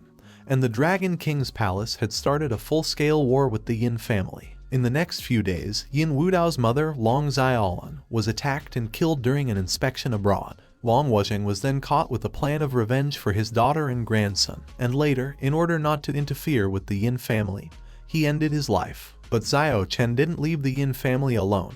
He used dirt on Long Wuzheng to raise a fuss, and it really deeply shocked the Yin family. And soon after that, Yin Wudao's father announced his retirement due to an illness, from which he soon died. The rest of the family members were either imprisoned or killed, so the Yin family broke up within half a year. Thanks to all this, Xiao Chen became famous, and the name of the Dragon King sounded throughout China. Yi Zhu asks if Hong Yi had any part in this, to which Jai replies that no, but she inherited the Qinglong group after Long Wuzheng's death. With Hong's help, Yang Fan's position grew rapidly, and soon he occupied the top of Jiang, and in turn she relied on him to control the Qinglong group more. Junior Jai did not expect how quickly the Qinglong faction rose that the Jai family would eventually be destroyed. Yi Zhu also asks if Jai thinks that Hong Yi could betray Long Wuzheng, to which he replies that it is quite likely, but he does not know whether to tell Yin Wudao about it. Yi Zhu thinks that it is necessary to tell, because of them he is now trapped. Junior Jai and Yi Zhu come to Yin Wudao and give him everything they know. That Xiao Chen destroyed his Yin family, and Hong Yi is most likely an accomplice. Yi Zhu also warns that some kind of incident is going to happen to his mother in the coming days, so she should be dissuaded from all trips abroad. Yin Wudao wonders how they know all this, to which Yi Zhu explains that he can calculate the future using a technique that includes 6 hexagram features, 4 pillars, the Book of Changes, and 8 trigrams. Wudao immediately calmly says that if they want honest cooperation, then let them reveal which of them has reincarnated. These two are genuinely shocked, because they did not expect that he could have guessed. Yin Wudao assumes that it is not Yi Zhu, because if it were her, the Jai family would not be so driven. So most likely it is Jai Wuji, and of course, it turns out that it is. He returned 10 years ago. And then, the younger Jai tells Wudao that in October of this year, the Qinglong group passed into the hands of Hong Yi after grandfather Yin ended his life. Later, on New Year's Eve, Hong Yi poured blood into Jai's house, and that's when Yi Zhu was killed. By a lucky chance, Jai Jr. and his second brother Jai Fengeming managed to escape, after which they went through countless wandering around the world. After 10 years, his second brother achieved a lot and returned to Jiang to declare war on Qinglong, of which Yang Fan had already become the head. That's when the Jai family was reborn again. But Junior Jai was exhausted very early because of all the difficulties over the past 10 years. Later, under the guise of treatment, Yang Fan touched his hands and feet, and a week later he died from unbearable pain. But when he woke up again, he went back 10 years ago, that is, to the present. The reward has sunk a lot. Yin thinks that, probably, some system bug has occurred. But the goddess who appeared next to her says that this is not because of her malfunctions, but because of the low title of Wudao. If he were a count now, he would be able to complete the mission and get the great prophecy skill. But the girl says that she is more concerned not with the skill, but with 5 points of the pride of heaven. Jai Wuji is obviously an ordinary proud son of heaven, and his storyline is absolutely simple, nothing more than reincarnation, revenge and domination in the business world. It's not worth more than 2 points of heaven's pride. Therefore, she does not understand why the system gives out as many as 5 points. She suspects that there is either a hidden plot here, or he is under someone's patronage. Yin Wudao assures Ms. Su that the answer will be known as soon as he completes the task, but she turns away from him with displeasure. Wudao reflects on the fact that Yang Fan at first glance looks like a man with pure thoughts, but turns out to be ruthless and unscrupulous. Junior Jai thinks Yin doesn't believe his words, but of course he does. Then the younger Jai says that he understood everything correctly, and for all 10 years Yang Fan used his medical skills to expand his connections, and he destroyed all the unwanted ones with his 13 needles technique. Yang received the nickname of the Demon Doctor, which, one might say, was quite famous. Yang Fan, by nature, is an enviable suitor for women, and he was always surrounded by crowds of beautiful ladies. In this, he can only be envied. Yin Wudao wonders if Song Qingya is his concubine, to which the younger Jai tells him that at Wudao's funeral, Qingya touched his coffin and ended her life, so she did not even live to see Yang Fan rise. Yin is very surprised by the fact that Qingya could do this. At this moment, Qingya herself comes into the room, with the news that Wudao's mother called and invited him to dinner. Yin immediately rushes into Qingya's arms, to which the girl is clearly stunned. Wudao promises that he will definitely treat the girl well. Qingya is both very surprised and confused by the guy's actions. He says that he will never dare to offend her, anyone but her, promising a star from the sky. But she only needs his presence next to her. The two people confused by such a scene seem to have forgotten, and Jai starts talking about the past, trying to touch Zhu's hand. But the girl ignored this gesture, saying that the crisis in their lives has not gone away. Jai reflects on the fact that after the conclusion of the deal between Zhu and Wudao, the girl cooled down to him. He wonders if he might lose her in this life for some other reason. But then why would heaven reborn him? Wudao says he will help them with Hong Yi, but in return he wants the Jai family to obey him, and Wuji must kneel before him and swear allegiance to him. Jai is terribly dissatisfied with this. How is it? They are both heirs of large families, and are equal in their power. What authority does he have to make Wuji bow down? Wuji invites the Bai and Jiang family, saying that they have already obeyed him, and if Jai does not follow his orders, the three main families will point their weapons at him. After all, after the unification of the three main families, even if Yin wants to leave the Jai family alone, neither the Jiang family nor the Bai family will agree with this. The younger Jai falls to his knees in front of Wudao and swears his allegiance. Zhu is worried, but doesn't get involved. The blue tabloid says that the proud son of heaven has surrendered, but due to the low loyalty of the hero, the points of the pride of heaven cannot be obtained. Wudao approaches the drooping Jai, putting his hand on his shoulder, saying that now all Jai's family problems, now his problems too. He also assures that only he is able to protect Zhu, and that she and the whole family are in danger in Jai's house,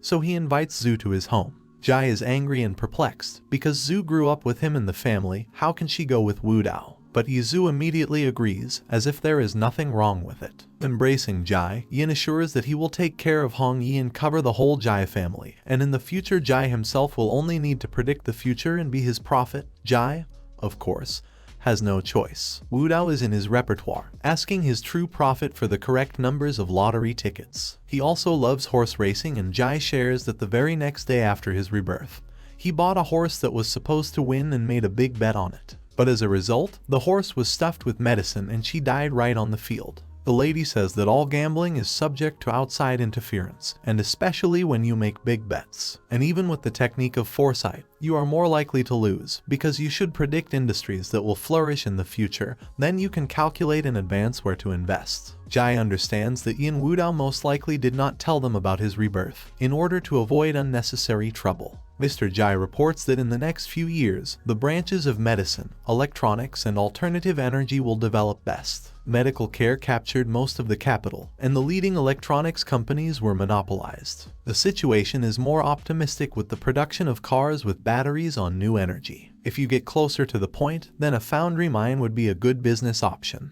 The Wudao speculate that he still hasn't figured out Jai and Genji, but don't have this great opportunity with the trading business. Then he appoints them responsible for production at domestic foundry mines. He himself will be looking for a way to get foreign ones. A specific investment plan will need to be discussed with Jiang Genji. Also, Wudao requires only 50% of the income, the rest they can divide as they please. Jai is outraged. Only 50%? It's a robbery. Then Wudao decides to ask who agrees to this arrangement, and the two agree, thereby leaving Jai in the minority, and then his loyalty drops to 0. Wudao thinks that then it would be easier not to subdue him, but to finally get rid of him. But at this moment Izu intervenes, apologizing for his brother, and saying that Jai lost his composure from so many events and that they also agree with his proposal. He leads Zu, promising later to ask Kinyu to choose a good room for the girl, and most importantly next to him, for better protection. Zu is clearly worried about something, but tries not to show it. Jiang tries to comfort Jai in his own way so that he accepts his fate. But he is even more angry. Wudao had been trying to provoke Jai all this time on purpose, because in fact he wasn't going to help them from the bottom of his heart. He wanted Jai to refuse to cooperate and clash with the enemies when Wudao, in turn, would have come to everything ready. Yizu immediately realized this, and just like her brother, she does not want to leave Jai's house, but shows her favor only because they need to appease him, because now they cannot refuse Wudao's help.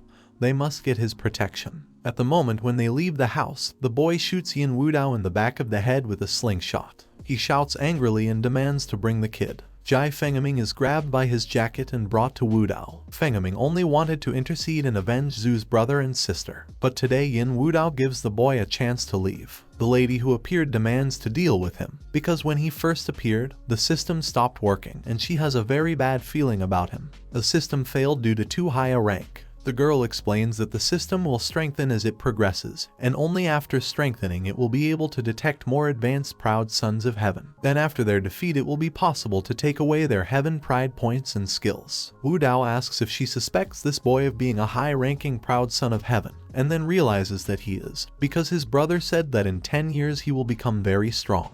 The girl angrily says that even though the system cannot recognize him, she sees a royal spirit in him and it is urgent to get rid of him. Zu falls to her knees and begs young Master Yin to let the boy go before he becomes an adult. But the boy tells his sister that he does not need to be saved. Wudao will not be able to kill him today, but the boy will definitely do it himself when he grows up. Wudao understands that this boy is definitely not a grown-up high-ranking proud son of heaven yet. And if his conclusion is correct, Jai Wuji does not play a big role, and he received his 5 points of the pride of heaven only because of his connection with this boy. And the delay in opening the account of Zu's location must also have something to do with him. Wudao understands that even if at first glance this boy is 100% trouble, he benefits him as much as a sheep's skin. Yin, holding out his hand to Zu, says that he was just joking with the boy, and despite his bad reputation, the principles remained. Yizu thinks that, despite all the prejudices regarding Yin Wudao's past, he may not be as bad as all the rumors say about him.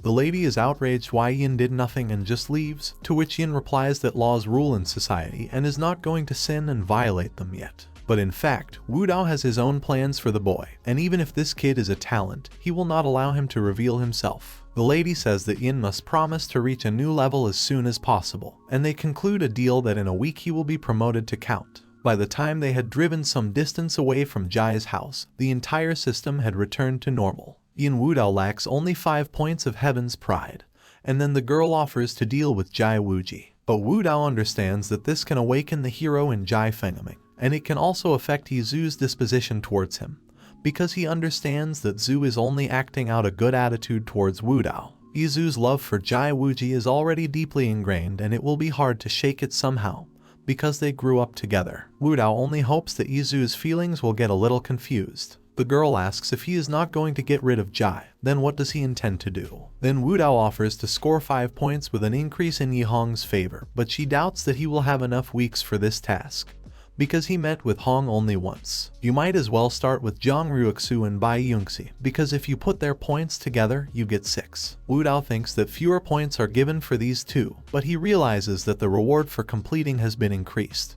But he does not understand why more heaven points have been given for them. Suddenly, Yin remembers Jai Wuji's words that his mother will be killed by Xiao Chen when she goes to work abroad. And according to calculations, this should happen tomorrow. Wudao gets scared, thinking about whether Xiao Chen could have been released from prison. The driver was ordered to turn around and drive to Yin's house. The strongest fear is imprinted on Wudao's face. The girl thinks that Wudao finally listened to her and chose Zhang Ruixu and Bai Yungxi as a task, but begins to resent when Yin talks that he will still stop at Hongyi. Then the guy explains that Jian Ruosai is too proud and it's hard to tame her to cope with her. He needs a slow glow and stability, and the relationship with Bai Yungxi is a payment for a service and pure cooperation. To increase its location, you just need to rely on fate, because everything that could be done has already been done. Wudao also says that if it wasn't for the meeting with Hong Yi that day, he would have dropped it long ago. Su is surprised by such a deep understanding. The mother, Long Xiaolin, meets her son, saying that he finally decided to visit her. And Wudao is showering mom with compliments about her youth at such and such years. Son and mother hug, insanely happy to meet each other. Wudao thinks about Jai's words, that his mother was killed by Xiao Chen in a previous life. In this life he will not allow it to happen again, and he will get rid of Xiao Chen, crossing the tragedy of the Yin family at the root. Interrupting their pleasantries is a gray-haired man who is introduced as the Governor General of the East China Sea, Yin Yi, and the father of Yin Wudao. The man seriously asks Wudao to come to his office for a conversation. Xiaolin defends her son, indignantly shouting after the departing man. He does not really plan to listen to her. Xiaolin says to call her if anything. The study is spacious and bright, with a wooden table and a large bookcase. Father tells Wudao to sit down and tell everything. Sitting down impressively, Yin asks his father about the gossip that has been going around lately, and waits for him to be criticized. His father shouts at him sternly, telling him to sit up straight, and Wudao immediately obeys. His father gives him a newspaper that reads the sensation that Yin Wudao and Bai Yunxi have published their novel. Yin explains that even though he is having an affair with Bai Yunxi, she understands that relationships and business are incompatible, so she does not place too much responsibility on him. The father does not understand how this does not impose responsibility on him, because the Bai family is not small, and they have already set their eyes on Wudao. Wudao says he hopes his father won't pry into his personal life anymore. There is a reason that he cannot voice, and for which in the future he will not be able to do without beautiful women around him. The father is furious that his son repeats such unprincipled and immoral things, driving away the Wudao, finally throwing the same newspaper at his back. He is upset about his son's bad behavior, and that he is very ashamed of him in front of his ancestors. Wudao comes down the stairs and is met by Xiaolin, asking his son if his father beat him. To which Wudao replies that no, but he was clearly very furious. The mother immediately wonders who Wudao is going to take as his wife. Wudao is surprised by such an unexpected question. She examines Kinyu. She says that she is a good child, always obedient, and she likes her. If we talk about Seiyu, the mother says that she looks wonderful, like the goddess of water, and their child with Wudao should be born very beautiful. About Yunxi, she says that she may be older, but she can still give birth. The main thing is that she should reduce her morals and be economic, so she may like it. About the girl next to her, she says that she sees her for the first time, but she's pretty cute. As a result, Xiaolin can't make a choice in favor of one girl, but Wudao says that his choice falls on everyone at once, to which mom replies that it's undoubtedly great, and you don't have to choose someone. Wudao translates the topic and asks about his mother's upcoming trip abroad, and firmly declares that he will go with her. Upon arrival in Stade, they arrange a grand welcome ceremony for Xiaolin. They get into a black-tinted car and fall into a trap. There is an explosion when the blonde guy presses the red button. The guy, leaving, says that nothing is enough to deal with Wudao, until Yin himself approaches him. Alive and unharmed, the guy is scared and does not understand. It was just a puppet bought for 1,000,000 reputation points, for bait. Wudao, clearly amused, tells Ryuxu standing next to her that this guy who set off the explosion, her husband's subordinate, a remote-controlled bomb, is killing people, which means that all those responsible are murderers. The guy in a panic turns to Ryuxu's daughter-in-law that they don't kill all innocent people indiscriminately. They were only targeting Yin Wudao. Yin, already in a serious and slightly irritated mood, preparing to attack, says that he can't stand people like him, because there was a driver and an interpreter in the car. Aren't they innocent people? Pulling out a knife from behind his back, he swings at Yan, but he easily dodges, pulling out a firearm, preparing to pull the trigger. But the guy is interrupted by a shot and he falls dead. It was Yin Wudao's assistant. The Dragon King's subordinate, Yama, is successfully eliminated, and Wudao gets 1 point of Heaven's Pride. And then Wudao realizes that the reason why Xiao Chen, as the Dragon King, is given only 1 point of Heaven's Pride is that the remaining points are distributed among his 3 subordinate generals, and the glasses of the beloved daughter of heaven match her half of the proud son of heaven. Then it is clear where the glasses are hidden from. The guy approaches Yin Wudao, asking for further action, and whether they should request protection from Country A. But Wudao prefers to address this question to Yi Zhu. Zhu says that, based on the information that Xiao Chen has 2 more generals left, the God of Wealth and the Tyrant. The Tyrant has power in Country A. He must have the opportunity to dispose of the guards who will be substituted for us, so asking for protection is tantamount to increasing his enemies. In this case, the guy offers to go to his comrades in arms to hide from the spotlight. But Izu says that it's not worth it, because they have already lost the pit.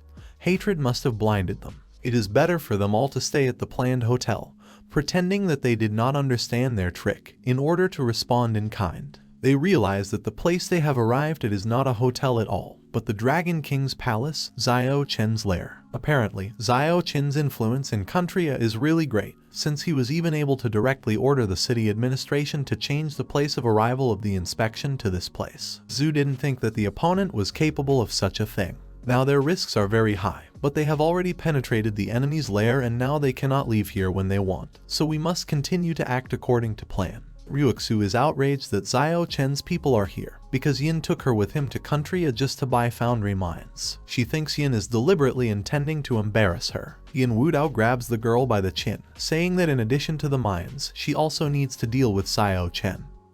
But she does not want to see him and act as a pawn, so Yin loses her favor. Out of the corner of his eye, Yin notices a video surveillance camera in the ventilation, and understands that it is necessary to make a performance, trying to kiss Ryuxu, which she in turn resists. Pressing her hands against the wall, Yin still does it, saying that she should do what he wants. Location Ryuxu 78. Wudao says that next time she may not expect mercy from him. At this time, Xiao Chen watches the unfolding picture and is very angry at Yin Wudao, because how dare he touch his woman. He asks to bring Wudao to him immediately. One of Xiao Chen's generals is a tyrant, bursts into the room with Yin Wudao and Ryuxu. The tyrant, pointing his weapon at them, says that there is absolutely no point in shouting, because all their guards have long been replaced by Xiao Chen's people. The Wudao tie their hands, escorting them to the Dragon King. Mocking, the tyrant says that he never thought that there was such a person who brings so much trouble on himself. Wudao decides that it is enough to do nothing and without much effort, quickly deals with the tyrant and the rest with the help of his technique. Yin is no longer someone who will be so easily defeated.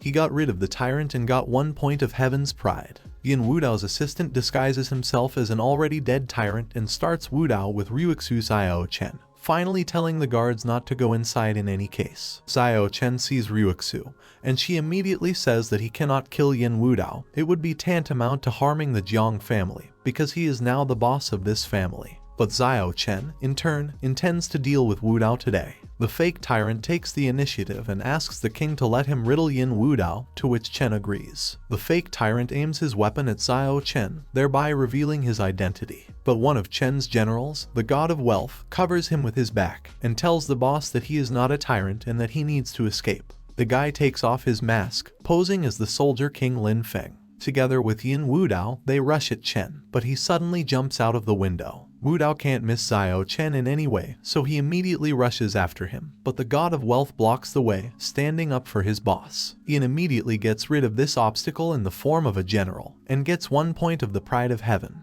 Jumping out of the window, Xiao Chen gives the order, by all means, to deal with Yin Wudao. The guards are looking everywhere for Wudao, going up to where he was last seen, in Xiao Chen's office. One of the guards asks the boss what to do with Ryuxu's daughter-in-law, to which he replies that they cannot restrain themselves and also deal with her, and he must let go of his obsessive feelings for this woman. Lin Feng reports that they are waiting for them everywhere, and if they come out, they will stumble upon the whole huge crowd. Yin Wudao acquires a human skin mask, 3 sets of combat suits, 1 set of the legendary bird's combat suit for reputation points, and he has 800,000 reputation points left. He asks everyone to put on bulletproof vests made of new materials and follow him. In the next room, Zhu asks Sister Ryuxu why she married Xiao Chen. She explains that she is the only daughter, and the Jiang family was afraid that she could transfer their property to her future husband, so they asked her to marry a man who would join their family. She had previously helped Xiao Chen,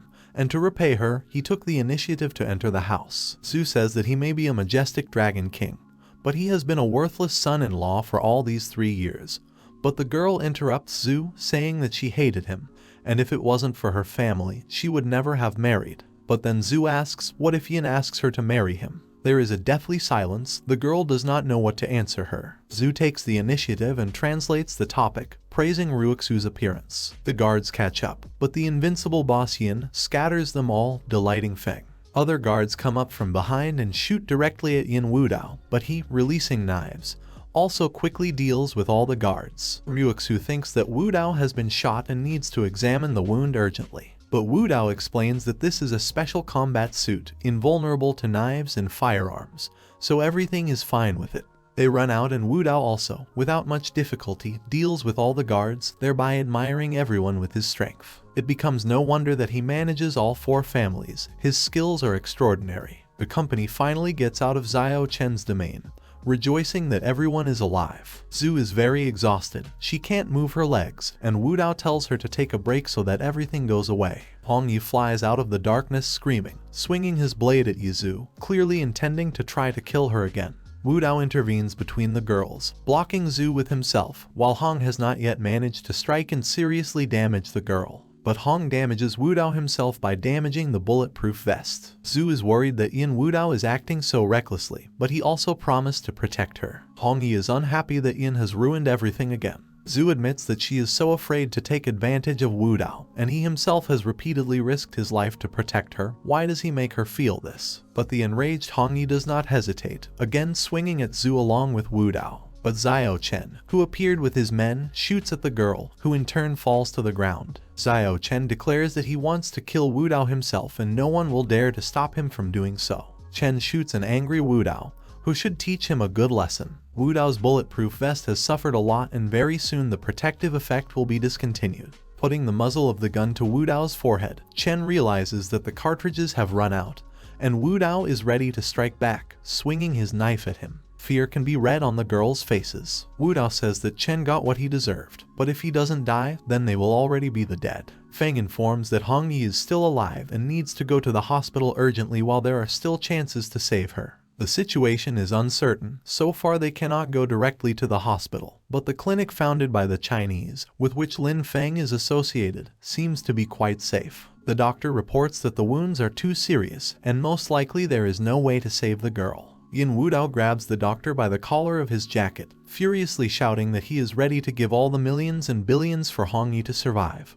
But alas, Feng somehow pulls the angry and worried Wudao away from the doctor, telling him to calm down, because his reckless behavior in this situation will not solve anything. Yin exhales, trying to calm down and pull himself together. Ryuxu is surprised at how carefully Wudao treats girls, but Zhu thinks that he attaches more importance to friendly relations. Wudao tells everyone to come back tomorrow morning, and now they can leave while he tries to save Hong on his own. Whether it works out or not depends on tonight. They leave, and Wudao develops a treatment plan. Although he had not performed operations before, he had already combined the capabilities of modern medicine and 13 needles of the demonic gate. Of course this should save her. 13 demon gate needles is a method of acupuncture and moxibustion treatment used in traditional Chinese medicine. First, he will use needles to normalize the pulse, which will significantly increase the probability of success of the operation. He puts on a medical mask, gloves and gets to work. Hong Yi is weak, but conscious, says that she did not think that Wudao also knows how to operate. He does not look like a major at all. Wudao tells her not to say anything and save her strength, as she has lost a lot of blood, because there is no plasma here, so there is a possibility that her blood pressure may not stand up. Hong Yi says that there is no escape from fate, at least she will not die at the hands of Yizhu. Although Yin does not understand what the irreconcilable enmity between these two is, she offers to discuss everything after she wakes up. He wants to take off her jacket, but she suddenly grabs his hand. Tears and embarrassment fill her eyes. After all, she had just praised him, and he immediately dropped his mask. Hong Yi thinks Yin decided to just take advantage of her while she's not dead yet. But Wudao explains that the fragments from the shotgun are quite scattered, and there are still a few dozen left inside. He has to look at everything carefully to pull them all out. After pulling out all the parts of the bullets, he exhales with relief, but immediately gets scared. Hong Yi is unconscious. She has had hemorrhagic shock and needs to replenish blood as soon as possible. The girl, waking up, is surprised. She thought that, having lost so much blood, she would definitely not survive. She sees and understands that she has had a blood transfusion. Only yesterday it seemed to her that this was some kind of tiny clinic. How could there be blood for transfusion? Finally recovering, Hong sees that Wudao used his blood for transfusion. The girl shakes him by the shoulder, saying that he urgently needs to sleep. Hong, realizing that Wudao had operated on her all night and transfused her blood in order to save her. The level of her sympathy for Wudao has increased. Wudao, seeing such a girl's sympathy, immediately begins to flirt with her. Hong was very embarrassed by such a sharp pressure from Wudao. She, picking up a knife from the bed, tells him not to approach or she will be very rude to him. But the knife immediately falls, and Wudao pulls the girl closer to him, involving her in a kiss, then hugging and picking her up in his arms, carries her to bed. The system says that the level of sympathy of Hong Yi has reached the 100 mark, and the task to raise the level of the location of the beloved daughter of heaven Hong Yi has been completed. Wudao gets 5 points of Heaven's Pride and the ability to wield all 18 weapons. When the total number of Heaven's Pride points reaches 16, the conditions for obtaining the title of Count will be met and the system will start updating automatically. At the same time, we are introduced to the mountains of China and the Yunzhong Monastery, inside which the head of the monastery, Yunzai prays. The man says that things are bad. The founder of the Taoist school shed tears, so an unclean spirit came into the world to sow chaos on earth. The man says that he has not met with such a sinister force for a long time, no matter how he came to take possession of the heavenly Tao. The demon was born near the shores of the dragon's tail and should not have such power. Then where did this aura come from?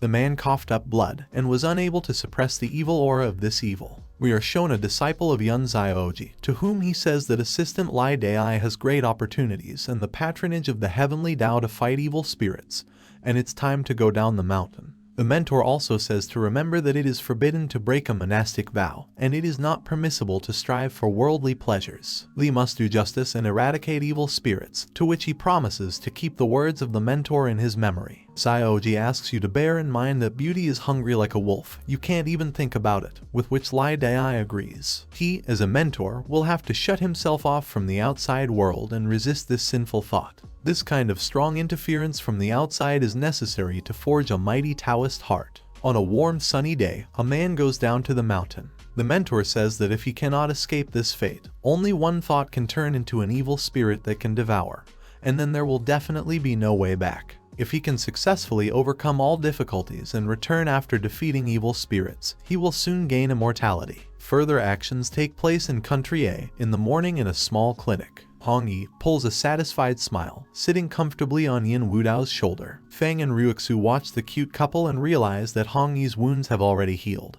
But the girl's mind has clearly gone, because this sugary sweet smile does not leave her face for a second. Yin Wudao asks to leave the girl alone, and says that Hong will not be able to harm Yizu anymore. Now the main task is to negotiate the acquisition of lithium ore. Ryuxu says that there is a clue in this regard, but she does not know exactly what to do. Wudao assumes that the girl is talking about the inheritance of the Dragon King's palace. Ryuxu says that she could not even think that this palace owns assets worth hundreds of billions. Besides, now it is Ryuxu who is the sole heiress, and the lawyer has called her several times, but she has no idea what to do. Zhu notices that Ryuxu is now the richest girl in China. Yin Wudao asks, what does all this have to do with lithium ore? The girl also explains that the Dragon King's palace owns half of the shares of the Lithium Ore Alliance, and which owns the largest lithium mines in country. If they can get them, then they won't have to buy. Wudao thinks, what's the problem? Isn't it just not enough to inherit the palace? The indignant girl says that she is not as shameless as Yin Wudao, because only yesterday she watched Xiao Chen's death with her own eyes. Wudao explains that despite the fact that the Dragon King's palace has plenty of assets, her right to property does not mean that Ryuxu can really inherit it, plus everything. Even if the girl receives an inheritance, she is unlikely to be able to use it.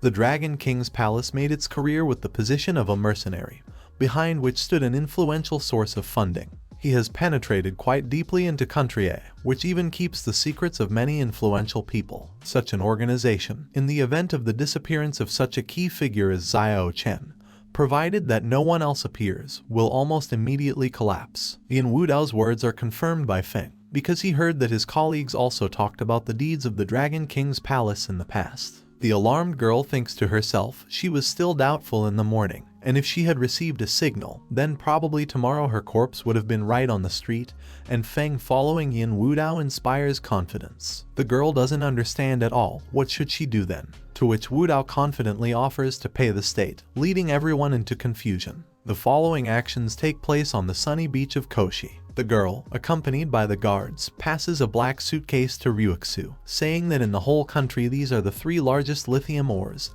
They are her reward. This girl is very grateful to Ryuxu, and the relevant authorities will never forget the contribution she made. If she ever needs help, Ryuxu can always turn to them. The same girl thanks Yin Wudao for mediating in this case. She also says that he deserves to be the grandson of the old leader, although the girl claims that she treated Wudao very biased. But he prefers not to think about the past, just from now on she should treat him better. The girl smiles shyly, saying goodbye to Yin Wudao. Feng asked, why didn't he tell about Xiao Chen? To which Wudao replies that there is absolutely no hurry and he has a great plan. Wudao ponders. Lu Man has experienced all the male roles and has remained steadfast for a long time. She just can't help but have heaven's pride points. He indulges her and allows her to be in debt to him, and when the time comes, he will help her remember Qin Tian and Xiao Chen to see how she can repay. Ryuxu hands him a black suitcase, stating that these lithium ores belong to him. But Yin refuses, saying that he is absolutely not interested in money, because from birth he had enough money, and so much that it is impossible to spend. Yin came abroad to buy lithium ore because he thought it was quite fun to make money on foreigners, because he was interested in fun. Ryuxu says that he does not understand in any way, since he does not like money, so why did he get a mistress? Nevertheless, the level of her sympathy for Wudao increases. A massacre is unfolding under the palm leaves, and every week on this beach, the main shareholder of the Lithium Ore Alliance demonstrates his strength. They are the main shareholder of the Lithium Ore Alliance. They have already fought with 19 people, but no one has been able to defeat him. They say that the reward for the victory is 10 million. Even if the fight ends in a draw, it will still be considered their victory. But people are not thrilled with such an offer, raising their hands in fear as a sign of surrender. Approaching them, Wudao sentences that the money is not enough and so uninteresting. To which the man in response asks if he will risk challenging him if he raises the bet to hundreds of millions. But Wudao says he won't dare, but his bodyguard can fight. They raise the bid of 100 million and swing at Feng, who flies away, clearly not expecting that they will have such strength. Watching, Wudao realizes that even though Lin Feng is strong, he still cannot be compared to Oni, because he is known as a kangaroo and is a famous boxing champion in Country A. They demonstrate their signature Hurricane Strike. There is no one capable of withstanding a wave of hurricane strikes. But Feng stood firm, and even managed to strike back and took a draw. Feng thinks to himself, fortunately, last time Wudao gave him a pill for a surge of energy. If it wasn't for her, he wouldn't have been able to stop him. They are incredibly angry. But Wudao intervenes, saying that, as agreed, if there is a draw, then he pours out the money. He is not going to break his promise. Wudao gloats, increasing Oni's anger. The blonde man says that he wants to fight Yin Wudao, but he replies that he does not know how to fight. They absolutely don't care. He wants to fight Wudao and immediately swings at him. Then the one who evades Oni's blow puts forward the condition that if Yin beats him, he sells the right of a shareholder of the Lithium Ore Alliance. The man gives his word, which Wudao, of course, counted on. Yin uses the Fist of the Rising Dragon on them, slaying him. Kneeling, they weakly mutter that Wudao is only pretending to be a weakling. But would he have been able to win if Yin hadn't been pretending? They understand that he will not be able to withstand such a blow. Wudao also adds that if he were not so lenient, the blow could be fatal for that. They sign papers for the ownership of his shares in the alliance, which is not so big due to the fact that the princess does not really like boxing. Wudao gives them a pill to heal. They feel a surge of powerful strength, and Yin asks his newly made comrade to take him to the princess. Accompanied by Oni, Wudao and Feng arrive at the huge princely palace. He also explains that it is customary to conduct searches in the palace, so the guards at the entrance search them thoroughly. The blonde-haired man says that there is nothing to worry about. He is on good terms with the princess, but at this moment the guards are pointing all their weapons at them. The princess herself comes out, of course, apologizing for such a not very warm welcome. But she also knows that Wudao and Feng killed her beloved Xiao Chen and she will definitely make them pay for it. Feng's heart started up and started beating faster at the very sight of the princess. He clearly had his eye on her, and Wudao thinks, why not help his friend? They say, addressing Princess Lin, that Mr. Wudao is very cool and is able to take the place of Xiao Chen. Advises her not to jump to conclusions, but to think it over carefully. But Lin indignantly replies that maybe he can take the position of Xiao Chen in society, but he will definitely not be able to take this place in her heart. But Wudao uses one of his abilities and Lin immediately begins to feel dizzy. Yin approaches the girl, saying that he is her father. Lin is even more indignant. Then why did her father kill her Xiao Chen? Wudao takes matters into his own hands, convincing the girl that she never liked Xiao Chen. But she loves Lin Feng, and they had the most romantic meetings, dancing around the campfire. fun in the vineyard, sunrise. The Lin rushes into Feng's arms. The guy is insanely embarrassed by such a surprise and does not understand what to do. Wudao also convinces the girl to sign the papers. Feng asks, has the girl changed too much? Yin explains that this will soon pass because golden pupils are only an external factor, so it depends only on Feng whether he wins Lin's heart or not, and if problems arise, he will have to leave. This family is not to be trifled with. After signing the papers and giving them to Wudao, the girl immediately sticks to Feng, and Yin suggests that he stay here and rest for a few days, at the same time helping Ryuxu with the lithium ore alliance. Turning to the giggling Lin, Feng says that love seems to send a current through him all over his body, but his monologue is interrupted by Yin Wudao, who transfers his energy to him. Feng stays at the prince's palace, saying goodbye to Wudao. They admire Yin Wudao's strength and say he is the most powerful hypnotist he has ever met. Wudao hypnotizes Oni himself, convincing him that the princess and Feng fell in love with each other at first sight. They were immediately drawn into the river of love, and they witnessed it together. Yin Wudao, along with Hongyi, Zhu and Ryuxu, arrived at the airport to be sent back. Wudao explains that Feng is currently having fun with a rich girl, so he is not with them. Finally, the heroes flew back to their city. At this time, Ryuxu is deeply thinking about the past trip, and that in it they managed to get the largest lithium ore alliance in the world with a minimum amount of costs. And they returned with a very rich booty. Only an inexplicable sadness lurked in the girl's heart, and this does not please her at all. Izu also harbored sadness in her soul, and despite the fact that Yin Wudao helped her get rid of Hongyi's persecution, and she should be happy that nothing threatens her anymore, but she can't, as long as she understands that she remains in debt to Wudao. At the airport, Hongyi meets Yang Fan with a bouquet of red roses. The confused girl explains to Wudao that Fan just saved her life, but he replies that he understands everything. Hongyi approaches the man and urges him not to give her bouquets and not to be so affectionate with her, because she worries that Yin may misunderstand everything. The stunned guy does not fully understand everything. He is sure that Sister Hong will not listen to him and will definitely resist, but she willingly agrees to go with Wudao, jumping into his arms. A bouquet of red roses falls to the cold floor along with a frustrated Yang Fan, who does not understand.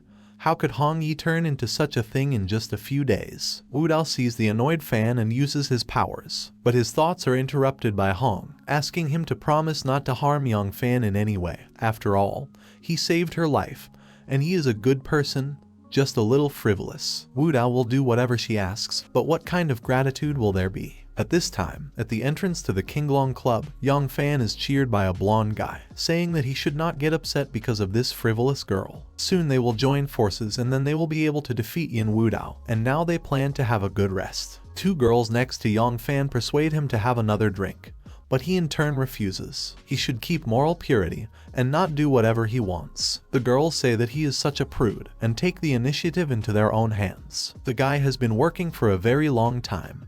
Is there anything wrong with relaxing a little? The police rush into the room from the foot, asking what they are doing here and starting to search the whole room while shocked people are trying to recover. Without clothes, they are taken out of the room. A lot of people gathered around this scene, recognizing Dr. Yang Fan, remembering all the bad rumors about him, simultaneously fixing everything on the cameras. Looking out the window, Hongyi notices a picture of Yang Fan being arrested. She couldn't even think that Fan would turn out to be such a person. But Wudao says that as a man, he understands him. A brilliant doctor who has just arrived from the backwoods, found himself in a heavenly place with a lot of opportunities and entertainment. With so many temptations, you can easily lose your head if you do not have a firm character. The tabloid informs that Yang Fan's reputation has been ruined and the capture of Heaven's Pride Points has begun. An attack has occurred. The capture of Heaven's Pride Points is impossible. Two men are talking in a police truck. Yang Fan is told that his brow point has turned black, and the Niwen Palace, the so-called area inside the head, is open. This is a harbinger that luck is leaking from him, and probably Fan has recently encountered some trouble. Fan replies that he gives up, because whatever he does, everything is going extremely badly.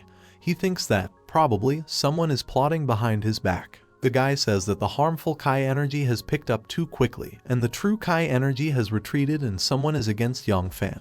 A person who is plotting evil is quite dangerous and is able to obscure the bright sky and the bright sun, because he is incredibly strong that the true Kai energy of Wu Fan is not able to reach heaven. Jan asks, is he so calculating that he can predict what problems are expected today? Dea says that he went to the Qinglong Club not to get close to beautiful women, but to destroy demons, and did not think that he would face such a situation. Above Yongfan's head, a red portal suddenly appears, from which a lady appears, obeying Yin Wudao. Dea notices the evil spirit and drives her away from Yongfan. She finds herself in Wudao's room in a not particularly opportune moment. The girl tells him that she found the reason why it didn't work out to grab the points of the Pride of Heaven, because there was a man with great abilities next to Yongfan. He guards his luck. It seems to her that this person is a Taoist with deep Taoist teachings. Since Wudao is busy with Hongyi, he reschedules this dialogue. Yongfan and Dao are finally being released. Fan thanks him for today's protection and care, but it's not difficult for him, because it was thanks to Fan that they managed to avoid prison. Yang represents the person who helped them out today, Chairman Ma Fuma. Jan says that he once helped the chairman to get rid of his illness, and that's how they met. Ma Fuma says that he has heard that the mentor is pretty good at what he does, and that Ma has recently encountered some kind of problem. He invited all the famous monks of Jiangnan, but so far to no avail, so he turns to Dayo with a request. Tao begins to tell a lot about Ma Fuma's life, that in his early years he lost his father, and that his problems are connected with his father, and in order to solve them, it is necessary to move his father's grave or dig up the body itself. And then Ma Fuma shared that his father died without a place for burial, and the other day he came to Ma in a dream and gave a parting word, said that it was necessary to return his remains. Ma begs Tao for help, to which he says that it's nothing and tomorrow, in less than 3 hours, he will find the burial ground of Father Ma Fuma. Ever since Yin took possession of the 13 needles of Yongfan's demon gate, there has been no progress in Jai's house. Apparently someone really interfered. Wudao calls the secretary, asking to make inquiries. The girl comes in, saying that she found out that the one who freed Yongfan was a certain Ma Fuma, and also a Taoist named Lai Dea helped him. And tomorrow they are going to open a temple to find the burial place of Ma Fuma's father. Wudao understands that the one who is able to harm Ms. Su is not an ordinary person. Most likely it is a heavenly mentor. The girl says that these heavenly mentors are not so simple. They may have the gift of foresight and the power of the Tao, and wouldn't it be better to get rid of it? Yin replies that this is not necessary, because he has risen to the title of Count, so he can measure strength with him. Leaving the room, Wudao offers Xiaomi to have dinner at his house, and the maid will cook something delicious especially for her, for such a tempting offer. Of course, Xiaomi agrees, because the girl loves swallow nests in syrup from the maid Wu. From around the corner, Ryuxu is watching this couple. She assumes that the two have no romance, because they both left so quickly. The girl thinks that Yin is really not sincere with her, just pretends that he doesn't care about money, but forces Xiaomi to spy on Ruo so that she reports absolutely everything about her. The girl's sympathy for Wudao is decreasing. She does not understand why he treats her so, because she is completely open to him. Wudao, along with Xiaomi, returns to his villa by the coast. They are met by Qingya, who takes off his jacket from Wudao, asking, why did he begin to appear so rarely at home? Qingya also asks Xiaoming, why doesn't she ask Wudao to give her a simpler job? But the girl, smiling good-naturedly, replies that everything is fine. Sitting down at the table, Xiaoming is outraged that Wudao somehow trusts Jiang Ryuxu too much and even instructed her to look after all the assets. So she should not be left unattended. But what if she decides to take it all into her hands? Qingya replies that Wudao is the only one for whom there are absolutely no prohibitions, who in his right mind will hire a stranger, which Xiaoming also agrees with. A girl intervenes in their conversation, telling them that this time Ryuxu took first place in the 10 Best Young People competition, and in Giant City she is also known for her aspirations to get what she wants right away. Xiaoming asks the girl about streaming because she is now the best in this business. 3 girls giggle at the table, chatting sweetly. Wudao, who came to their dining room, asks what kind of drama they have arranged here, privately calling them a bunch of gossips. Sitting down at the table, Yin shows the streamer the video and asks him to publish it. It was worth taking her with you to Country A, because Wudao has only 800,000 reputation points left. It's not even enough for anything. The girl reports that she has eaten enough and leaves to mount the video. Xiaoming, being very interested in streaming, asks her to look at the editing process, and she agrees. In a special computer room with a lot of equipment, the girls are watching a video clip. The streamer says that this is all a production, like a regular web series, and the whole hail of bullets on the video is fake. Xiaoming thinks to herself, if she only knew what Yin Wudao had to go through as a child, she wouldn't believe that the video was just fake. The girl uploads the video to the network, where a lot of likes, donations, and comments immediately appear. This shocked Xiaoming. She did not expect that her boss had so many subscribers, so they are also loyal fans. At dawn the next day, Yin Wudao, putting on his white shirt and buttoning the sleeves of his jacket, Yin intends to meet with the Heavenly Mentor today. A small group of people gathered near the Heavenly Mentor on a sunny beach, watching his actions. The wind makes green leaves swirl all over the beach. The Heavenly Mentor begins his ritual of searching for the burial place of Father Manhwa by delivering his speech. 3 solar waves filled with the human spirit and thunderclaps brought Li Dao here. In the name of justice, the Heavenly Mentor does not weaken his will before evil spirits, engaging in battle with the Milky Way. To perform the ritual, a drop of blood of a loved one is needed, and Manhwa provides his blood to Tao for this ritual. Taking advantage of her and the spirit, it will be possible to ascend to heaven and descend into the ground, and all failures will be avoided. From the paper with Manhwa's blood, Tao makes a paper crane, which is a talisman, and go in search of the burial place of Manhwa's father. Yin Wudao, hiding behind a tree, watches what is happening, thinking that he did not expect this man to be so good at Taoist magic. Manhwa shouts that the paper talisman has gone to the bottom, but Tao says that it's okay and you can get it, but it looks like they are already in the right place. Divers who found the right place in the depths of the sea. Manhwa praises the Heavenly Mentor, saying that if Li Dao needs anything, he will not refuse him in any case. The girl who appeared behind Wudao says that it looks like this time Yin seems to be afraid of a worthy opponent, but he replies that he is absolutely fine. But it would not hurt for her to hide, because the Heavenly Mentor can target her. But Tao already feels the energy of harmful Kai, and does not understand, why does he feel such a strong harmful Kai energy? Is there an evil spirit somewhere close? Yang Fan, standing nearby, sees Li Dao's penetrating gaze, and explains that the man standing at a distance is Yin Wudao, the main major and playboy of Jiang City, fully justifying his name as the real villain of Jiang City, deceiving men and taking women with his strength. Disturbed by this sinister energy, the Heavenly Mentor says that it is his job to fight evil and defend moral principles. Opening the eyes of heaven, he says that if this person is really an evil spirit, Li Dao will not be able to let him walk free in peace. The true Kai energy is carried out, the dragon spirit is powerful, and the Heavenly Mentor understands. This man, the heavenly dragon of the 8 races, descended from heaven. Surprised, Yang Fan hardly believes Li Dao's words.